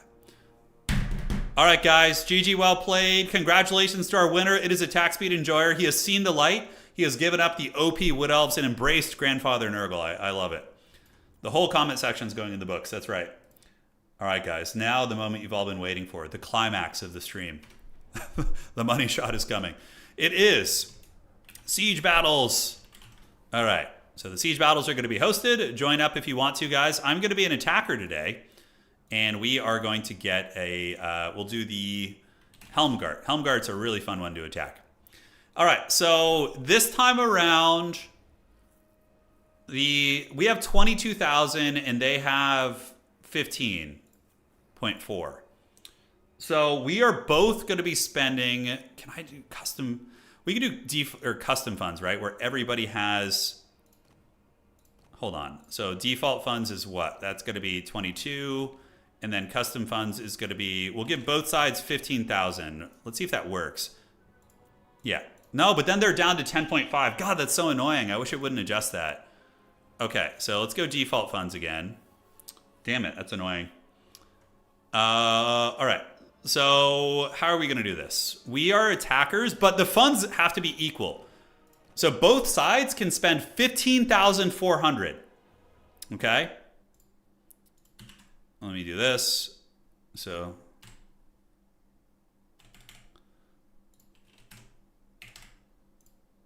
okay, so we should have 6,600 left. So 6,600 left. This is going to make it actually hard for the attackers. We'll probably be at the disadvantage. So let me go ahead and tag our allies, Shaxcraft and Maximillionaire. We need to have we can spend 15,400. So basically, we should have 6,600 remaining. Okay, so this is, you can bring 2 siege towers, or 2 siege equipment each. So this is our first time really trying it where both sides have equal. The last time we did it, the defenders crushed the attackers when the funds were equal. But that was Chaos Dwarves against Greenskins too. Okay, I can't bring siege equipment until I bring somebody. So evil attackers, good guy defenders. Evil attackers. So we're going to go Skaven. We're going to go Skaven. Yeah, let's do Skaven shenanigans. I'm sorry, Outer Region. I'm sorry. It's first come, first serve.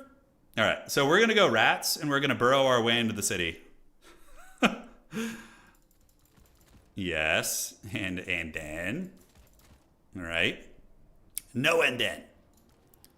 And then, yeah, why can't I bring siege towers? No, it's fine. No, whatever. My allies can bring them. Can they bring siege towers? Looks like they can. Okay. Yes. All right, so the Filthy Skaven are here.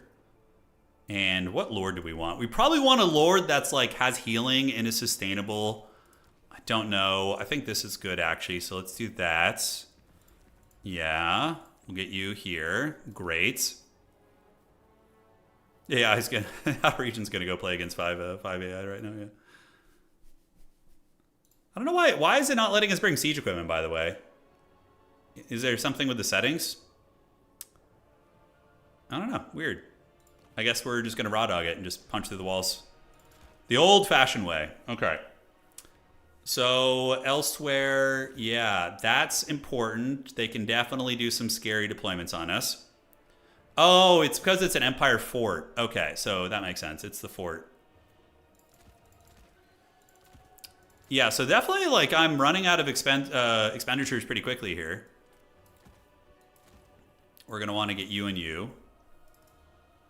Yeah, you can't, like, now that we have equal funds to them, we actually have to, like, kind of think through this. So I can't have any less than how much? 600 remaining, so I only have 500 gold left here. Okay.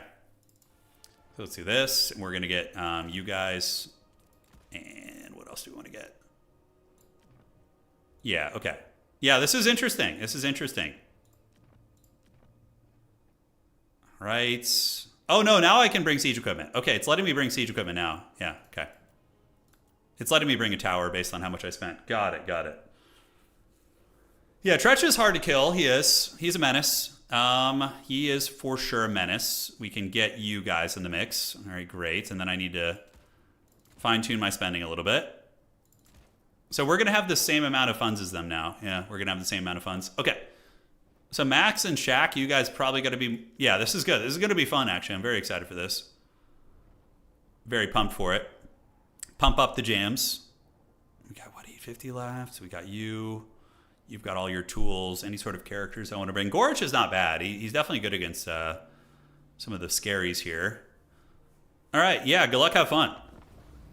We probably get wrecked pretty bad considering they have the defense and we have equal funds. But maybe not. Maybe it's like more fair. Yeah, you're just in time for siege battles. Yeah, I'm playing Skaven. We have Greenskins and Dark Elves, and we're attacking a good guy fortress. I'm kind of excited to attack. I've been doing a lot of defense lately, so... Yeah, we have the same funds as them. Same funds. All right, my Skaven army is ready. The siege battles are a highlight for you lately. They're so fun. They are really fun. Yeah, I think it's one of the most fun parts of the stream, too. I look forward to it the whole time. Yeah, I look forward to it. All right, Max. I wonder what Max is going to bring. Yeah, because they are going to dominate the skies. But High Elf players, if you're playing High Elves, you always go Eltharion with like Air Force. You can't lose the skies. Although maybe now that funds are equal, it's different. Yeah, nobody takes plague magic, but plague spells. Yeah, oh yeah, no, they could be good. They could be very, very good. We'll poop on the city. Yes, maybe. We'll see. We will see. All right, waiting on Boone. The dwarves will probably man the gates. And let's see how this goes. They could Vanguard Mass Cav out on us, too. You got to watch out for that. Got to really make sure, because sometimes defensive players will sally out and try and snipe you. Really got to be careful. Dwarves are definitely a great faction. Yeah, they're fun. I had a lot of fun playing dwarves in the other tournament. It was a good time the other day. All right, guys, so I'm the Skaven. I probably made some glaring mistakes in my build, but it's okay. It's all part of the fun. Helmgarch of the Empire will be besieged, and this time, guys, the funds are equal. Attackers and defenders have the same amount of money, so it's going to be probably harder to attack considering they get towers too. Maybe the walls are a downside. Maybe they set them back. I don't know. Yeah, Flensing Rune's very good, Bob. It's very, very good. So it begins. Helmgarch besieged. Yeah, High Elf Air Force, Empire Powder, Dwarf Front Line, pretty good. I agree. I think that's a way to do it. And let's see how the equal funds goes. We might need to have like 2,000 more. 2,000 more might be the sweet spot, I think. Because 3,000 didn't seem to be enough, but 2,000 more might be the spot. Tell them no towers. No, we want towers. It's fun. We want towers. Waiting for Aeon here. Yeah, we're gonna do a couple siege battles today. If this one is a squash and we just get crushed, we're gonna do another one with 2,000, where it's 2,000 left. Yeah, or 2,000 for the attackers. The Urukai chant. Oh, I know. We need Rain, like Rain and Urukai, and that one Giga Chad Urukai to stand up on the rock and like point his sword. We need all that. All right, waiting for Aeon here. Hopefully, we will not have any lag issues. Looks like he's fine. Yes, Skaven. Evil rats. Ammo is going to be a problem for us, but we are packing heat with artillery, boys. We're packing heat right now. We got Warp Lightning cannons ready to go. And they're going to be here and here. And then we got Plague Claw catapults back there, and back here. We're going to get Rattling Gunners in the fronts to protect them. And Rattling Gunners, or they could be a little bit kind of off to the side here. And then we're going to get a Rattling Gunner right here to protect too. So we got that. We have Ikit Claw with Flensing Rune. Ogres, and Ogres are going to defend. We have a Jezzail who's going to be very deep set and look to just kind of cover from the back. And then we have a single Death Runner who's going to be trying to flank about, and one Hell Pit Abomination. So we're mainly going to be on artillery duty and just defending, you know, making sure we can hammer the city. And before we, yeah, hopefully one of my allies will help defend me a little bit if need be.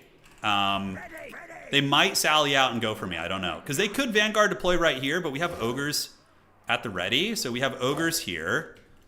We have Ogres here. And the Greenskins will cover the middle. I think I can defend with Ikit here too. And then we got some Death Runners in the back just waiting to help out. Yeah, I think we're good. All right, the defenders are setting up. Yeah, balance of power is even, which is not good for us.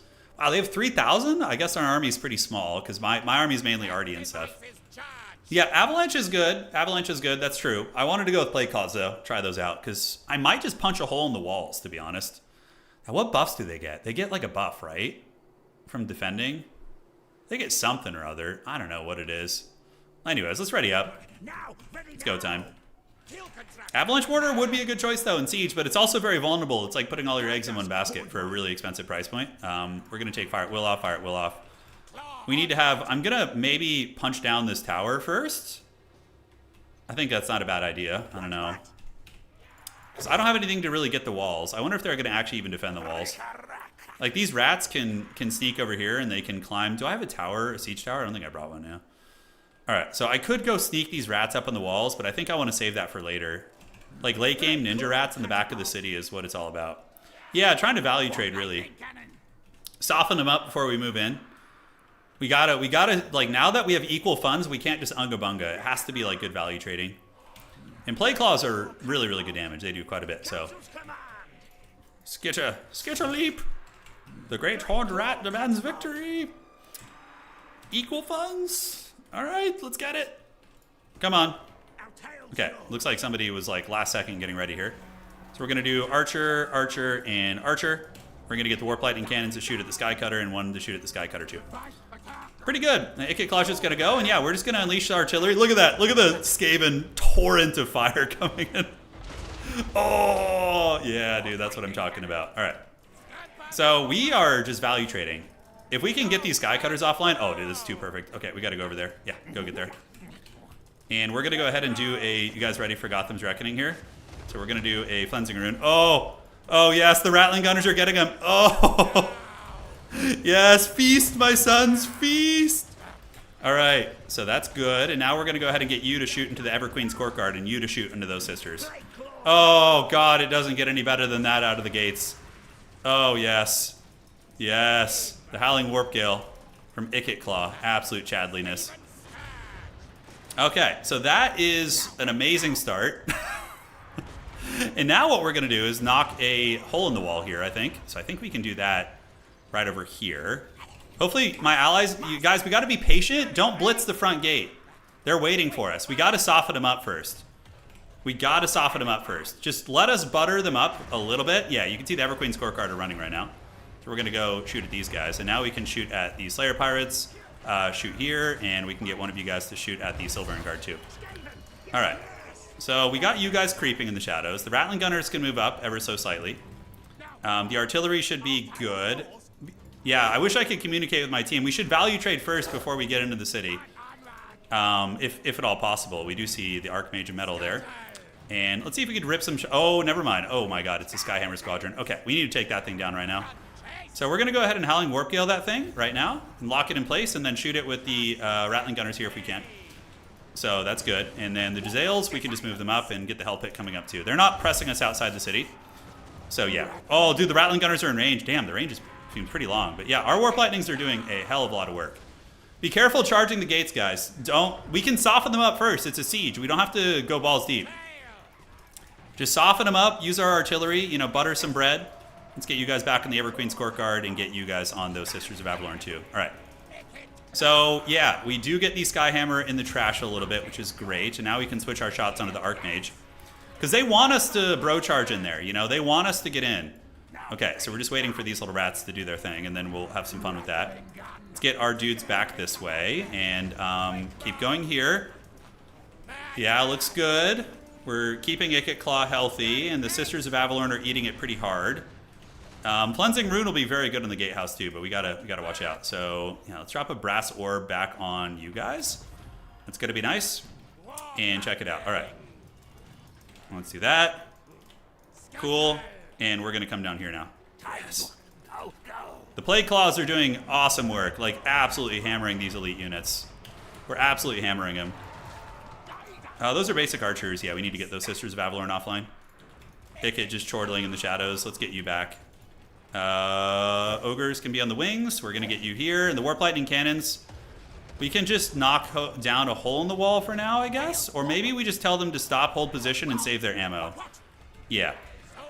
All right.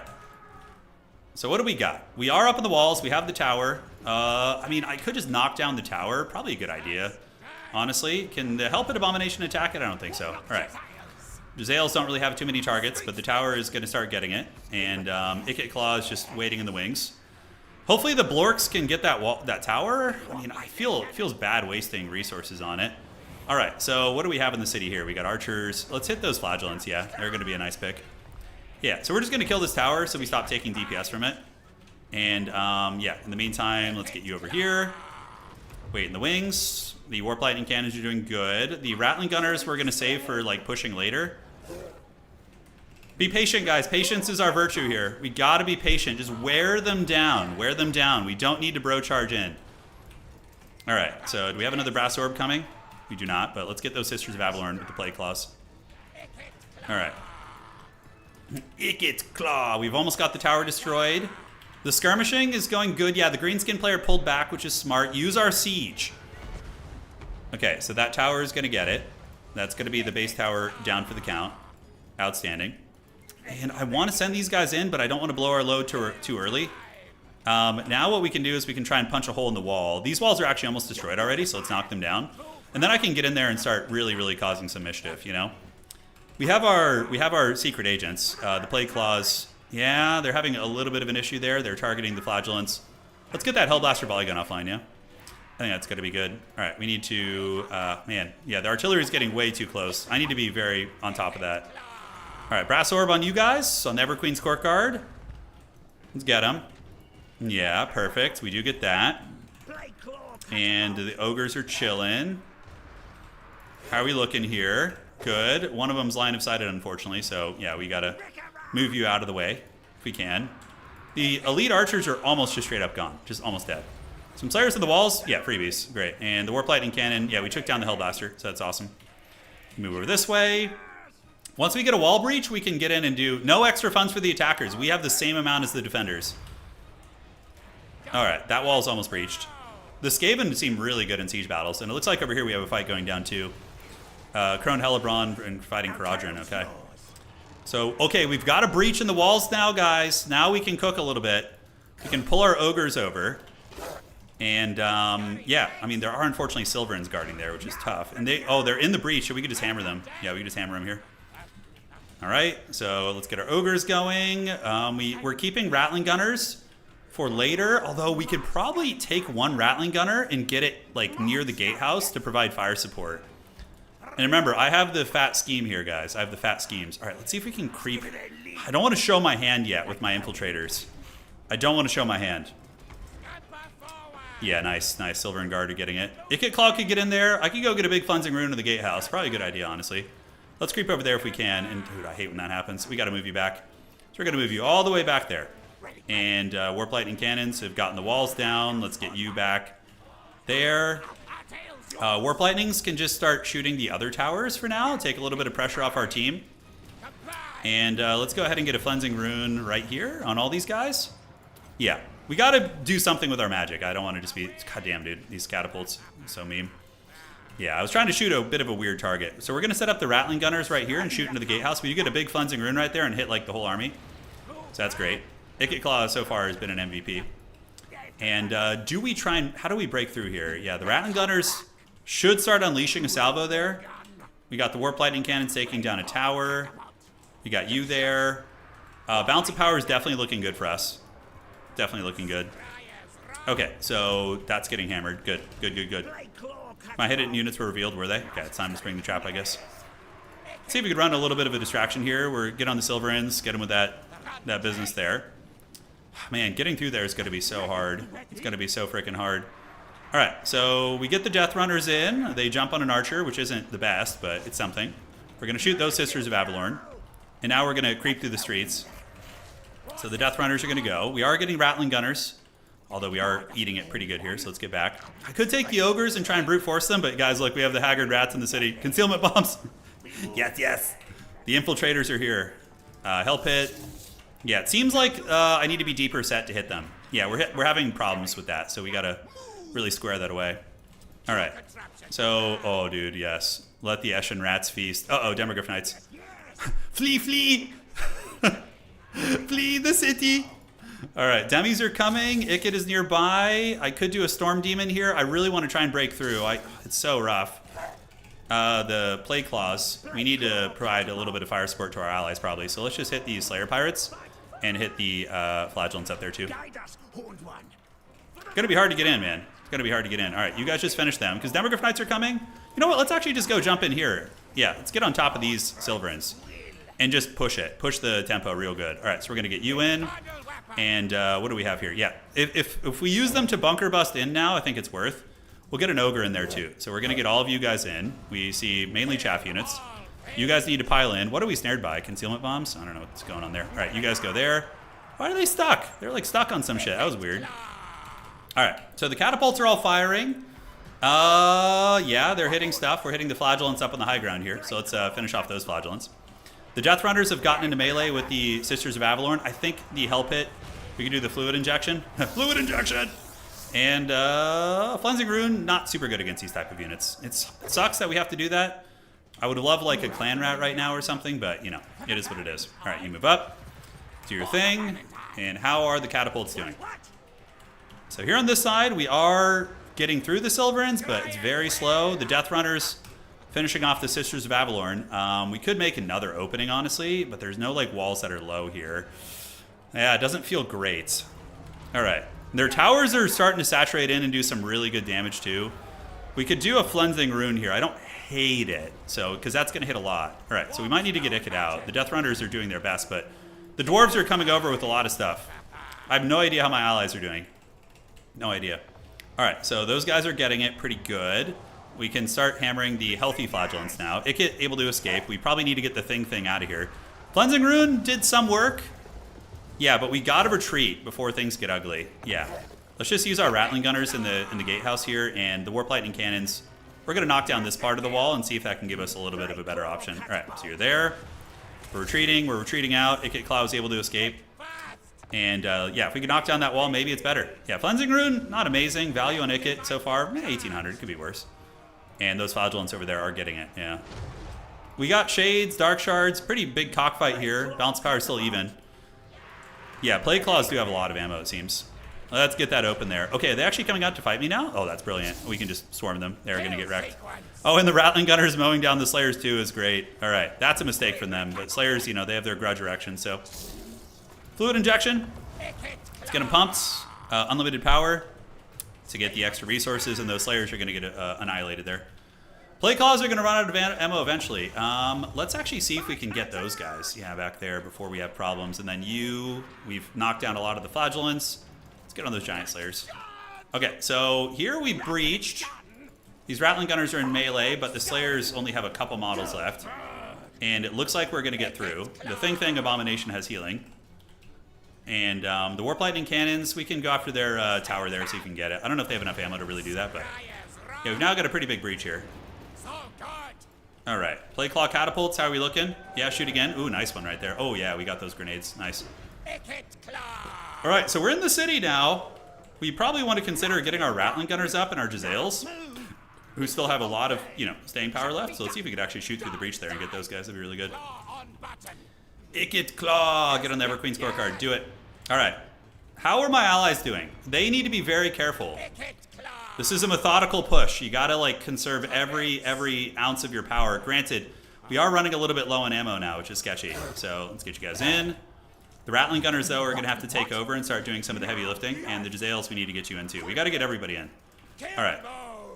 So Storm Demon, any targets we want to shoot? I don't know how good it is against, like, various targets here, but, we'll move in. Ammo on the Plague Claws. Let's have them halt for now. We do take those guys down. Those are basic spearmen. Let's see if we can get these Demogryph Knights. Yeah, we're going to put them in guard mode, too, so they'll stay put. Hopefully they'll just freaking shoot. Are you going to shoot? You're going to shoot. And did we get his tower down? We did take down one of the towers up there. And the other tower, let's see if we can get that down. Probably help our allies out a bit. Probably should have done that earlier, to be honest, but... Alright, so Flagellants are coming. The Ogres will Gorilla Pound those Flagellants into another dimension. So we're going to do that. And then we're going to set up our Rattling Gunners in the streets. And our Jezzails in the streets back here. And then we should just have a really good time. Okay, so almost out of ammo. Our Druchii allies are fighting hard. I need to get over there probably and get some big AoE magic on that fight. Like, getting that snipe on that lord would be very good. Alright, so the Ogres are coming, and we're moving here. You can't get Rattling Gunners on walls, unfortunately. It's really stupid, but you can't. Alright, so let's set up shop. And the Warp Lightnings have a little bit of ammo left, and we need to get that cannon tower up there, if we can. We'll see if it's possible. Alright, Rattling Gunners here. Rattling Gunners here. Ikit Claw and Company, gonna bash these guys, and I know there's a victory point back there, which I should be able to get, so. Yeah, look at the Rattling Gunners in the streets. The rats have gotten in. Alright. Despite all my rage, I am but a rat in a cage. Alright, let's get those Ironsides. Look for opportunities. The High Elf Lord is coming, so let's go ahead and get a Storm Demon on the High Elf Lord if we can. See if we can snipe it. That'd be pretty big. The Ogres are getting the job done there. Help at Abomination as well. And did we get the snipe?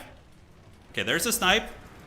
Oh, yeah, baby. Let's go. This is going to be clutch. If we get the kill on this Archmage, and can we get that Cleansing Rune? All right. Can we get the Cleansing Rune? Yeah, set up the machine guns. We do get the Cleansing Rune off. Okay, guys, that's pretty big. Nice, nice, nice, nice. All right, that's huge. And now we go get the back objective, which is going to be massive. If we can get the kill on that Lord, look, my Rattling Gunners are in the streets now. They're mowing a lot of shit down here. Mowing a lot of shit down. Ready, ready. All right, let's shoot those Slayer Pirates. Shoot the Slayer Pirates. Let's get the Jezzails to shoot the Slayer Pirates too. Although we want to get them all the way back if we can. Artillery, we have a little bit of ammo left. That is a Goblin Hewer. Slayer Pirates up here. Oh, dude, look at the machine guns though. Oh, it's doing so much work. All right, so let's go up and what are that? Slayers? Oh, that's hard. Yeah, Slayers are hard for us. We don't have good answers for them. We just got to shoot them. But those guys are doing work, and I think we got the High Elf Lord too. Bounce power is looking pretty good for us. You rats are out of ammo. You rats are out of ammo. Plague Claws have a little bit of ammo left here. I don't know if we can take that Dragonback Slayer unit. They're just going to trade too well with us here. So let's just let you guys shoot at whatever you can hit, really. But the Slayer Pirates are getting nailed by the Teethbreakers. We're going to use the smoke bombs, and we're going to run away. And unlimited power, too. Unlimited power. Slayer Pirates suck against Ogres. Yeah, they're not anti-large like regular Slayers. Okay, so the Druchii are still fighting. The Dwarves are still here. Yeah, it seems like just, I mean, maybe equal funds is the way to play this, you know? We've been giving the defenders such a disadvantage. Maybe equal funds, because this is equal. They have the same as us, so. All right, let's get you guys, go mess up those Slayer Pirates. Ikit Claw can get a lot of Winds of Magic. How much do I have left? I only have 14. So if I can get one more Cleansing Rune, that's going to be good. Oh, shit, Hewers, Hewers, Hewers. Oh, the Hewers. We don't want that. We don't want that smoke. All right, so the Rattling Gunners set up shop. Yeah, the Slayers, I think, have retreated. Let's send, like, a Rat Ogre back here to go try and decap this so I don't get nailed by cannons anymore, so we're going to go try and do that. I could honestly bring these rats in as buffering. Probably a good idea. All right, so you guys shoot. Help at Abomination and Company going to go in. Slayer Pirates are like a utility piece. Their shooting is effective, and they're fast, and, you know, unbreakable, obviously, is quite nice. Yeah, we're going to see Dragonbacks come back here, but we do melt these guys, and that Goblin Hero, though, man, it's a problem. They're falling back. I think we're starting to take over. They're running out of steam. All right, let's shoot into these guys. Do this. I do have 2 tournament players on my team. Yes, that's true. But Boone also played in today's tournament. I don't know about Aeon. I know Dimwitted is pretty good. I've seen him before, so. Okay. There we go. And, blasting charges, let's target you guys. Let's get that square captured to shut him down a little bit. And look, the catapult crews are still capture weight. We should have unlimited power here soon. Need to get on that friggin' thing right there. I don't even know where the crew is. It's all the way back there, I think. Yeah. Okay. So we're getting that capture point. Yeah, bounce bar is really starting to come in our favor here. Unlimited power. That should give us another Winds of Magic for a Cleansing Rune. Getting to the guns in the city is equals a bit too defender-sided. This was a good match, but I mean, yeah. Yeah, I don't know. It's too early to draw conclusions, really. We're going to have to play more games. And again, you have to take into account the experience level of the players, but like our whole team did a shitload of damage. Like I did, Shaq, and Max. We all did really, really big damage. Okay, man, unlimited power is so good. Now we're going to get you guys ready for the classic dwarf snipe. He's going to get it here. All right, so retreat, and you guys are going to go back here and grab this objective. And we do get a Storm Demon. It looks like it hit the ground. Cleansing Rune on Felix is going to be great. That'll basically hit both of them and should be very strong. The Zales are out of ammo. We're going to send them to the back. Got to run away here. And we do get a Cleansing Rune right there, which should help karate chop those characters. And the Slayers, yeah, we got to deal with them. The defenders can get artillery, absolutely. Yeah, they can put cannons and shit up on the hills. We're going to flip the script next game. I'm going to defend, and we're going to do the same thing. Let's see how that goes. Okay. So Ungrim's going to get it. We're going to get you guys here. We still have most of our army. Like, the value trading was good. Max must be doing some really nice work over here. I'm not sure what he's up to, but something good. All right, let's go there. Form the ranks. Go see if we can help finish off Ungrim. And our haggard artillery crews are waddling back to get this objective. That's great. So we got to do this. Ungrim's about to fall, and I think they're out of steam. I think winning it, yeah, you think a lot of player experience was the variable this game? It could be. Could absolutely be. Grimdelver's coming. Ogres go up the side of the city. And Ungrim's got 18 HP here. Heroic killing blow. All right, Ikit, get it done, buddy. Yeah, he got my Rattling Gunners there. That's pretty painful. All right, so we do get that offline. Yeah, man, I just like... We're raw dogging it here, man. But I think we have enough shades that'll get the job done. Grimdelvers are a problem, though. They really are. All right, let's rat up the side of the city. The catapult was really good, man. The catapults did a shit ton of damage. And also remember, we knocked down towers for our allies. We did a lot of useful stuff, I think. Always good to see the good guys win, yeah. All right. But we're going to keep the same players and switch roles because there's no lag this game. So usually when we find players who don't lag, we just roll with it. Army loss is kicking in. Yeah, it's GG. It's just unbreakable Slayers, basically. All right, so we're going to waddle with our huge legion, go back here, and Boone has withdrawn. Only 500 on the Abomination, but it healed and tanked. You know, that's something you need to consider. Ikit Claw. Yeah, the Shades probably did well. Like, it's really interesting how this worked, right? Like, we actually knocked the walls down and used the choke points. It was fun. That was a really good siege battle, actually. It was a really good one. All right. So now what we're going to do is we're going to flip the scripts, and we're going to be the defenders. So now we're the good guy defenders, and you guys can be bad guy attackers. Anybody you want. Anybody you want. Or you know what? Let's actually be... Yeah, no, we'll be good guy defenders. Good guy defenders. So we're going to defend the Eagle Gate. It's one of the classic ones we like to do here. And we're going to go High Elves this time around. Do we want to go High Elves? I don't want to play this. Lizardmen would be good defenders too, I think. Would be very strong. All right, so Aeon, Dimwitted, and Boone, you guys need to go bad guys. And the same thing applies. So you guys, Boone, Dimwitted. I feel bad saying that, but it's literally his name. Baldwin, I think? I can't find him in Discord. Aeon. You guys should have... All right. So there we go. All right. So Dimwitted and Boone. Oh, they're going mass greenskins. Okay, that's really fun. Greenskins are actually not bad in sieges. They have a lot of like cheap siege units that can do work. Okay, so who do we want to get? Probably we can go ahead and grab the Empire, which is going to be fun. Or do we want to do, I mean, Dwarves are always fun too. Bretonia, High Elves definitely strong there. The Wog is coming, it is. Yeah, we're going to get shelled in the city pretty hard by artillery, so we probably need to have something to return the favor. I'll go Empire. The big wog is coming, yeah. So the balance of power should, if it's done correctly, the balance of power should be even when we load in. Okay. Let's do that. We already have Kislev. No, we have Dwarves, 2 Empire, and Dwarves. Yeah. Dinosaurs would be not bad in there. You know what? Maybe I'll go Dinos. Yeah, we already have an Empire player. I'm going to go Dinosaurs. Yeah, I'll go Dinos. I never play Dinosaurs. We're going to go Dinos for you guys. All right, so what do we want to do? Ah, Dinosaurs, man. Okay. So let's do a little bit of this, a little bit of that. Yeah, I like it. I'm liking it. Now for the spells, we'll do that. Yeah, I think like we can be the defenders of the gatehouse, you know? That's going to be the plan. Okay. Now we have Kislev, Empire. Yeah, they've got the bases covered. Okay, so aside from that, welcome to Jurassic Park, yes. Indirect fire seems more... Direct fire was useful, though. The Warp Lightning Cannons were very effective that game.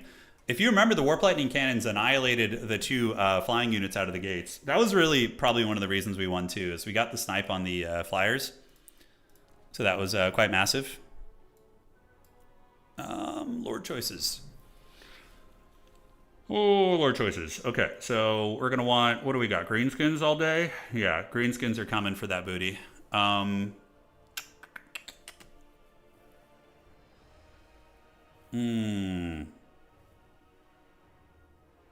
Yeah, indirect fire is definitely good on sieges, though. Yeah, it's not bad at all.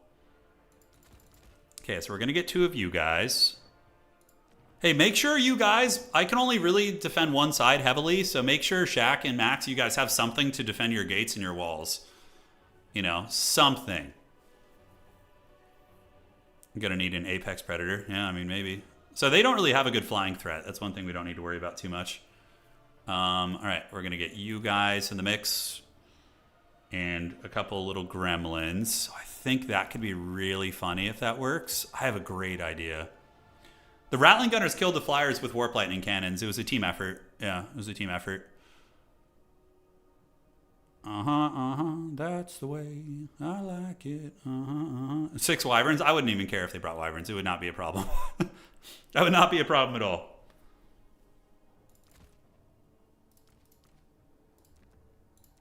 What does that actually do? Oh, that's interesting. So duration, that's actually not bad. So we'll get that.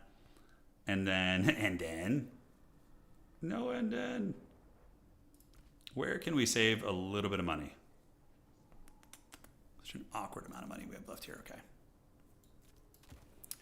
All right. So I think our army is pretty good. I think it's ready to go. They're going to siege us out first, and we're just going to have to weather the siege until they get in, basically. Although our allies might bring counter-firing weaponry. Yeah, Deliverance of Pizza. He's honestly not bad in siege battles, Croak. Yeah, he's not bad at all. Hey, make sure you have the correct amount equal to us. Darren Dimwitz is his name in Discord. All right, so Darren, you need to make sure that you have 6,600 remaining. All right.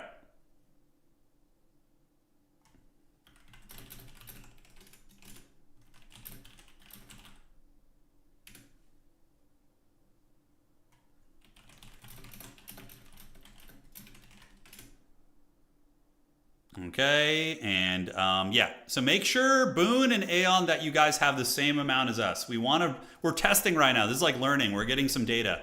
Having fun, too. The Superior Air Force. Yeah, Lizard Air Force is good. Absolutely. Yeah, absolutely. Interior Crocodile Alligator. And so the defenders are ready. We have Kislev, Empire, and Lizardmen on the defense. And, I mean, could they fly? Yeah, they have a little bit of flying, but nothing too scary, I don't think.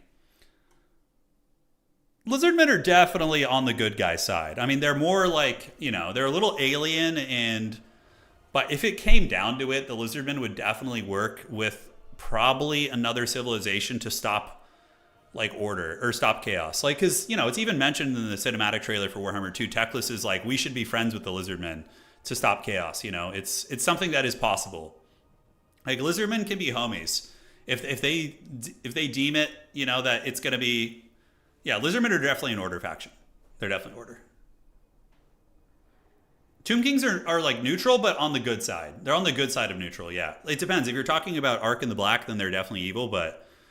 Like Cetra is, yeah, like a tyrant, but Cetra would work with the Order Tide to stop, like, Nagash, right? Or to stop chaos. Yeah. All right. They just want everything fixed, right? Yes. All right, guys. So, should be loading in a second. Just got to wait for the other team. They're having a big think over there. Pretty cool though. Yeah, I hope we'll see if we can win this. I think we have a really good chance of winning it. These sieges are fun to watch. They're fun to play too, man. I gotta admit, they're very fun to play. All right, Eagle Gate is here. So we won as the attackers, but just barely. With it was a really close game, and I felt like I was sweating pretty hard. And now we're gonna see if we can win equal funds. So, you know, they should have the advantage, or we should have the advantage. Excuse me. But maybe not. Maybe the walls are a disadvantage. You're just kind of like trapped in there. I don't know. Are the towers really good enough? Find out today. Now, I'm hoping the other side will be able to defend. Like, they can 2v and I can solo one side, maybe. Yeah, because I brought, like, a durable build that is designed to just, like, grind it out, you know? I told them they could bring 2 siege ladders each, and they have, so that's fine. Okay, and here we are. There's, like, little doorways in there. That's how they, like, get up, yeah, walls. All right, Aeon's loading in. Oh, old man stretches. Yeah, obviously Lizardmen are like territorial, so if like Order factions come in their territories, they're going to be like, what are you doing, dog? You know? Get out of here. So I went with like just a meaty, durable build. We are basically going to be rocking, we have Temple Guard. And the trick is to put them under the walls so that if your opponent has siege, they won't hit them. So we're going to have to basically be like a trash goblin like that. We have a Metal Slan, and we have 2 Saurus Warriors who are going to be over here as well. So Saurus Warriors and Saurus Warriors. And we're going to just basically hide all these homies behind walls. Get you here. We have a Scar Veteran who's going to be holding the gatehouse. He has the plaque that lowers leadership. Thought that'd be fun. The Dread Saurian, do we have to worry about Doom Divers? No. So the Dread Saurian's going to be fine. So we'll put the Dread Saurian by the gatehouse. So Dread Saurian with Temple Guard and the gatehouse is going to be really tough. And then we got 2 Rev Crystals. All right. So that's going to be going here. And then I do have 1 Chameleon Stalker. Now the reason for this is that I can maybe do some sneaky shenanigans at some point. We're literally going to hide them back here and see if we can sneak past his army eventually. You guys wait in the back of the city. So 5. We have the Croxagores ready to go there. So there they are. Perfect. Okay, so Max and Shaq, I'm going to mostly handle this side. If you guys, well, it looks like they are kind of split evenly. Just play it by ear, I guess. But my army's going to be rooted over here. And I can rotate if need be, too. Yeah, we got the Dark Lady of Nuln. Yes, it's glorious. Yes, Metal Casters are really good in sieges, too. They're really good. All right, ready? I think we will be in good shape. They do have Doom Divers. We just got to weather their artillery barrage. It's kind of fun. Like it's like a bit of a historical siege. There's like a actual siege where we're trapped. We're getting hammered by artillery. We're using the walls to hide. I think it's very fun.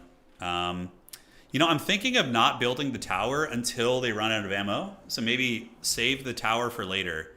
That might be a good idea, teammates, is not to build towers out of the gates. I know it seems counterintuitive, but yeah. Maybe. All right. Do that. We're going to do this. The boxing Croxagores? Yeah, they're great.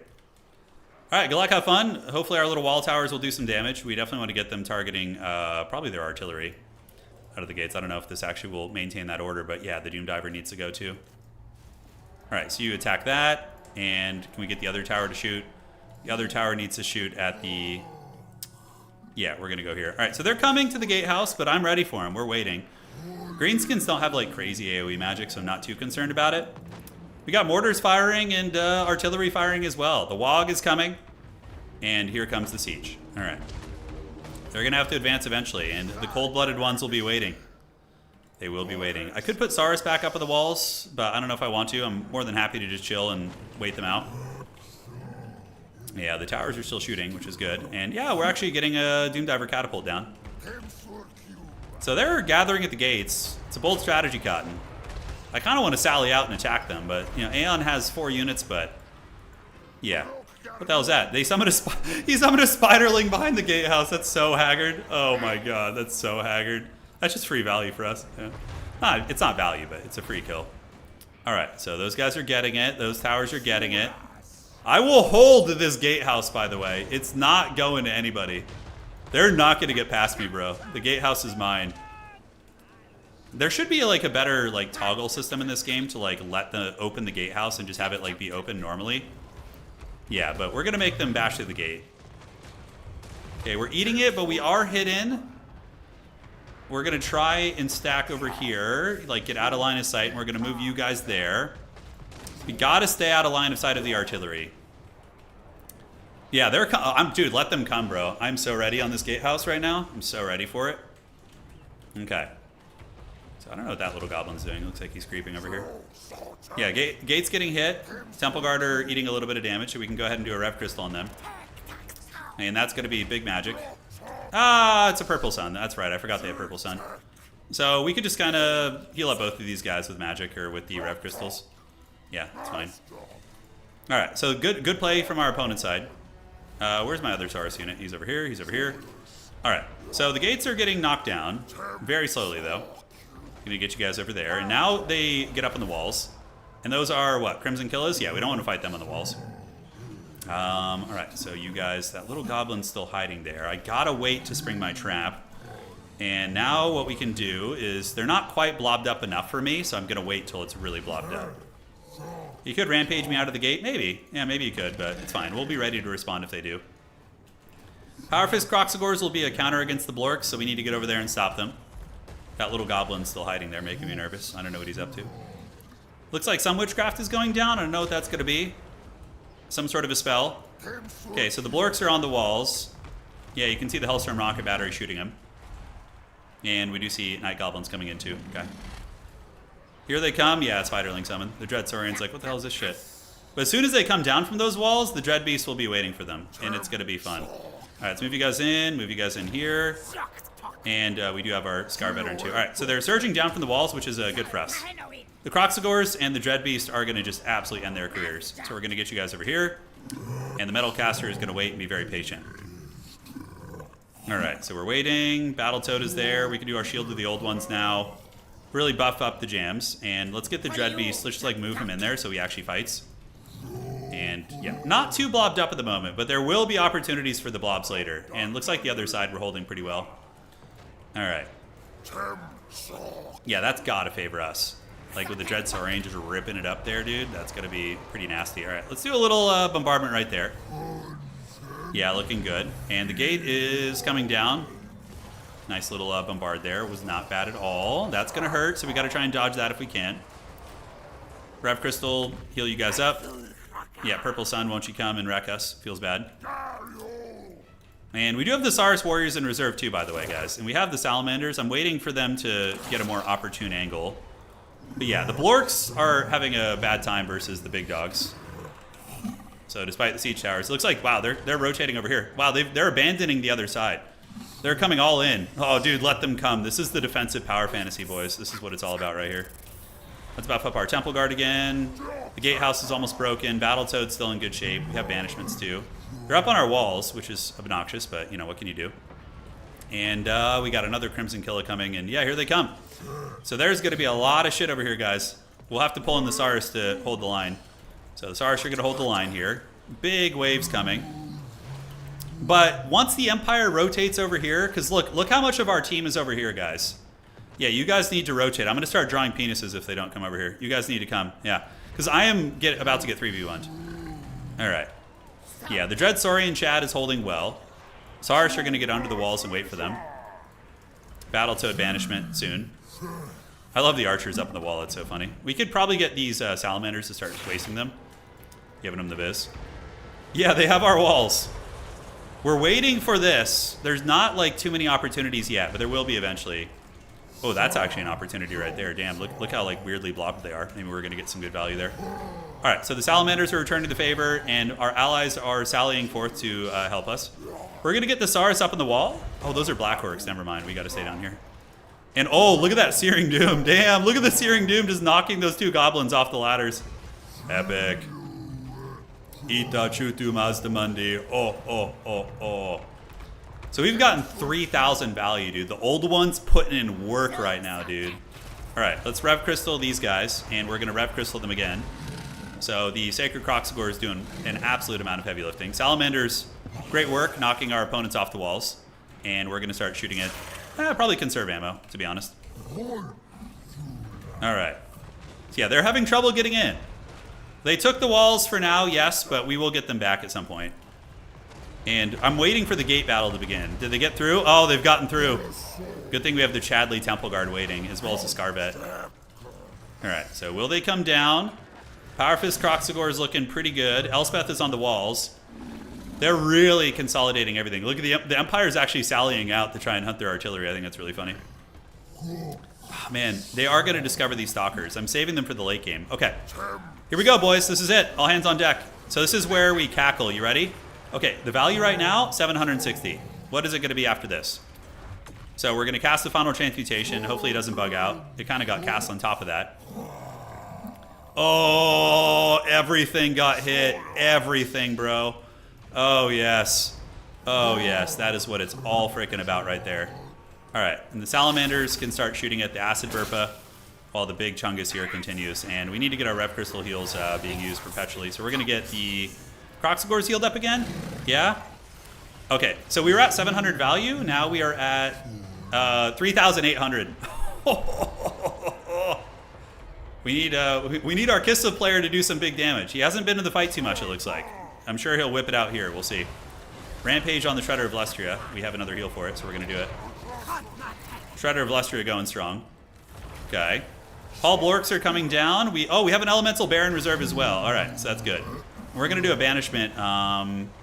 Yeah, I don't know where we want to do a banishment. Probably like right over... Let's save it. Let's save it. Okay, he hasn't noticed the stalkers. Is it time to make a run for it? Okay, it is. We're going for it, boys. We're going for it. They're charging. The sneaky. Hold the gates. Call in the Saurus Reserve. All right, we need the Elemental Bear to help. Yeah, that's a lot in the gatehouse here. And, oh, dude, it's going to happen again. You ready? Oh, another overcasted Final Transmutation. Oh, God, it's going to be so much. All right, we're making a run for it. We're making a run for it, boys. That hits so freaking hard. Shielded the old ones. Let's go on that spider. And we have the salamander shooting as well back there. Oh, dude. The old ones are just putting this game up here, man. Let's get you guys to help the Black Orcs. Look, we've ran the lines. Oh, we're going to get all that artillery if they're not paying attention. That one stalker unit is going to clean house.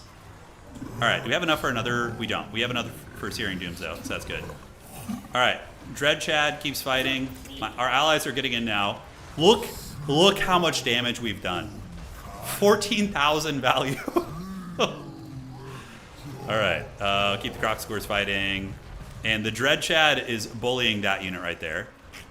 And yes. Now we get the artillery offline. Oh, dude. Oh, yes. Banishment in there, dude. They are getting banished at the gates by the children of the old ones, bro. Absolutely banished. All right. We're treating this like a campaign AI battle. Blob them at the gates. And look at the chameleon stalkers getting out there. Yeah, boy. All right. So, dude, oh my God, annihilated at the gates. Let's get our Dreadsaurian healing cap, by the way, with the double Rev Crystal. Who else we want to heal? Heal the Battletoad up to full, make sure he doesn't have a bad time. All right. So that gets the job done. Perfect. And, yeah, look, they're coming back, but it's too late, dude. The chameleon stalkers are already feasting. Oh, yes. Okay, now what we do is we run into the woods and hide in the corner and hope they forget about us and then come back later. All right, that thing needs to go. I think my allies can handle that. We got to hold the gate. We're going to army loss these guys, dude. It's going down like that. All right, let's drop a Searing Doom here. Dread Chad. We need to do the Plaque of Dominion. I keep forgetting to use it, but -8 leadership aura. Yeah, nice. All right. So look at the stalkers running into the woods like gremlins, dude. Oh, man, okay. Yeah, greenskins, probably wanted to siege us longer before doing that, I think. I think just, like, keep bombarding us, although I don't know how well our allies did on the counter siege. Itachutu Master Mundi. I know they were taking the tower to shoot. Yeah, look, army losses. Yeah. They were shooting at us with our own towers, that's right. Oh, yes. Dude, 20,000 value, bro. We got 20,000 value that game. Damn. Those final transmutations were nuts. He was responsible for 8,000 of it, just about 7,000. The Dread Beast, I'm sure, did very good, too. All right. Chad Frog. Oh, yes. Glorious, glorious Toad Gate punishment. Yeah, when you have even gold, you can't be as risky in the gate pushes. You can't do that if they have AoE. I think you gotta wear down the walls and push on multiple points. Damn, dude. Oh, dude, that was glorious. So Battletoad, 7,000 value. The healing was really good. Shredder did good. Croxy's got 1,500. Temple Guard held. For Kislev, Katarine did good. Little Grom's probably have line of sight issues there, but the bear was good. I like the bear choice. Yeah. Dark Lady did good. Hellstorm got about 16. Mortars, I'm sure, performed all right. Yeah, it's just blobbing like all their SEs in the gate, I think, cost them there. If they had done it on the other side, that would have probably been the way to do it. Like rotate to the other side where I wasn't set up. Might have been harder. Yeah, GG, well played. GG, well played. That was very fun. All right, so we're gonna try. We're gonna try being the. So let's go ahead and mix it up. So let's send. We can do. Yeah, I think it's an experience difference between the teams for sure. Is a big part of it. Final transmutation, just straight up punishment. Yeah, straight up punishment. All right, so let's open it up and do another. We can do. What's like another fort battle like that? Red Fortress is no. Yeah, Tour of Rest Fortified. Yeah. Mazda soloed 3 full. Yeah, he did. He was a beast. Final transmutation is really, really good damage. Just let me. All right, we're going to try and open it up to a 4v4. If it lags, we probably won't finish the game, but we will try it. What's another gate battle like that? Yeah, go ahead, Outer Region. You have your chance to join now, but you better hurry. What are some other like battles that aren't like Haggard Sieges? Outer Region, go ahead and join the other team. I think that would be more fair. Yeah. Join the other team. Or like one of our Max or Outer Region probably should join the other team there. Yeah, we're gonna switch the teams out. It wouldn't be fair like this. Yeah, great. So we got man, can we request switches? I think this game's lobbies are too primitive. Because our team is a little bit too stacked, I think. You can't request switches in this game, can you? Okay, this is tricky. How are we going to do this? Because I don't want to like remove people.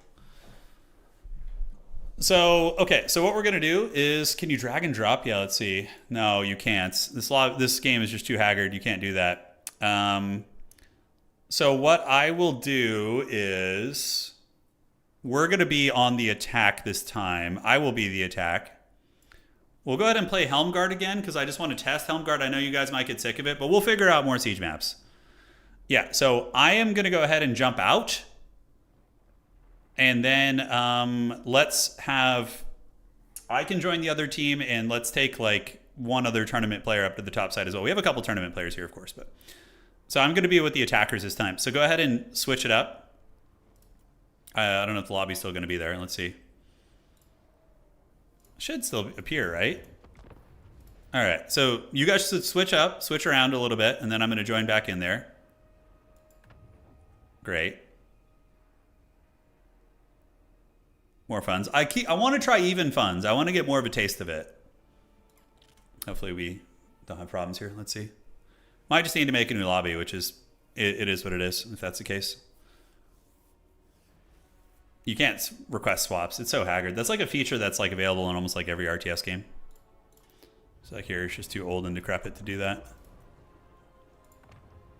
Okay, we're trying to rejoin. Lobby might be problematic. I might need to remake it. Might need to remake it. But to be fair, it'd be good to get some new people in anyways, too. Some folks who didn't get to play in the first ones. If I can't rejoin, we're going to have to do that. Load for me, brother. Load. I know, and there's no chat in the lobbies, too. It's so janky, dude. Classic modern gaming 101. Although, to be fair, sometimes when I play Company of Heroes at night, I'm grateful we don't have chat. Like, dude, people are so toxic in World War II games, especially in Company of Heroes. God, it is awful, dude. Okay, guys, I'm going to have to make a new lobby. That lobby's bugged. It's not working. I can't rejoin. So we're going to make a new lobby, and we need to fix the teams. So you guys are going to want to leave. 2. We're going to host that. And we're going to be on the attack this time around. We're going to attack Helmgart. And we're going to have equal funds. Even. Switch up to the top team. Okay, Max switched up there, which is good. We need to get one more person over here. So we got... Yeah, that's fine. So now we can get... we're going to need one more player down here. One more player. Great. All right, so we're going to do an attack. You guys play... We're evil. Good guys defend. Good guys defend. Okay, so is it time for the Chaos Dwarfs to just march you down, dudes? I think so. Ogres could be fun, too. It could be all Ogre now. All right, so how do we want to do this? Evil, evil, evil. Chaos Dwarves are really fun on the attack. Like, super fun. Do we just do a Dowie Czar? I mean, we have equal fun, so Dowie Czar might be good. All right.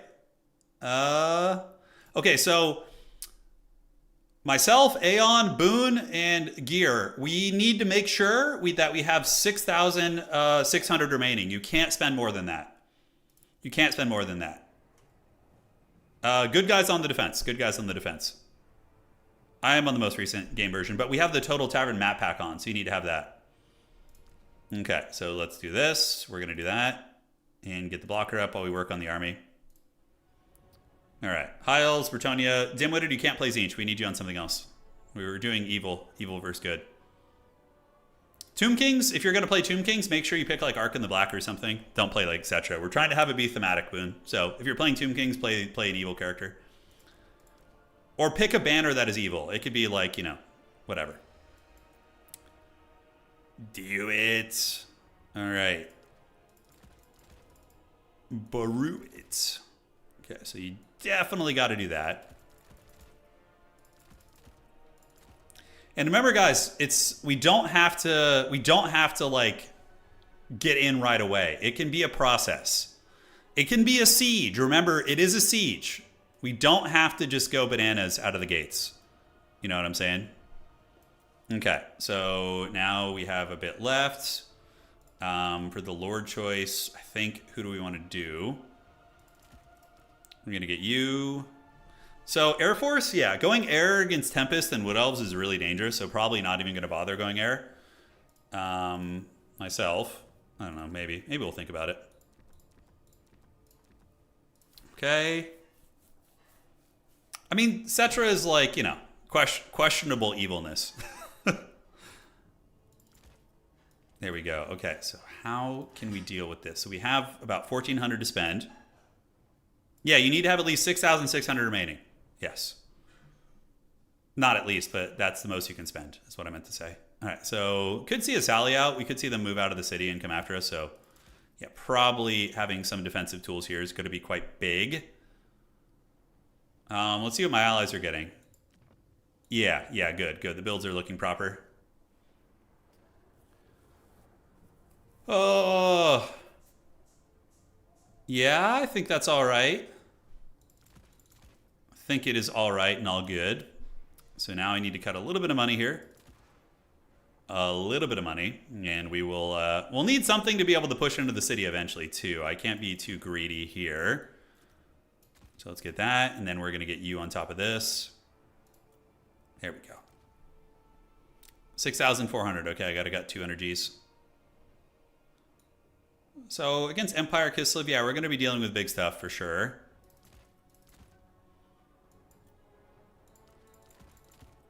Okay, 650. Looks fine to me. Any other spends that I want to get here? I don't think so. Get you guys out, and then we're going to go ahead and throw you in. Yeah, looks good. Yeah, looks good. Looks like we've got some tools. I didn't realize Granite Guard were like just as expensive as regular guys. Probably want to get some unpaid interns of some sort. You know, we need a little bit of unpaid internship. So let's get you guys and then you guys. Yeah. Unpaid interns just for like objective capturing is going to be good, I think. Don't think it'll be bad. All right, great. So I have 6,700. I'm good. Yeah, we got the right amount of money now. All right, so we have Chaos Dwarfs and Tomb King sieging. He's playing an evil Tomb King's Lord, which is great. And yeah, the defenders stand at the ready as well. Oh man, I'm an idiot. I almost forgot something super essential. Wowza, that would have been bad. That would have been very, very bad. All right, so let's get you, do this. And we're gonna go ahead and get... Yeah, they're not gonna be like as blobbed up, you know, this time probably. I think they probably learned their lesson from seeing the other fights. Final Transmutation's still good, but like I don't think that it's going to be that kind of a fight. You know, I don't think it's going to be that kind of a fight. Okay, let's cut you, do this.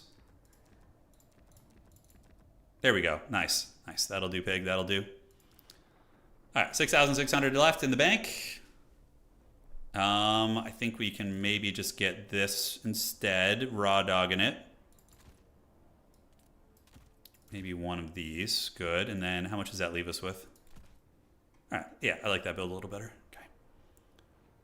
And 400. Unpaid interns. Interns. Great. All right, guys. Let's see if we can cook here and have some success. Yes. I think we have siege towers to bring if we want to. Chaos Dwarf. Can battering rams hit walls? I can't remember. We'll bring one just to see what's cooking. Can you send battering rams at walls? I just never do that in sieges. Sieges are just always cheesy in campaign. It's like flying over them or just like, you know, abusing them with artillery. I can't remember. I legit can't remember if you could do that. This one very ugly dog. How dare you, dude? How dare you? That is Wookiee. You put some respect on his name. All right. We got a perfect spend, guys. We got a perfect spend. Yeah, the Khemri banner is what it is. This will be the last one of the day. Today we're experimenting with even funds, so we have the same funds as the defenders. So far it's 1-1, but I think the teams were kind of imbalanced. But they have Outer Region and Maximilian over there defending now. It's going to be very tough. Very, very tough. No, he is playing the Tomb Kings, the Kings of the Tombs. Country roads, take me home. I've never, like, can rams just attack walls? Yes, but they're super slow. It's fine. You just put unpaid interns on them and you're good, you know? That's the way to do it. The big thing is going to be making sure they can't sally out and pull any cheese on us. That's, like, the biggest thing. Yeah, that's the biggest thing. The glorious Helmgart. You know, if we, as a community, get more into siege battles, I would be down to, like, talk to some of the map makers and we could make some cities that are, like, designed for PvP battles, which would be really cool. Like balanced, but also aesthetically awesome. All right, so we're going to get unpaid interns. Are you sure they can attack walls? I really hope that's the case. Oh, I really hope that's the case. All right, anyways, we have Shrieker. What sort of artillery do we need to worry about? Empire and Wood Elf Waywatcher sniping. We gotta have our artillery deep set, because if we don't, Waywatchers can vanguard on us and give us a really bad time. So we'll get a Fireglaive there, a Fireglaive here. So that's going to be 1, and then we have Dreadquake and you. So we're going to have you guys facing the wrong way at first, because Dreadquakes used to be bugged in that they would just auto-shoot. We have Zoltan and a Caster here. And then we have the Bull Centaurs. We have an Iron Demon who's going to be here. Okay. And then the Fireglaives probably want to be a little bit more deep set to prevent shenanigans. They can only go after the gate? Oh, are you sure? Never, yeah, I don't know. Worst case, we'll send the ram to the gatehouse with the unpaid interns, and it's like, you know, if we lose them, it's like whatever, we don't care. So we'll see. They only attack gates. Okay, got it. That's fine. Doesn't matter. Does not matter. All right, so we're gonna get Zaytan here. We got to watch out for the Vanguard deploy. So I'm over here. I got my big boys ready to defend my artillery, and my allies over here. Yeah, setting up their attacks. Okay, yeah, it's fine. We'll just put them on the gates then. No big deal. It's a great thing for the unpaid interns to do. Like, if we can get a gatehouse down without having to use real units, I mean, come on, chef's kiss. It's great. Feel like I have fun. Dreadquake mortars will unleash some salvos here soon. Curious how they're going to defend. You know, I'm really genuinely curious. In campaign, unit needs a wall attacker trait. Yeah, got it. Okay. All good. All good. Doesn't matter.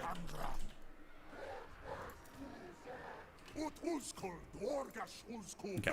Hold ammo. We got to be. You have to be very efficient with your ammunition. No, the unpaid interns are on the battering. Yeah, we have 2 rams. It's great. It is great, and we'll take one of the unpaid interns and go over here. Yeah, he's gonna go climb the walls and try and get the tower. Cheeky little guy. We'll see what we can do. But yeah, Wood Elf Vanguard is very sketchy. You got to watch out for it. Okay, did they try anything? Nope, they didn't. Okay, so it's going to be a good old-fashioned honest game. Dreadquake, and we can move you guys up a little bit as well. And Fireglaves are coming. Unpaid interns are going to go get on the walls. And so it begins. Battering rams, let's send you guys into the gatehouse. Oh, what the hell? Are they coming out? No freaking way. What the hell is that? Is that out of region coming out with freaking a bunch of dudes? All right. So we're going to start bombarding the, Void Nymphs Brawlers. Yeah, that's a really good target. And then we have another good target here. Nurglings Ironbreakers. If we can get those guys, that's very lucky. Okay, outer region's coming out, which is very dangerous. Coming out of the city here. Yeah, I don't know if I like that from him. We'll see. We'll see. All right, so the Shriekers are going after the big boat. What is he doing? Is this... I feel like this is going to end terribly for him. Let's get our characters. We do have a freaking net, so we're going to go try and net him down, actually. So we can get Zaytan, Sadistic Snare on you. And we have the Fireglaves ready to go. We're going to pull another Fireglaive, and then we have the Bull Centaurs. Oh, the Dreadquake! Oh, we annihilated those Void Nymphs Brawlers, bro. Oh, man. Okay.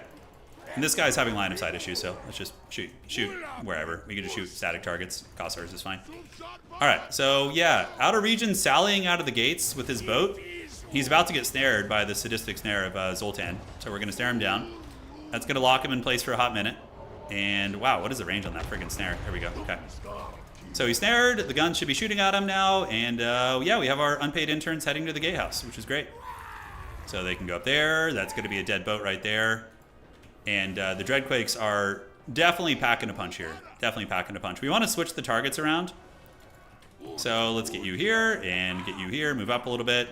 We have the Iron Demon. Oh, shit. The Iron Demon can just ram the walls? Oh, dude, that's so good. Did he get Ark in the Black? Oh, I didn't notice. Did he get a cheese on Arkin? If he did, that's pretty good. That's probably worth it in that case. All right. Kislev has gotten, wow, 3,000 value. Oh, that was Kislev getting value from something. I don't know what.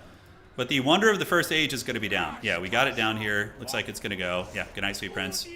And the unpaid interns are taking their battering rams to the walls. Look, we're climbing here. There's a bear there, too. Dreadquake in time. Let's go ahead and Dreadquake this cannon and this cannon. The Death Shriekers need to move up, and we need to start shooting at big targets. So we can start hammering into... Let's just move them up. Yeah, move them up here. They do have cannons in the city, which, yeah, are actually hurting my Dreadquakes. So we need to put some effort on trying to stop that right now. Because if I lose Dreadquakes, that's going to be really bad. But 2 Dreadquakes should beat 1 cannon. You know, at a little bit of a cost, but... Okay. So here they come. What were those even shooting? What were those even shooting? Do I just ignore the cannon and shoot denser targets? Maybe? Yeah, oh man, look at all those handgunners up in the high ground there. Alright, so the Iron Demon, okay, it's like shooting the walls down. And the Dreadquake is... We're going to give it one more try there. Shooting the Cossars here probably is fine. So let's actually split the fire a little bit. I think that's good. Fire Chad's going to move up. Fire Chad's moving up. And yeah, the unpaid interns are knocking down the gatehouse. I mean, hey, man. You know, what's the complaint about here? The Iron Demon is Okay, it can shoot the walls down, but it's a very slow process. I could move my characters up, but it feels sketchy. Oh, you guys ready for this? Y'all ready for this? Oh, yes. Oh, yeah, you guys ready to see the Nurglings feast a little bit? Because I am. It's a big siege battle. I guarantee you he's not watching right here. Oh, Flames of Asgore. Yes, punishment. All right, let's get you back. We need to keep you alive. And it looks like the cannon is almost offline. Yeah, it's almost offline here. So we're going to send you guys back. We're going to get the Death Shriekers to start shooting at, let's see. So we just annihilated the Nurglings. We're going to get the rockets going right here, and we need to get you guys back. Yeah, they need to flee. We're going to pull our Sorcerer back. He's going to reforge the Dreadquakes. I think reforging there is going to be good, but the cannons are actually doing really good. Yeah, very good. And yeah, we got our interns up at the walls. That's fine. And those cannons, yeah. Shaxcraft's cannon is really, really giving me a bad time. We need to get the Dreadquakes back because they have so much ammo. So, ouch, ouch, ouch, ouch. Is it almost out of range? The cannon should be getting range here in a second. And hopefully it's going to rally. Otherwise, I could be really far behind. Could get Fireglaves up on the walls. Yeah, we're going to go ahead and start ripping shots here. And the Death Shriekers are shooting at the bear right now. So let's see if we can nail these guys down. So we're going to go Spray Fire mode, hit the Void Nose Brawlers. And the Gatehouse is done. It's in check here. Our Dreadquake. Oh, did it really shatter, bro? Oh, that's so unfortunate. Just really shitty control on my part. That should not have happened. Okay. So Zoltan is waiting. We're going to just pull you back then. And I don't think we're going to get this wall down anytime soon. Maybe move up and just get ready to climb the walls with these guys. And the Death Shriekers, yeah, doing all right. Yeah, there you go. Screaming Skull Catapult's connecting, doing some good work. And we do have one Dreadquake left, which is good. At least we have something. Yeah, we're not like completely in the, dead in the water here. All right. So the Rocket's Red Glare. Let's get you Gremlins to see if we can sneak back here. I think that's going to be good. And Zoltan and our Sorcerer, they could try and climb this. I don't hate the idea if the Sorcerer's with him. What do we got there? Is it just these guys? Yeah, Dwarf Warriors, Dwarf Warriors. And the Demon Train needs to go over here. Yeah, it's getting targeted right now, so we need to get those guys there. Let's get you guys to climb here, get you guys to climb here. And we're going to try and get our guns on the walls. And in the meantime, we're going to scurry and try and backcap them. It's going to be pretty funny. Yeah, the Dreadquake tried its best. It paid the iron price. Little Groms do have the range advantage on us too, so we got to be very cautious with the artillery here. Bull Centaurs go hide under the walls. And you guys climb, and you guys climb. Oh shit, we have a siege ladder here. Yeah, let's just go up there. And you guys, nope, let's do this instead. And yeah, those guys can climb that, that's fine. So we'll take the siege ladder, it's gonna be good. Look at the unpaid interns scrambling for the back, it's so funny. All right, so how are we looking here? These are Norgumling's Iron Chads. They're a bit of a problem. They have a lot of siege, balance power is still even, so it's a close game. Oh shit, okay, I did not see these guys. Are those like Wilded Rangers or something? I think so. Dreadquake just got a direct hit. Funny. Yeah, do we shoot at the Norgumlings? Maybe. And let's go ahead and get you guys, do Flames of Asgore right there, and basically just end their careers. Hopefully it will. The Tomb Kings are advancing in the middle. Unpaid interns are doing it, and Flames of Asgore just basically deleted their source code. Fireglaves, we want to get them over here and get them shooting, and the other Fireglaves are coming up the siege ladders there. I'm a little bit nervous about getting into the city with my units, but Zaytan's a decent fighter, so he can probably survive it. I could also nuke the walls down. There's the Elemental Bear, so let's get the Spray Fire on that bad boy and see if we can get him with a Shriek. Yeah. Alright, so we're on the walls. Our unpaid interns are going to go creep back there. I wish I could get these guys in. I'm almost thinking that we want to knock down something to get our Bull Centaurs in. Do we have any walls? Oh, they're damaged there. Okay, yeah, we're just going to focus that down and see what we can do. Fireglaves on the walls. Going to start shooting. Should be pretty good. Losing that Dreadquake was really bad, by the way. That was terrible. Absolutely terrible. Shaxcraft is killing it. The Dwarf player with his cannons, he's just like a menace, dude. Alright, so let's do that. We're going to knock a wall down. And now that the Fireglaves are on the wall, it's pretty freaking awesome. And yeah, we're doing it, man. Our characters are here. We do see Felix coming over. We're going to go get up on the walls here. And that wall should be down in a second. Then we can get the Iron Demon in and our Bull Centaurs and stuff, so it should be pretty good. Yeah, we do see Oath Brothers of Tor coming. We're going to climb back up on the walls. Shooting is still in full effect here. And these guys can shoot at the big dudes there. Walls are about to go down, and then we're going to switch onto the tower here to probably get that once these are down. Yeah, that's going to be the plan. So Zaytan and company, let's get them up. Fireglaves are still going. Almost down. One more volley should get it done. We can maybe even help with the shooting here. Flames of Asgore has been really good. Let's pop the Reforge on you. Okay, shoot those guys, and let's get them both in guard mode. Make sure they stay up in the walls, and I don't know why Zaytan can't get back up here. All right, perfect. So now we can get the reinforcements coming in. The Iron Demon must come. Zoltan is getting his butt kicked pretty bad. All right, everybody in. Everybody in, party. Oh my god, is he dead already? What the hell? How did he die so fast? What the hell was that? Oh my god. All right, well, let's get this tower down. Dude, did you guys see that? He got killed so quick. I guess I was looking at the wrong HP bar, man. Oh my god, this is a disaster right now. We're definitely going to lose this, I think. Holy shit. All right, so let's get you. We're going to get the Flames of Asgore in the infantry here. Pull it up. And Felix is going to get it here. Oh, the wall? Wait, no. That actually happened? See, I don't play campaign. Did he fall through the wall? Oh, man. No freaking way, dude. A piece of the wall crushed him? What the hell is this? What game am I playing? All right, let's reform the ranks here. All right, Bull Centaurs, get in. You guys should have some good fights here. I didn't know it worked like that. Oh, dude. Okay, well, lesson learned. Jeez Louise. All right, Dreadquakes. We're going to get you guys. Did you guys finish off the wall? Looks like it. We're going to get you guys to maybe focus these now. I think that's going to be fine. Bull Centaur is fighting a fight, and we do have the... what the hell is with my Chaos Dwarves? Look how they're lined up. Look at where they are. Oh, my God. Look at the jank, bro. I didn't even know it worked like that in this game, to be honest, dudes. I had no idea. All right, let's get you guys out. We need to retreat a little bit. Our Fireglaves are just, like, doing God knows what. These ones, at least, are shooting something, so we can put some hurt on you. Let's bring you guys back out here and attack Niarska. Well, we basically threw right there for ourselves, but maybe my allies can still carry. I don't know. How are we doing? We're actually doing the most damage on our team, just about. No, actually, Gear is doing better. Yeah. All right, so we have the Dreadquake coming. It is going to shoot at the Ice Guard over here. And now the Fireglaves are doing good. At least they're like where they should be. The Tarok should be able to chase that character down, so I don't need to babysit that all friggin' day. And yeah, we're up on the walls having a good time, man. But now we're gonna get Gotrek on the walls. It's like a friggin' movie scene, dude. No, I didn't think that actually happened in Total War. And what do we have, Hawk Riders out here? Oh, yeah, that's fun. Okay. We got some Hawk Riders chilling. Let's bring back some guns just in case. But I mean, Hawk Riders will take like 10 years to kill us there, I think. Okay. How are we looking? Yeah, the Fireglaves on the walls are chatting it. They're actually doing really good. We have the Iron Demon. It can come and shoot upwards a little bit. But yes, the Death Shriekers are wearing down the Bear Riders. We've got them just about broken. I think we're cooked, though. I'm kind of running out of steam. My allies aren't in the best shape either. I've thrown pretty hard. Like, letting a Dreadquake get killed is so stupid. That shouldn't happen. And it looks like back here the Hawk Riders of Doom are yeah, causing some havoc.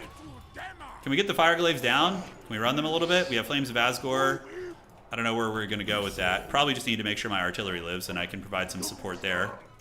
So retreat, retreat. You know, we got to get out of there. I think everybody's got to get out of the city right now.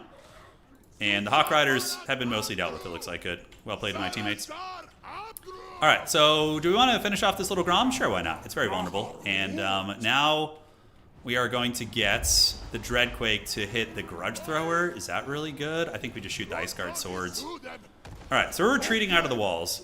Yeah, Zaytan got crushed by a boulder, bros.